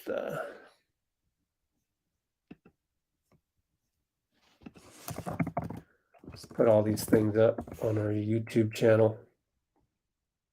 Thanks for commenting, though. It's good stuff, man. That's good stuff. Let's see. Let's just put these as snippets. Okay. Yeah.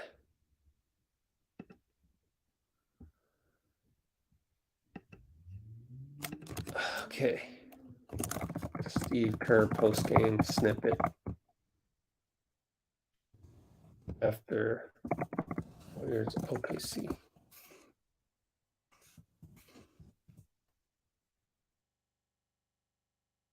Yeah, that's how I'm going to do it. What is that? Jordan Poole. Put all these on the channel.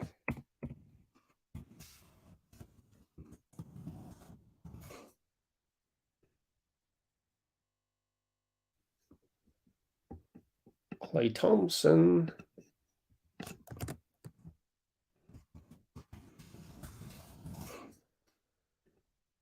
There. Oops. Jonathan Kuminga. Save. Back. Stephen Curry. And Stephen Curry.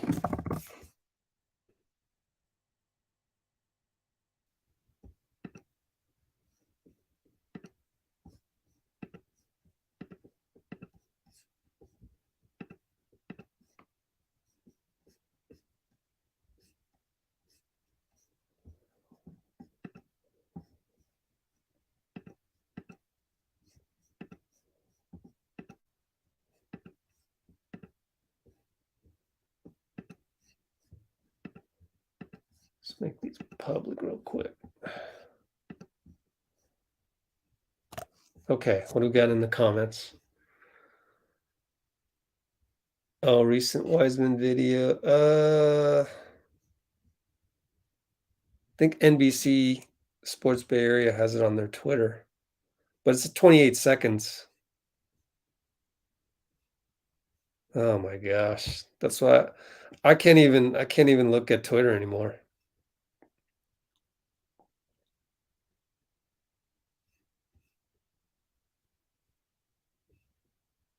I know the Miles Turner thing doesn't even make sense from a salary perspective. Doesn't make sense. He's like what, 15 million or something, and we don't have anybody at that salary slot. I don't even think you can trade Wiseman for him. So anyways, no worries, coast to coast. See, that's the great thing about this YouTube channel is that you stay on a bit and, we get to know you. Whereas like you go on Twitter, it's like one tweets all over the place. It's just, I don't know who the hell you are. Like we don't even get to know you. And you're just 280 characters at a time. And it was a 240. It just, you don't really get to know anybody. And there's no room for getting to know somebody. Let's see. Yeah, Dean, on the playoff rotation, I don't question Steve on that. I know it's boring, but I just, whatever Steve wants to do as a rotation, really Mike Brown, I'm cool with it. Like, you guys have all the analytics, you guys have all the experience, all the Nick Uren throwing in his 2 cents, Chris DeMarco. Your game plan is going to be a lot better than mine for you guys. So I'm not worried about rotations. Whoever you want to sub, go ahead. Because I used to be a coach, and doing all those substitutions, it's a pain in the ass. And that one team I told you about earlier where I had 9 guys trying to sub into, a recreational league game that's like 9-minute quarters and stuff. And it's like, that was tough. But that was the one game where everything clicked. But normally that 9th guy had a problem. Like, you could tell his ego was hurt. Like, oh, I didn't get to play any meaningful minutes. Like, I don't want to be a coach. I'm making a million decisions right now. I'm trying to win. And then the 9th guy on my bench is mad at me. Like, we just won the game. So that's what I'm getting at. That's why I don't question Steve and Mike Brown on the stuff. Hello, Hong Kong.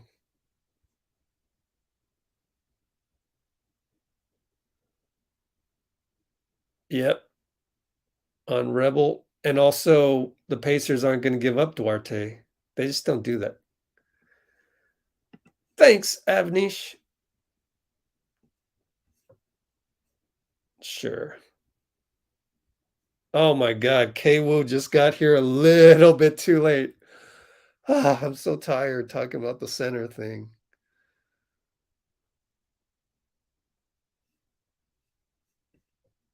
We don't need a center as long as we got Draymond. We don't need a center.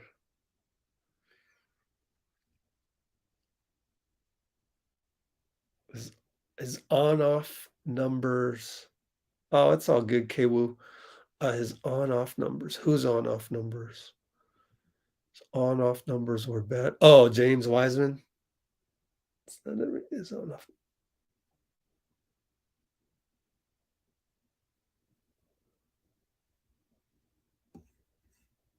Yep. Oh, thanks, man.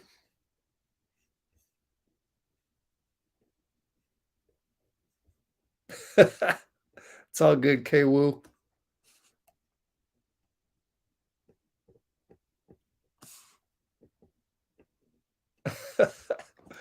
Oh, I'm gonna screenshot that, man. That's awesome. That's awesome. You know what? I'm gonna take another picture because the stream's ended over there and we're still going strong right here. But K-Woo, yeah. As long as we have Draymond, we're good. We're good because he can guard any of those centers. And the main thing I was saying is that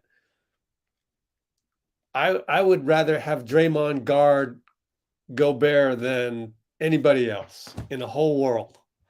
Like, you give me Joel Embiid, nah, I'd rather put Draymond on him for that little time, crunch time. So that's how much I love Draymond.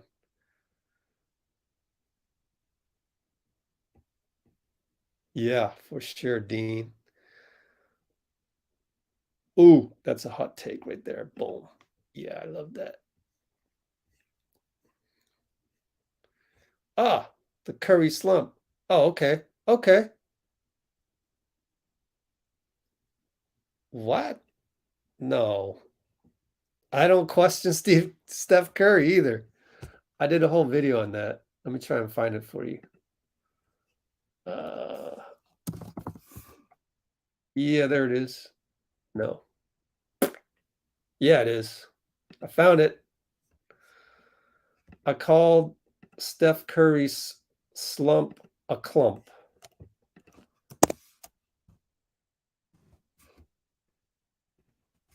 Steph Curry's most confident slump ever. Clump.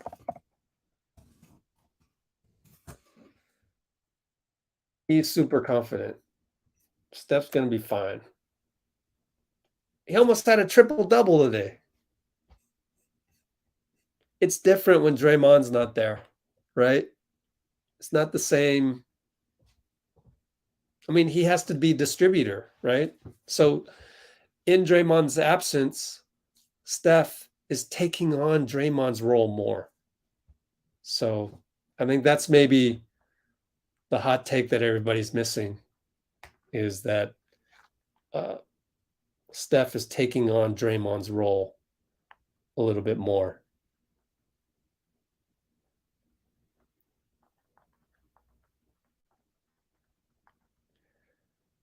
And that has huge implications. That has a whole bunch of responsibility attached to Steph's already long list of responsibilities.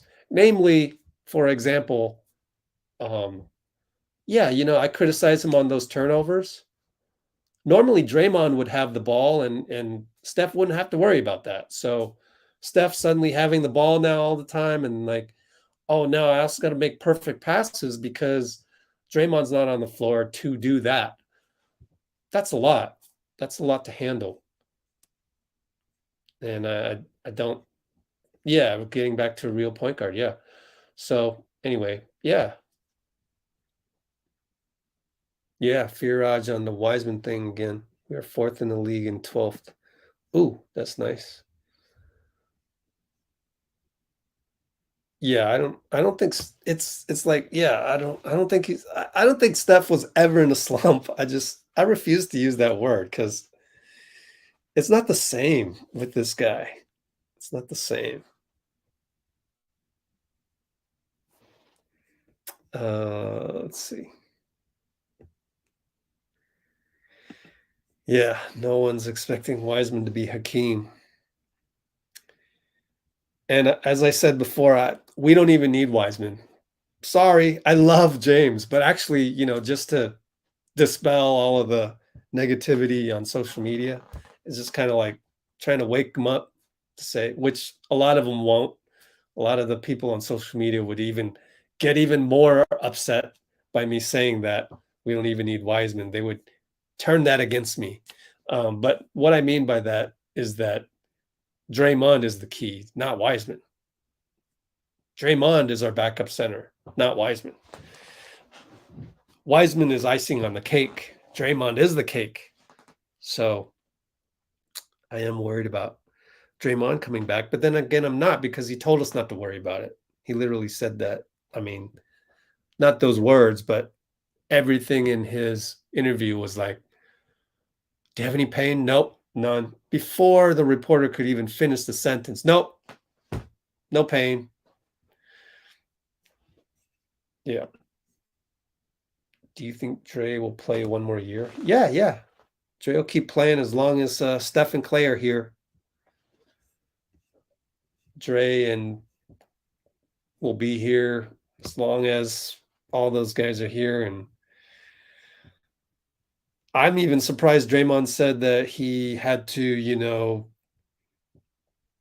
make it a plan to get back to All-Star. I was like, man, I never doubted you one bit. Like, you're Draymond. Like, it's like, look at who you were playing with. I'm not going to throw anybody under the bus, but it was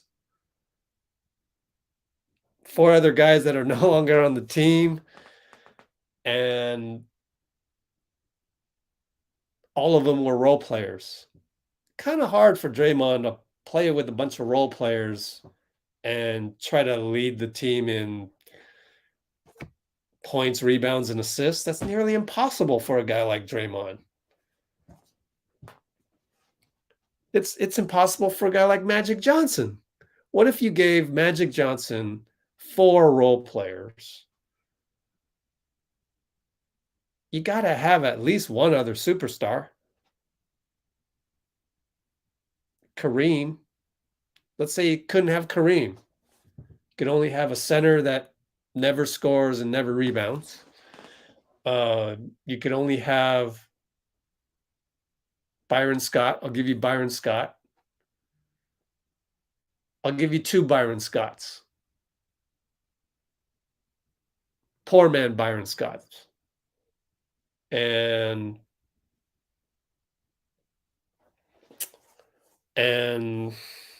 Sedale 3, or some point guard out there. Chris Chiozza. No, then I just threw him under the bus. Somebody as a point guard, and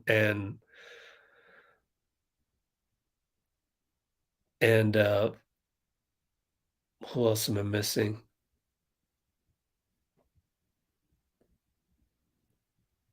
Yeah, that's it. That's 5. I get 2 Byron Scotts.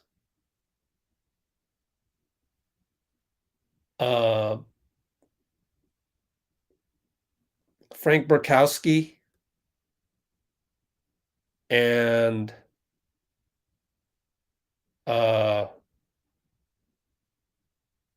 Jacob Evans. No, I don't want to throw him under the bus. I only thought of that because you threw him under the bus.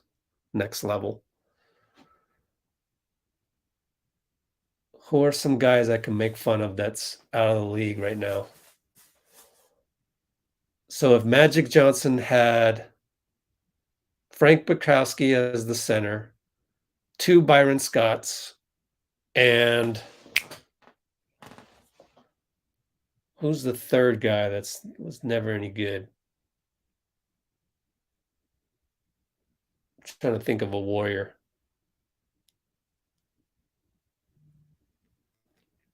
Mike Dunleavy.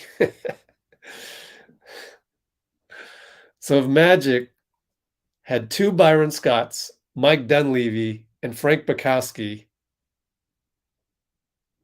wouldn't he feel like he was never going to be an all-star again? That's my hot take. 4-hour mark. Bam. Bam. Magic, Bukowski, Byron, and Dunleavy. Sorry, Mike. You're an awesome assistant GM, though. If Magic had that's my hot take for Draymond. It'd be like, yo, Draymond, I can't wait. We're gonna have Travis Walton again. PSA. Travis Walton, Draymond's trainer, with us in 44 hours. Whatever. On Wednesday. Versus Jazz. Ooh. So I'm going to tell Travis, guess what my hot take was the other night? Can you please text Draymond this? I said, him feeling like he wasn't going to be an all-star again, my sympathy. But it's akin to saying Magic Johnson would never be an all-star again if he had as his center Frank Bukowski and Mike Dunleavy Sr., Mike Dunleavy Jr., my bad, as a small forward. Sorry to throw him under the bus, but, I got to make a funny example. This is entertainment too. But I'll give you 2 Byron Scotts. Would Magic become all-star again? I don't think so. Right? He would need to get James Worthy back for sure. And he would need to get he'd need to get Kareem back. Right? And Draymond now has Steph and Klay, and he has a Wiggins, so that's pretty fair. I think we haven't even talked about. I gave him 2 Byron Scotts. Anyways, I digress. Dean Chambers. Oh, I think Draymond will play until the wheels fall off. He's going to play here as long as Steph and Klay play. Okay. I think Steph is trying to get Klay more involved. Yeah, that too. I agree. Let's see. We just need Dre. Boom, bam, ba-doom, bada bang. Wiseman is young. Yep. Fatigue back up for the key center. Yeah, sure. Yep. Yeah. But it does make sense. I get it in terms of Draymond will probably be the first of the trio to retire because he's got TNT waiting for him. But yeah, he's the youngest out of those 3. So, I think they'll be here for a while. Okay.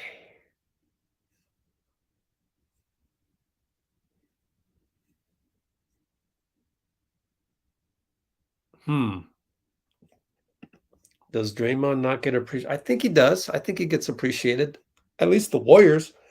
He gets appreciated by other NBA players. They voted him pretty highly on their votes for the All-Star. Let's see. Oh, good hot take, Rebel. Good hot take. Andre can play some good games, but we can count on his spiritual guidance. Yeah, that's true. Yeah. Oh, that's absolutely true, Firaj, on the Draymond. Yeah. Yep, I agree with Venom on this too. We really need people to fit not only with Steph and Klay, but the Kerr system as well. And that's what made it difficult for Kelly Oubre, a guy like Kelly Oubre, who ironically went to Charlotte as well, but, you know, is more of a free-flowing pickup style, you know, AAU, no structure style type of talent out there. Just run the floor and, you know, do your thing. You know, like Kelly Oubre would be a better pick on the playground, pick 5 guys to help you win this game. Nobody knows each other. We're not running any system. It's just freestyle. That's perfect for Kelly and LaMelo. And then the chaos will be more organized, I think. I don't follow Charlotte, so I don't know how they're doing. But yeah, you know, it just yeah, Kwame Brown, I'm a little late. Thanks, Rebel. Kwame. Yeah, I'm gonna star that for future usage right here. It's funny. I gotta learn how to check my comments while I'm talking.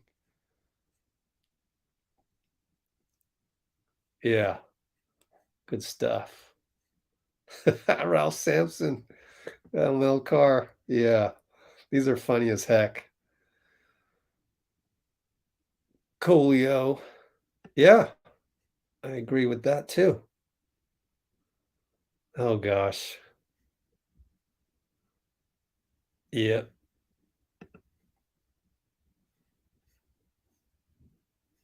Let's see. He's #1 competitor, DPOA. Yep. All right. See you later, K-Woo.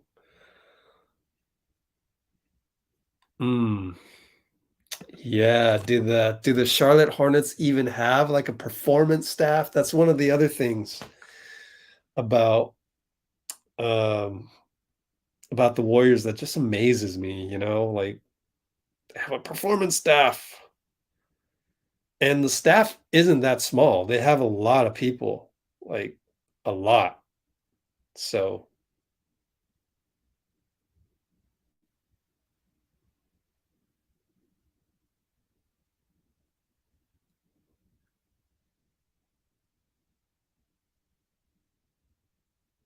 yeah, they have a lot of guys on their staff and whew, yeah.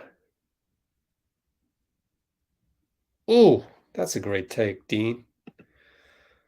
Oh, man, some of these, all I have to do, you know, I wanted to write a recap article. All I got to do is look at the 29 starred things I got here and just list your hot takes.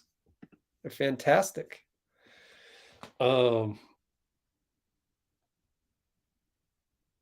Yeah, I want to just post this.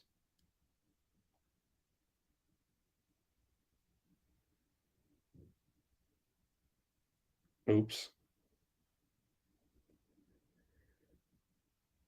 What else should we talk about?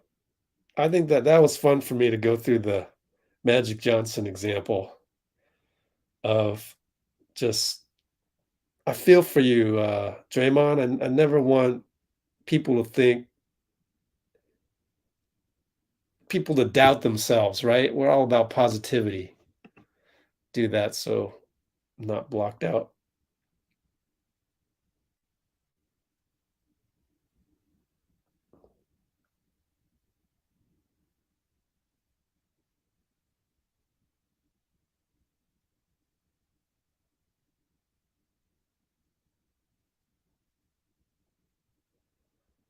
Yeah. What else we got? Dre is the guy who plays against the likes of Chris Paul and LeBron and winning the chess battle.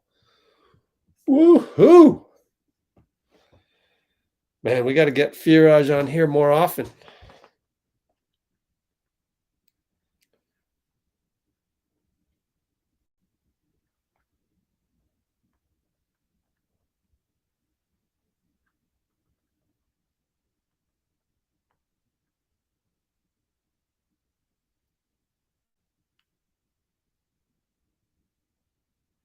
I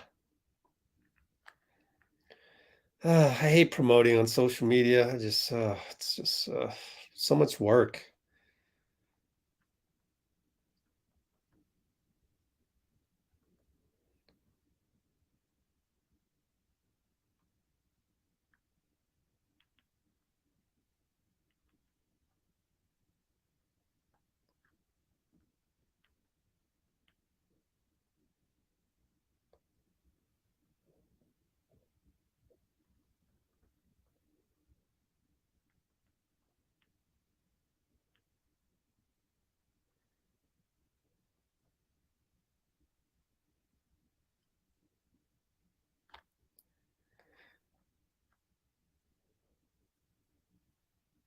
Yeah. I love it when your positivity has just uplifted even me. That means you, Firaj, Dean Chambers, Venom, every one of you. Yeah, exactly.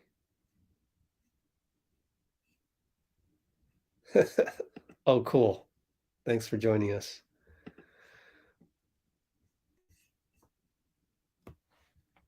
Oh, man.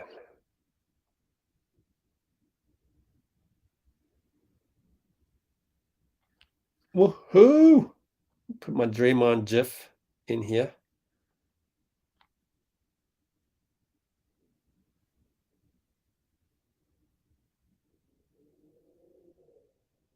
Wow, Looney has a GIF. Got to put him on sometime.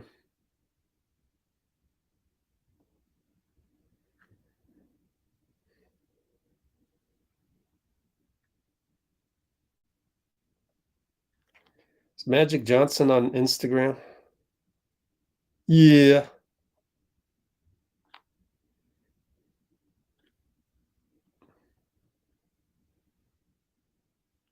Uh-oh, I just saw something.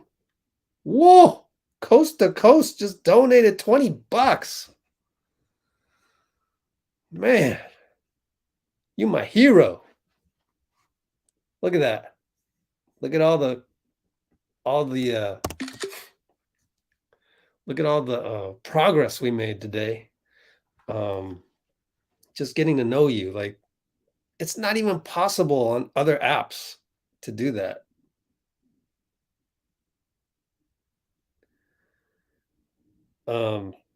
And we were able to do that tonight. I hope you join us on Wednesday with Travis Walton. Yeah. Oh, Travis Walton.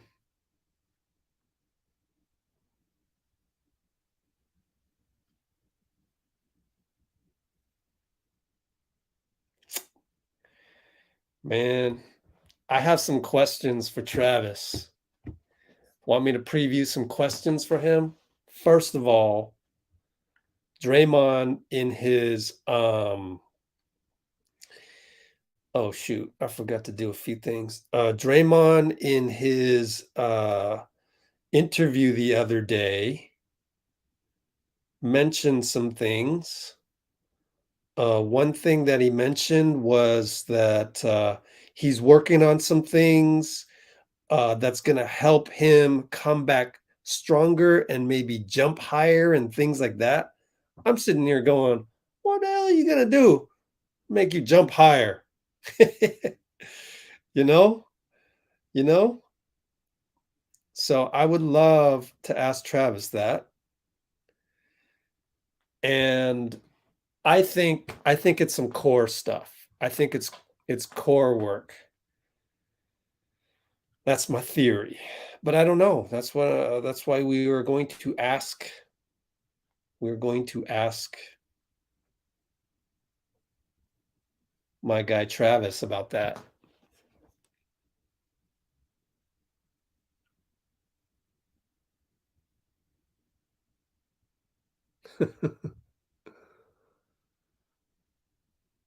Ever seen John Carpenter? No, why? What's up with John Carpenter's The Thing?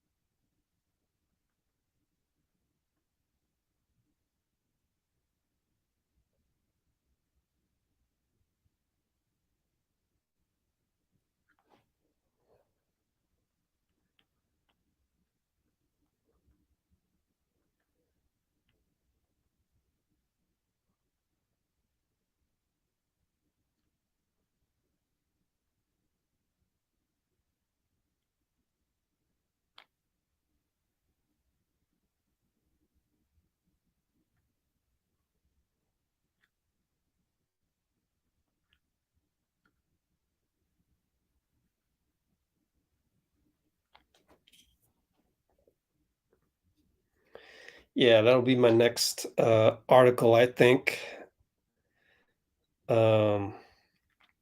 Is to talk about that one quote that Draymond had about people doubting him, and then it got to a point where he even doubted himself. And I felt really bad hearing that. Like, I felt empathy for that because I know how that feels, honestly. I know how social media can be. Just earlier today, was it earlier today? People love to publicly shame me. They love to publicly shame me. On Twitter, Firaj. And they did it again, but I'm trying not to be bitter, so I don't want to like fight negativity with negativity. So I'm trying to figure out how to forgive. But it wasn't nice seeing people picking on me, even if we had a chance to look at who's behind those screens, it's probably like some, adolescent kid somewhere that's, not 100% happy and just decided to pick on me because I picked on him. I pointed out how negative his post was, and now somebody snitched, did a screenshot of our Instagram stories and posted on there.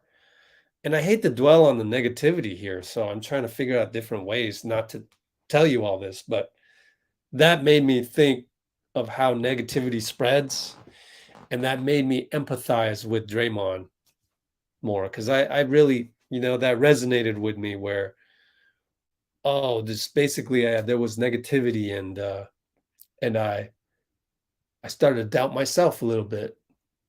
I heard him say that. I'm like, damn, that sucks, man. That's messed up. But now, I want to tell Draymond that, you doubting yourself is like Magic Johnson having to play a whole 2 years with, okay, I'll give you 2 Byron Scotts on the wing that can't really play that great of defense.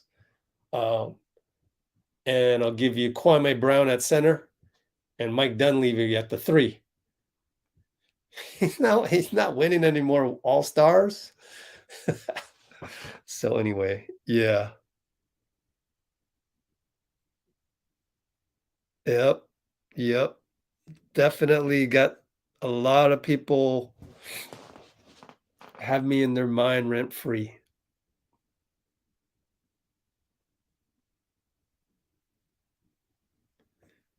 Good words, Dean.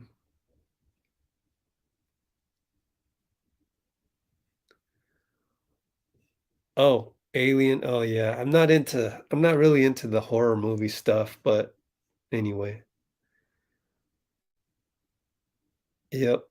People, Firaj. I call that bullyism right there.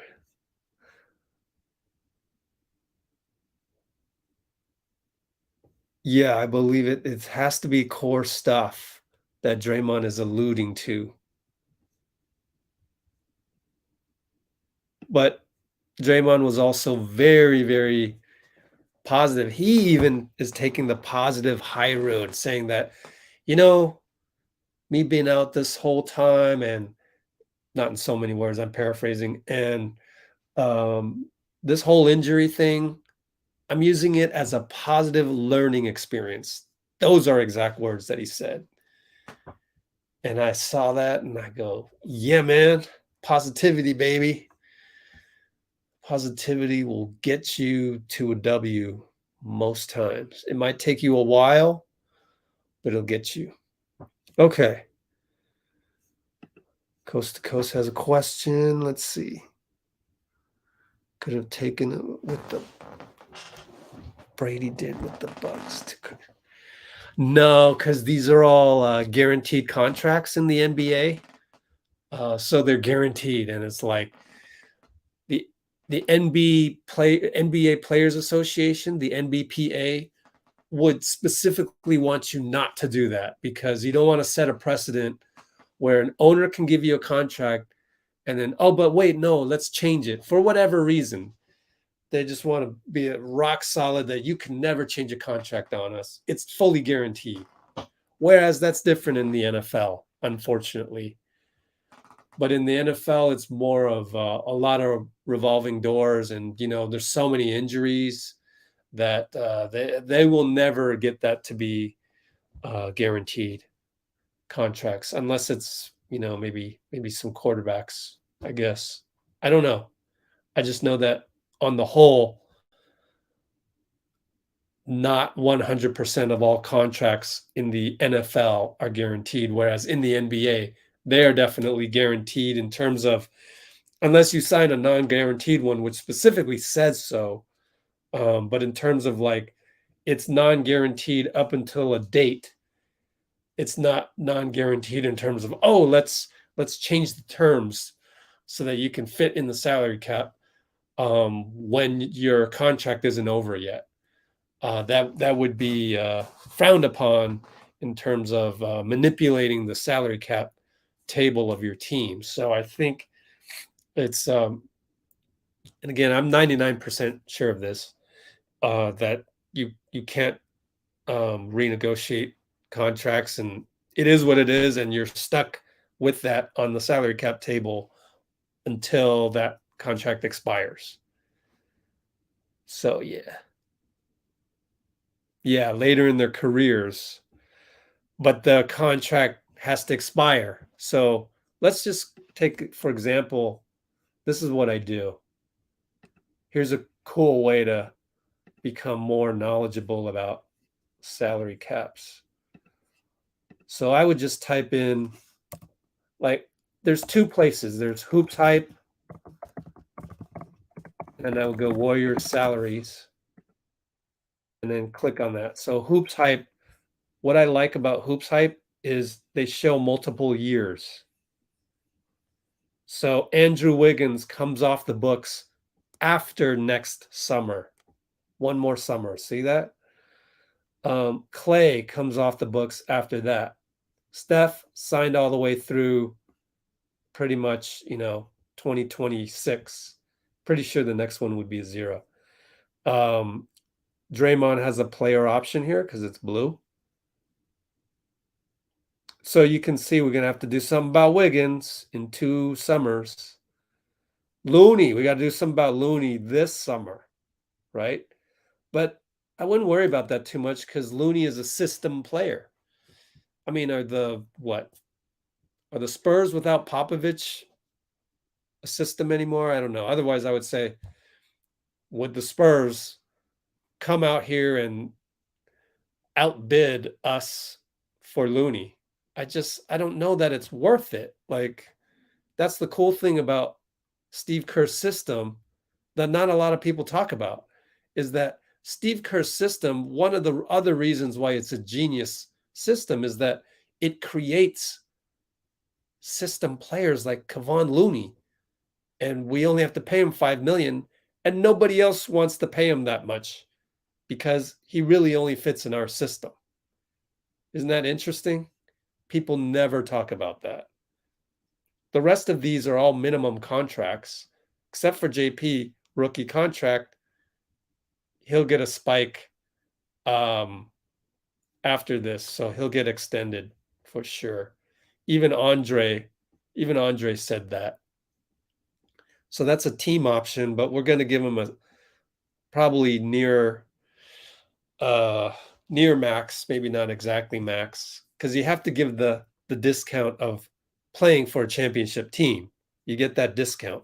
It's not a whole lot, but we can afford to pay it because we have Chase Center that has tons of concerts and we make tons of money, so we can go into the luxury tax, but we can pay him this because he's our own homegrown draft pick. And then every year we got to deal with these guys.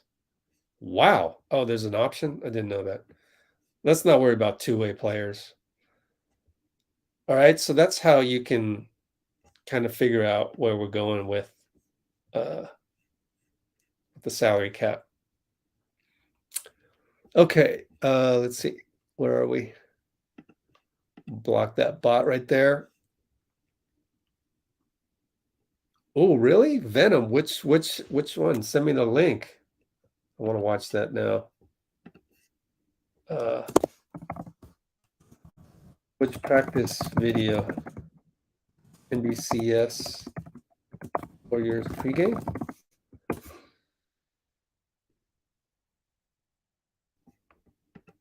Okay. Right.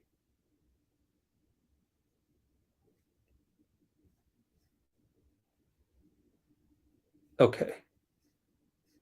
Hey, Manisha, we talked about this here.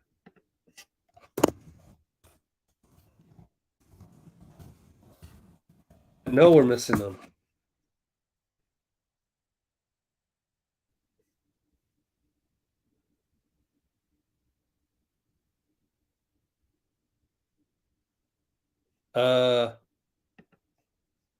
Wiggins probably gets dealt or walks, right? I think he stays because he found a home.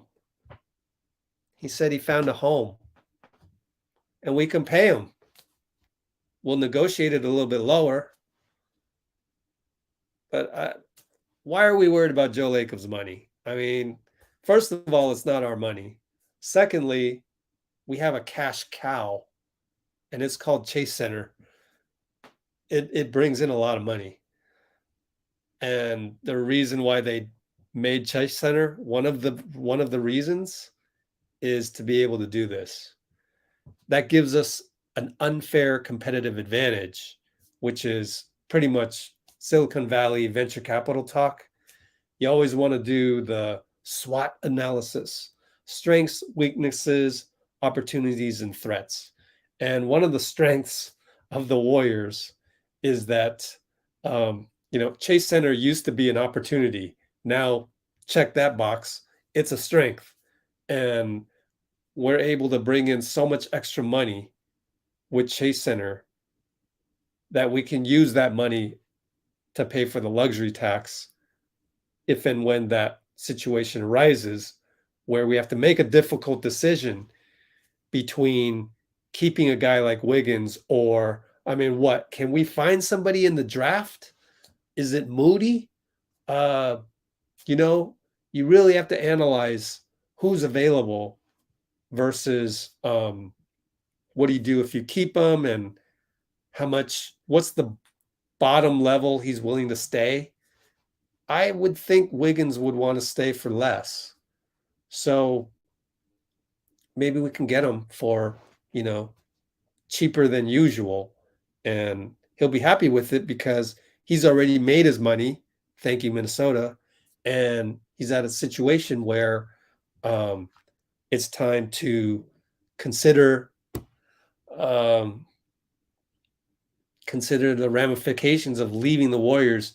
Maybe go play for, what would it be worth? $20 million for some other team. Is he going to fit in as well over there? Because he knows for sure, his game is elevated by Steph and Klay. He's said it every single interview he's been in. So I think we can get a discount on him, but it's still going to cost a pretty penny. But we can afford it because we have Chase Center as our cash cow, our golden goose.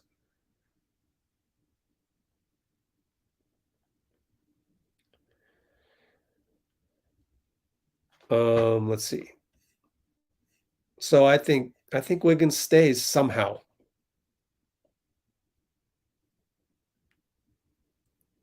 Yeah. So Firaj, yeah, except when Wiggins' contract is up, because Minnesota already overpaid him. So maybe he'll be happy for less. Yeah. Let's see but if we have a little reduction from the three of them, most are guys other than our rookie, then we might have a little KD gap open up. I'm not really following that, Dean. Let me know what you mean by that. Yeah, exactly. Bob Myers, knows a lot more about this than I do. And I'm glad he gets to be paid $1 million or plus whatever he makes per year to deal with that. Cause I wouldn't want that responsibility. I'm just not equipped to do that. I'm also not equipped to do, I'm not equipped to be a garbage man. I'm not equipped to doing anything 9 to 5. I'd rather kill myself. Not that I've never done it. I did it for many years and I couldn't stand it. And I told myself I'd rather die than be in the matrix. I'm sorry.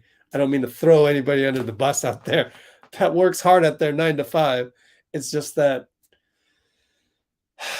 it was just, I mean, we can segue into the minutia talk about, oh, we need more behind the scenes practice videos, because I was dead set on doing that. Well, hate to be bitter again, and I really don't want to talk about this again, but I was publicly shamed. First of all, there was a guy on YouTube that was disrespecting my grind, saying some silly things that I really shouldn't have been mad about. But man, I was overworked. I was in, and I hate to make excuses. I don't mean to make excuses, but I was in, where the hell were we? Denver. We were in Denver. I was recording Klay at the same time as recording Steve, and I was working my ass off, just working my ass off. Somebody disrespects me and my grind, and I snap back on them, and then somebody screenshotted that and put it on Reddit, and all kinds of hate came in on me. Never mind the fact that he disrespected my grind, but even the guy that runs Reddit was like, oh, I think I get what happened. Like, you run this YouTube channel, you probably barely make anything on it. True. And, or let me put it this way. I got to scrape by. Like, I drive a 2011 Ford Fiesta. Okay. I don't drive no fancy car, right? And I was publicly shamed. So I'm thinking like, wait a minute. Do I really want to go and bust my ass and risk my own health? Risk my own health in terms of like getting on airplanes. There's COVID out there. I actually was going to go to Minneapolis. United canceled the Denver section of it. And I thought to myself, I'm just not going to go to Minneapolis. And that was the first time I've ever scheduled something to go to that I purposely canceled. And I was thinking, no, I don't want to risk that. Like, that's a sign. Like, that's a sign to me that I shouldn't be killing myself. Whereas I could be here with you at home, but with you guys, and add value to your experience, your Warriors experience, versus I'm out there in the arena and I'm busting my ass to get you that Wiseman video. Hold on a second. Wait. Hold on. Because it's not just, I didn't teleport into the arena to go see Wiseman. Like, I have to get on an airplane. I have to A, B, C, D, E, F, G after that to get to the arena. Probably on very, very little sleep. And I'll probably end up being irritable after that. Like, someone in the comments is going to say, why does your Wiseman video suck? I'll be like, do you know what I went through to get here? So I started rethinking all of that. Why wouldn't I go? We're going to have Travis Walton on here on Wednesday against the Jazz for a little bit, maybe halftime, because I don't want to keep him on the whole time. Just for 10 minutes, 15 minutes. And then I can slice and dice that video for the next day for people to consume who missed the live stream. Why wouldn't I just try and get a trainer on here to talk about Wiseman. We could talk about Wiseman with Travis. He probably knows more about Wiseman than, you know, a whole bunch of other writers, like, because I'm sure he talks about Wiseman with Draymond.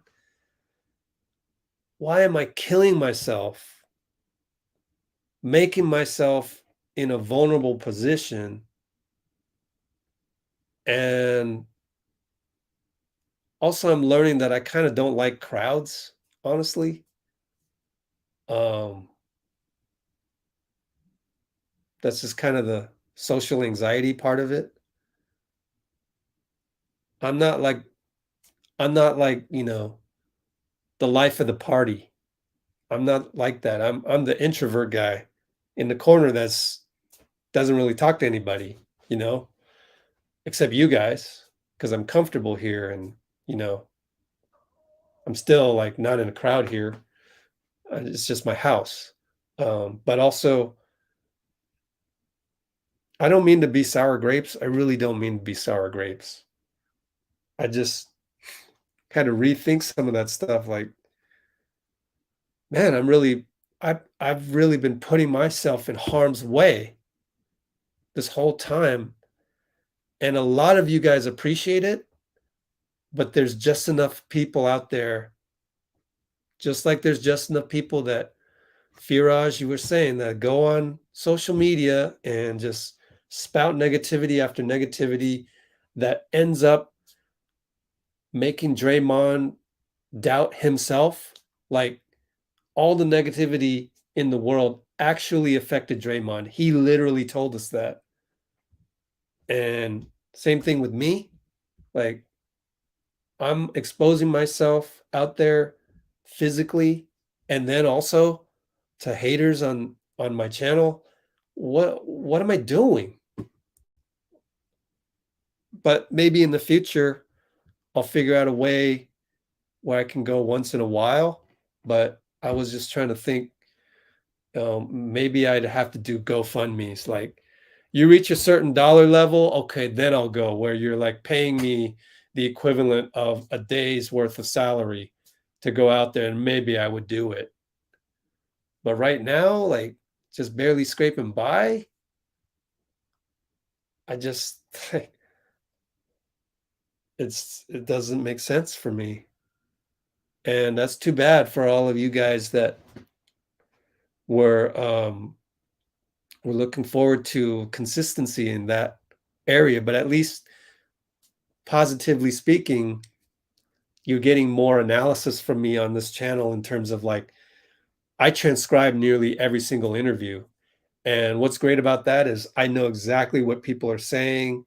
I can have Travis on the show Wednesday and we can really get into some granular stuff. And that only happens when I go granular, which is transcribing things as much as I can. I've got Bob Myers all transcribed, ready to go. I should do that first before I do any of the post game from today or the pregame from Steve Kerr. I should just do Bob Myers. That should be my first thing, and I will do that because that's ready to go. And going back to what I was saying is,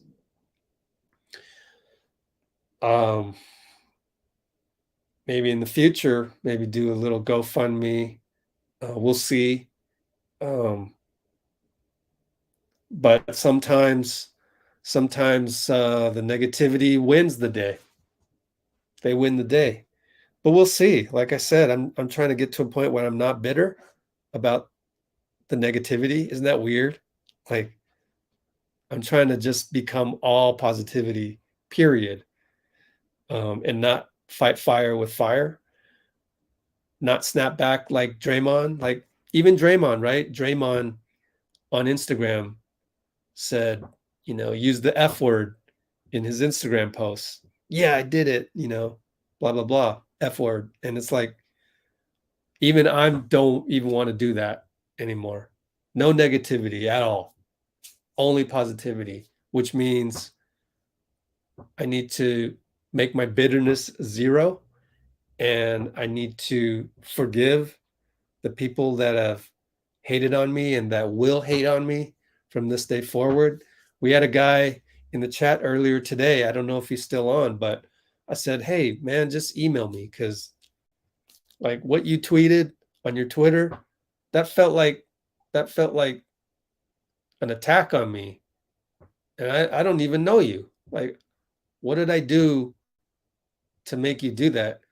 You can see in the chat, you can go scroll up. He said, well, I didn't know that would upset you that much. And this, I'm like, it's not that it upset me. I mean, it may have like saddened me, but like, weren't you the guy that was upset? Like, why would you tweet that if you weren't upset? So like, you get a lot of this like gaslighting on social media. Like, oh, something wrong with me? Like you tweeted me.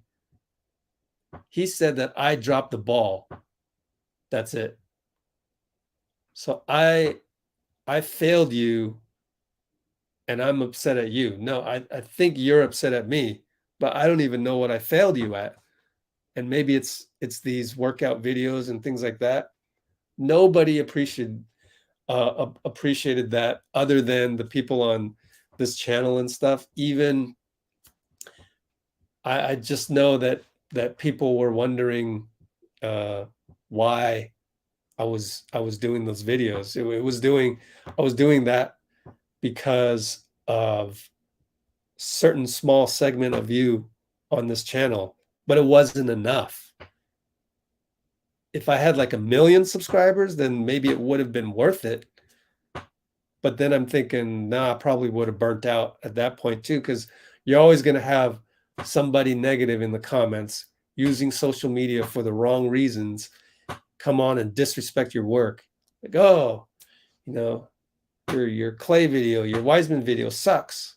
You need a new phone. How am I going to pay for this phone? And you do know that I didn't teleport here using a free teleporter. I actually paid money to get on a plane. I paid money to get TSA pre, so I wouldn't have to stand in line and take off my shoes and take out my laptops, so I could be on time for this thing. I took an Uber, that cost money. I took the train. I had to, I had to dress for this Denver snow, like it's freezing. I had to carry a backpack and my laptop bag, and it hurts my back. It literally does. Because I got in a car crash in 2017 that nearly cost my life. And guess where I was going?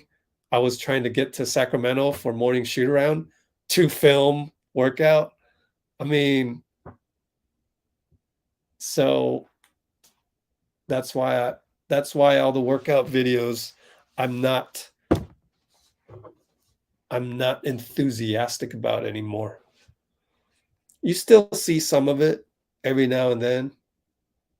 Maybe I'll go to a game and I'll do it, but from now on, I'm more at a game because of the people I'm with.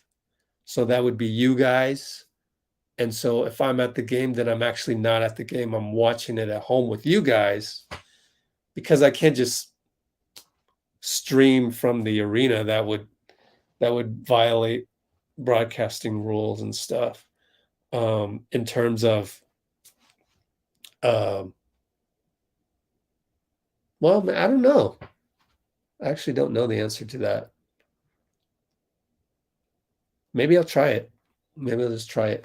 What the hell? But anyways, I would only go now to a game just like I went to the Brooklyn game, and it was because my friend hit me up out of the blue, said, I'm taking my son. It's our first time to Chase.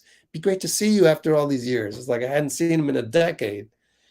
And I made that a special trip for him. So so that was cool to see him. But yeah. Hope that answers your question, Manisha, because like I don't have the same energy anymore for that. And I get it.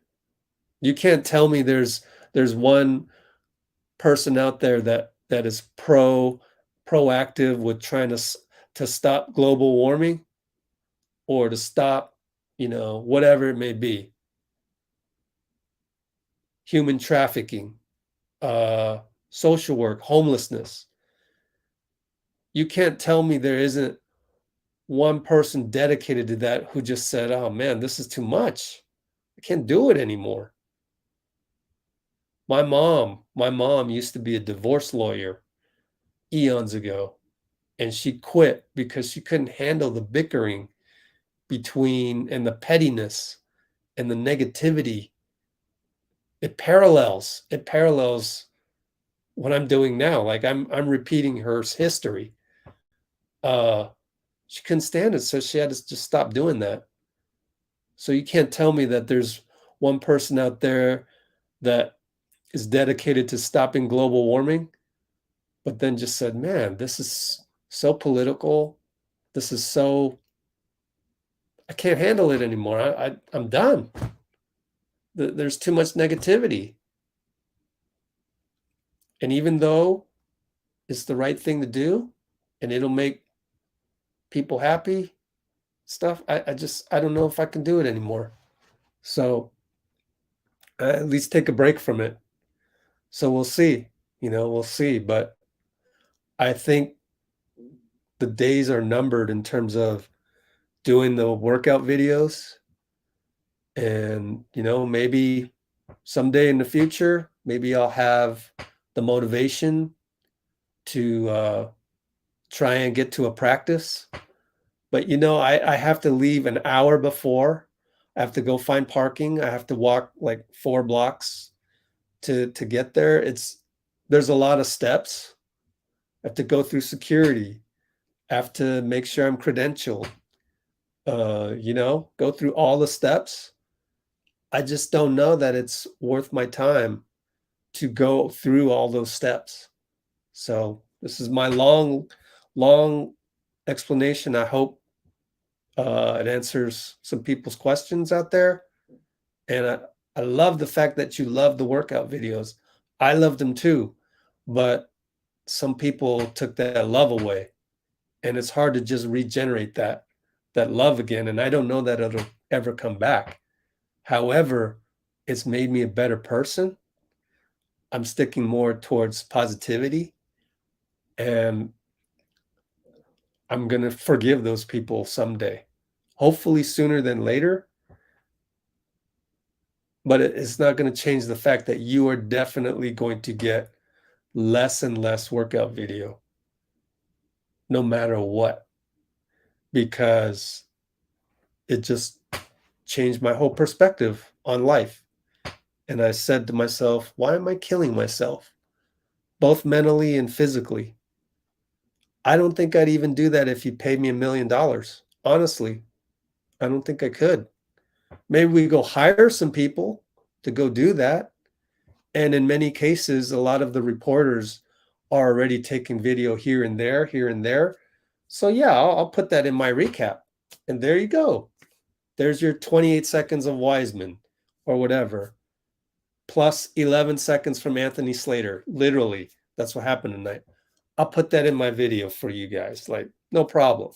But at least I didn't have to kill myself to get to that spot. Also, the tunnel videos. Everybody's like, where's the post-game tunnel videos?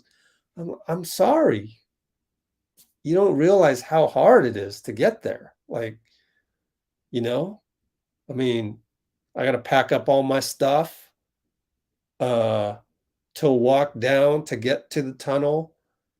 I have to, cut through different angles and people and make sure I'm not sitting in anybody's seat, and carry my whole backpack with me. That stuff is heavy, man. Sometimes I got to take my leftover meals and put it under the seat because the janitors come quick and they clean out that stuff. And it's like, oh, that's my dinner that I didn't get to eat. So I had to do the tunnel, lots of times go to the post-game tunnel. I haven't eaten yet. I'm thirsty. You name it. Like, you guys don't even realize how hard it was to get all those post-game tunnel videos. You guys should go back and just watch them all, because like that's going to be few and far between coming up. And nobody did that stuff. Now I can see why. Because it was hard on me mentally and physically. So those days are numbered, but maybe I'll do once in a while, do a GoFundMe, raise enough money to make it worth it for me to get to the spot. Also, sometimes I'm in the right spot. Like I got D'Lo and Jordan Poole and Steph dancing and jumping up and down after the New Orleans game 2 years ago. ESPN's, basically stole it. I mean, they asked for permission. I gave it to them, and then I regretted it because nobody followed me after that. It didn't result in a spike of YouTube subscribers. No. All it did was give ESPN more content and Bleacher Report. After that happened, I was like, wait, I'm not giving away my content for free anymore. So there was that, which a lot of Warriors Twitter people hate me for as well. My stance on not giving away content for free. Because again, they don't realize what I went through to get to that spot and that particular time. And do you realize to have that moment, you have to be in like 99 other moments that didn't work out, where you were there, but nothing happened, or Steph didn't walk by, or, whatever. It's that one moment that you happen to get because you were there 100 other times. Well, I just don't know that I can go those 100 times anymore to get that one time that was golden. And I'm tired and I'm exhausted. And so that's that. But then again, it opens up a few other things. Like the stuff that I'm doing, that I'm posting on the channel, is super, super informative. So anyways.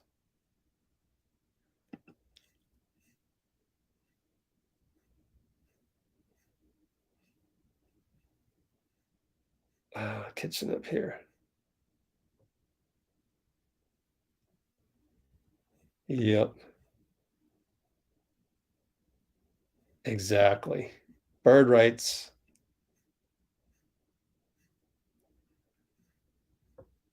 Yeah, Kings can go after Poole, but we have bird rights, so we'll always be able to pay more. So if the market dictates that he gets paid by the Kings, then fine. Then we'll just match it. Or if we don't match it, then I guess we have somebody in mind that we can get. And I just put my full trust in Bob Myers.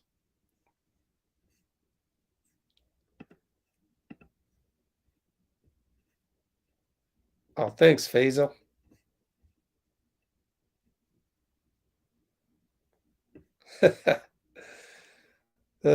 Coast to Coast knows how it feels.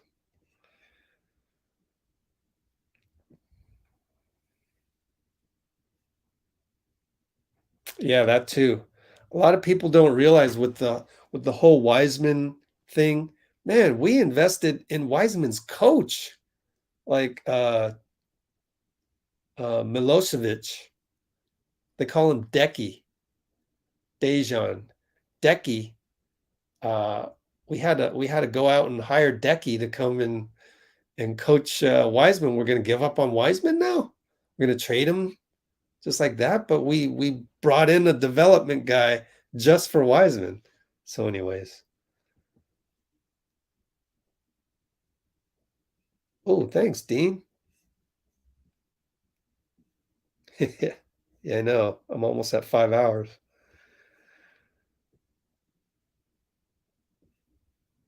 Next level, I think we will match. I think we will. Because it's hard to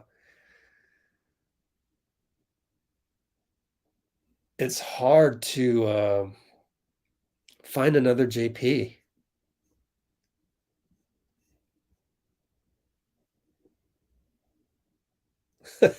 Anthony's always got my back. Appreciate you. Oh, thanks for the understanding, Pacino.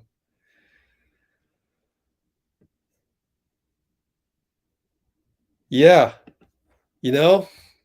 honestly, if it's doable, then yeah, I don't know. Oh, thank you.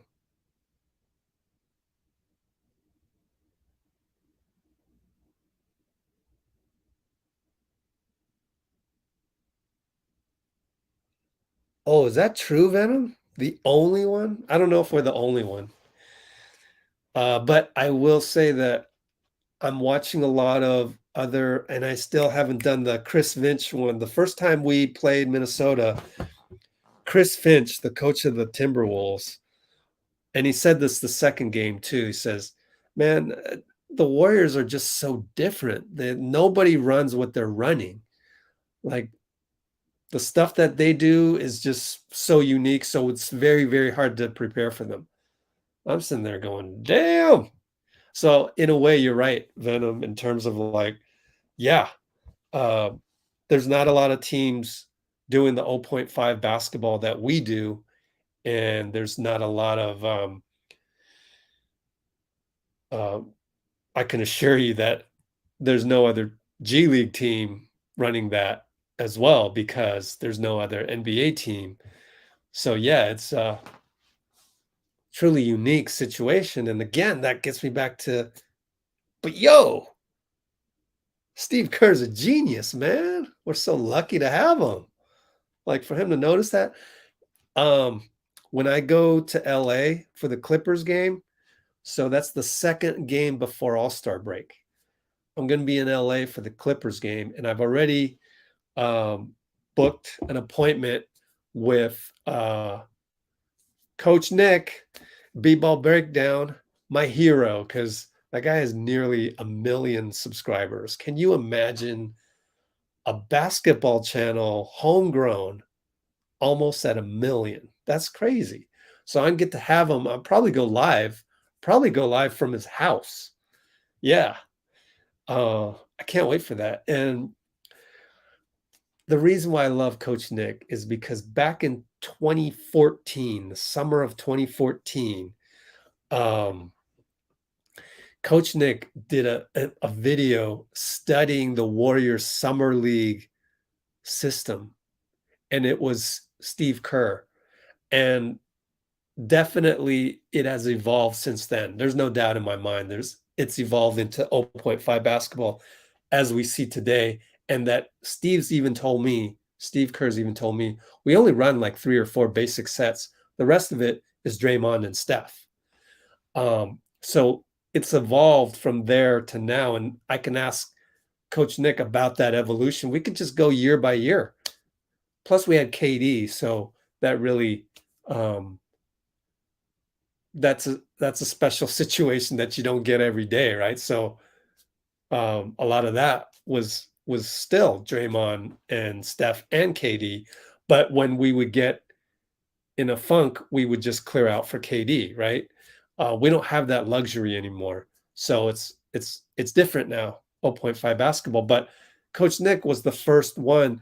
I mean, you see the split screens that we do now, where the passer passes to the high screener like Looney, and then you loop around Looney. Like all of that is really the same from back in 2014. So that one aspect is still lives on today. I would love to go live with both Coach Nick and Steve Kerr one of these days, talking about anything, right? Wouldn't that be great? And Coach Nick and Steve Kerr are actually very tight. Very tight. Steve has such tremendous respect for Coach Nick. And I wish Coach Nick had more of that respect from everybody, but that's a start. That's a great start to have Steve. And I'm going to beg Coach Nick to be like, yo, can I be there when the next time you're with Steve and just talk about anything? Obviously, Steve wouldn't want to talk about anything proprietary that the Warriors are doing, but still, that would blow my mind. And I know it wouldn't be that popular with everybody. Maybe it would be, but in my mind, that would be one of the greatest interviews ever. Like, right up there with like, if I ever had, Steph Curry, I'm going to try my darndest to get Steph at the next golf tournament, let's say, and just do something fun. Like, ask you guys, what should we do with Steph that's fun at this golf tournament, something like that, and just try my best to do that. I never really had to do that before, but now that things are pivoting with Let's Go Warriors, I feel like we could do more of that, right? That'd be hella fun, right? Yeah. Are you in?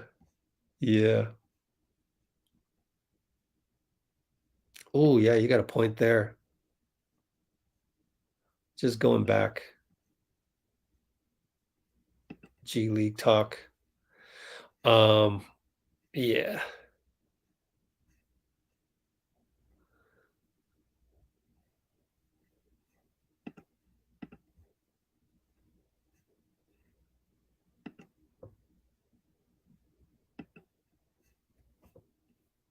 Yeah.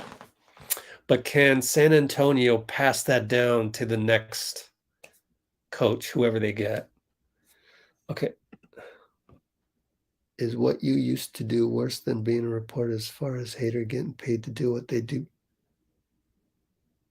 Exactly. I think you hit the nail on the head, coast to coast. I don't think anybody hates on Slater. Some people hate on Tim Kawakami. But he still gets a paycheck every 2 weeks. Like when people clown me, like I'm like, I get extra irritable because I was already mentally and physically exhausted, but at the same time, barely making by and getting myself to the right spots. And I've always been like Draymond, like you say something to me, I'm gonna say it right back, just like he did on Instagram today, right? And like, I don't want to do that anymore. Like, I want to just fight negativity with positivity all over the place. Like, remember when just like Adam Sandler, Little Nicky. Remember that movie? Awesome movie. Like at the end of it, he was like throwing rainbows. That was his magic power, rainbow at people. That's what I want to do. Right? So I have haters left and right that I never thought, like, I always thought that, all I'm doing is these workout videos. How can you be mad at that? But then it turned into now all of a sudden people are mad at me, like, because I'll tell you specifically why. And I could say they're mistakes I made, but at the same time, are they mistakes? Yeah, I guess they can still be mistakes if I'm glad that it happened, because now I know how I need to change and how my attitude needs to change for the better, just like Little Nicky in the movie. But so it's like I don't want to be like Draymond again. So two things happen. One, I refuse to give out my content for free, such as on Twitter. Like YouTube is free, but at least there's some ad revenue, right? They figured it out. Kudos to Google. Kudos to YouTube. Instagram never, that's why I don't do many Instagram posts. Look at my Instagram. I hardly ever post in terms of regular posts. Like I'll do Instagram story, but that's about it. And same thing with whatever platform you want to name. Like I never liked Facebook. Nobody uses Facebook anymore anyways. And then, but I lost a chance at, whatever. Like Clutch Points built itself on Facebook. So it's proven to work, have a presence on Facebook, but I don't have that. I never tried Twitter. They demanded their content for free. People copied my videos. I said no. They got mad at me. for saying no, never took the time to understand why I would say don't post my videos. Thought I was an a-hole and publicly shamed me and bullied me on Twitter. And then the second thing that happened was anytime they were negative on people, I would go negative back. So which I don't regret in terms of like, I'm glad it happened and I made that mistake and now I know how to be better. But yeah, it was a tough lesson learned in terms of like, you can't fight negativity with negativity because then they'll just use it against you and now you look like the bad guy. So anytime there was fire Kerr or Bob Meyer sucks, had a lot of that last year and the year before. Draymond sucks. Well, I would defend all my guys. I would like, no. And then, they'd say something nasty. I'd say something nasty back at them. It was all in defense of the team. It was all in defense of Steve and Bob, even Steph, Draymond, because I hung around the team every single day. I knew that they were actually trying to do what they could with the cards that were dealt, which was season-ending injury to Klay, KD leaving, Steph Curry. People hated KD for leaving, and I had to defend them, but I fought the negativity with the negativity. And people just, I don't know. So that made me really think. And now I'm just trying to do it all little Nicky positivity style. And if someone says something bad on me, then I'll just go back. First thing I say, I'm sorry. I'm really sorry because I must have hurt you in some way. And I don't know what I did. So tell me what I did. And then we can talk about how it looks like I'm doing something you don't approve of.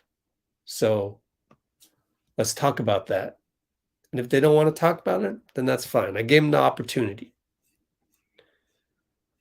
Let's check at the comments.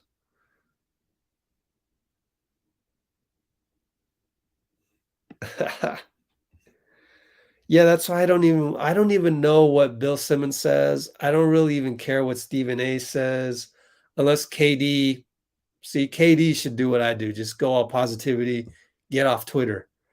But he's trying to fight the negativity with negativity, and it's not looking good for him either. You just can't win.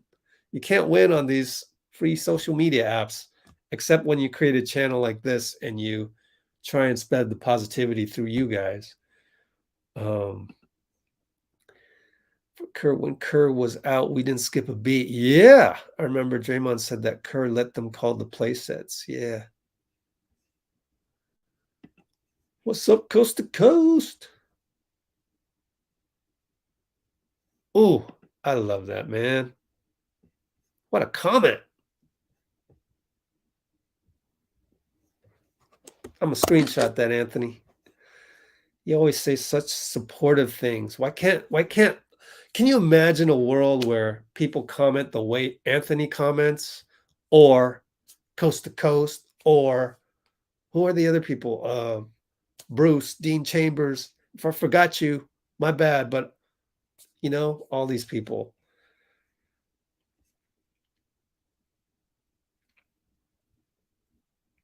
I was thinking, appreciate that, Anthony and Ruich. I'll get to you soon about when James will be back. Yeah, JK, I'm hoping to do a lot during the off seasons, like really get to know these guys. I'm getting to know JK's guys. I've actually conversed with Moses's mom. I want to develop that, nurture that more during the off season, and see where that will lead us in 5 years when they become when they get their max deals, right? Let's see. Let's see. Okay, here we go.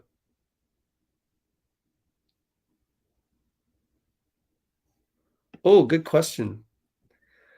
I think I was gonna burn out anyways on doing all the workout videos and stuff. I think I was gonna burn out anyways, and it could have been worse. You know, I could be at an arena and suddenly I collapse out of exhaustion, right? Could have caught COVID at one of the places. You know, I have a history of asthma.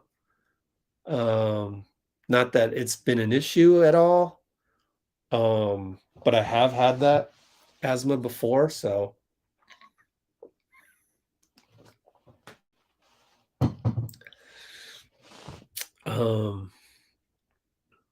so I don't think they won. They think they won, but also I think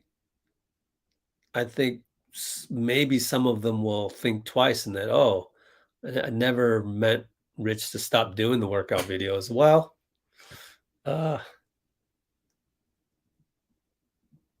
it's not going to happen every day anymore. So there's that. So I don't know that there is no winner. There is no winner. And I think it just made me realize the best way to deal with negativity is just to be positive every single time. Steph is able to do it. So can be done.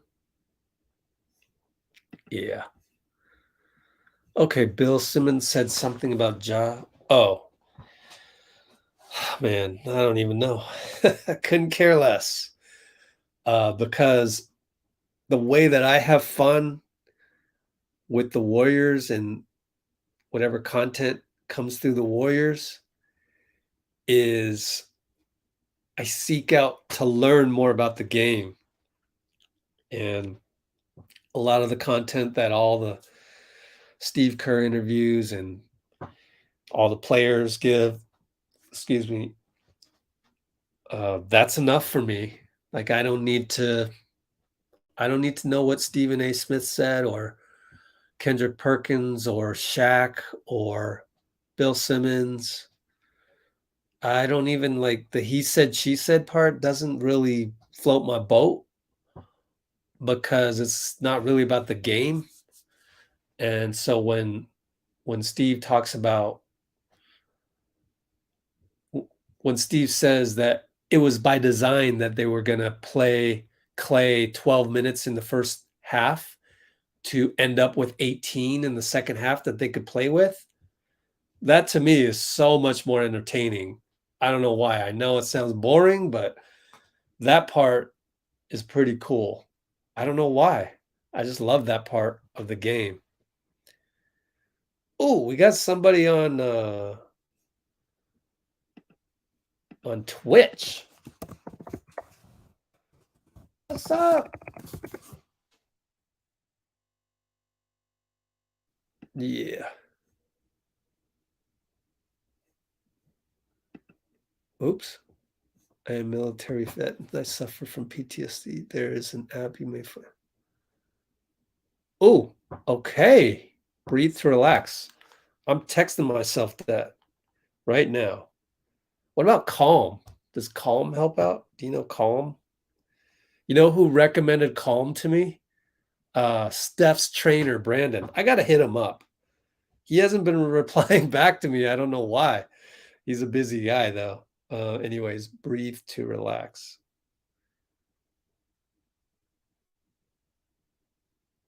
All right. Look into that.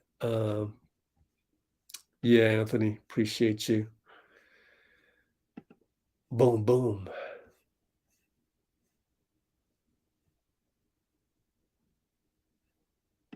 Oh, wow. Really? Rubio said that? I might have to look that up. Thank you.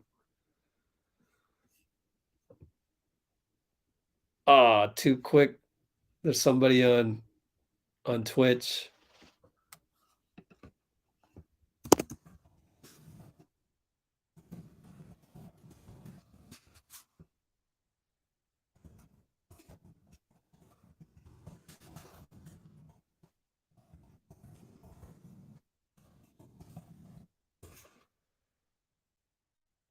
Oh, you don't really like Calm. Interesting.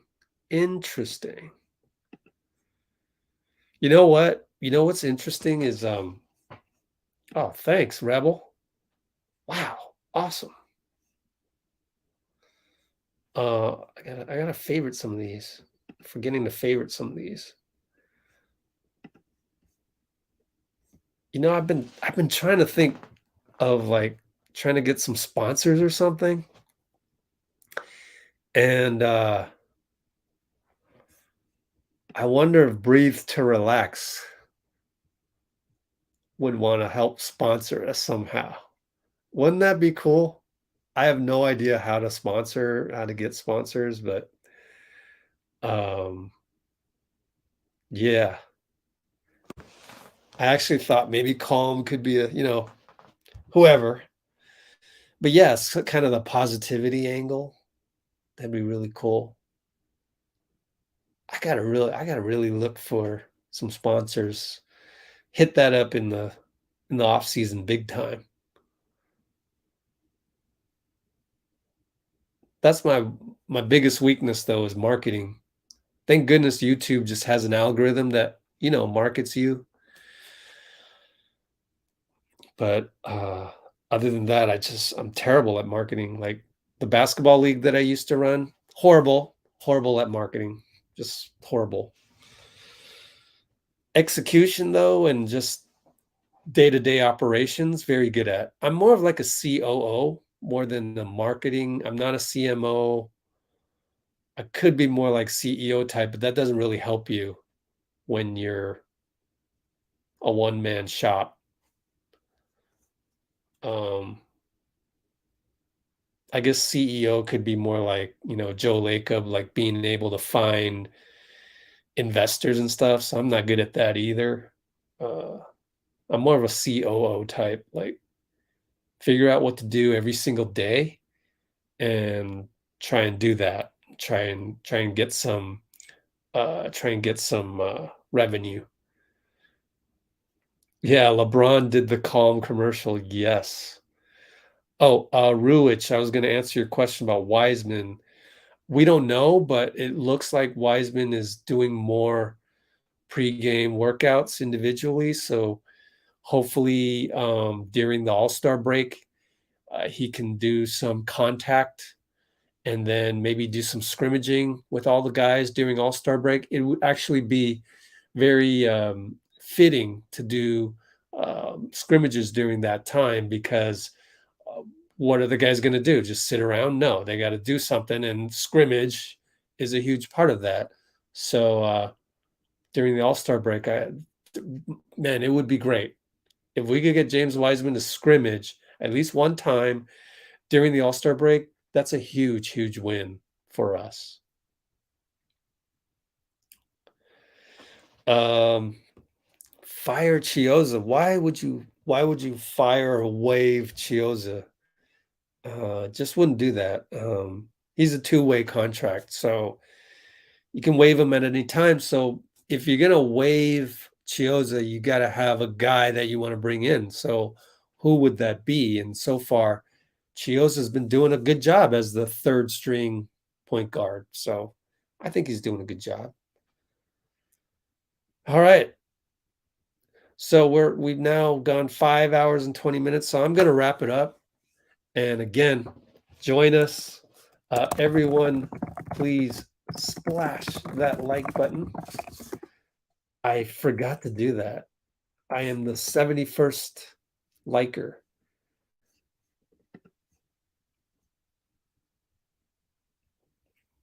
And also, don't forget, Wednesday versus Jazz, we will have Draymond's trainer, Travis Walton, on the show. Oh, I'm so excited. Oh man. I sent the comment to Twitch and it didn't post on YouTube. Oops. Let me copy it.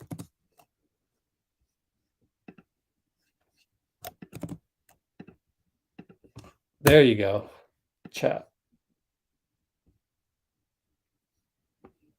Thanks, Venom. Woohoo! Woo!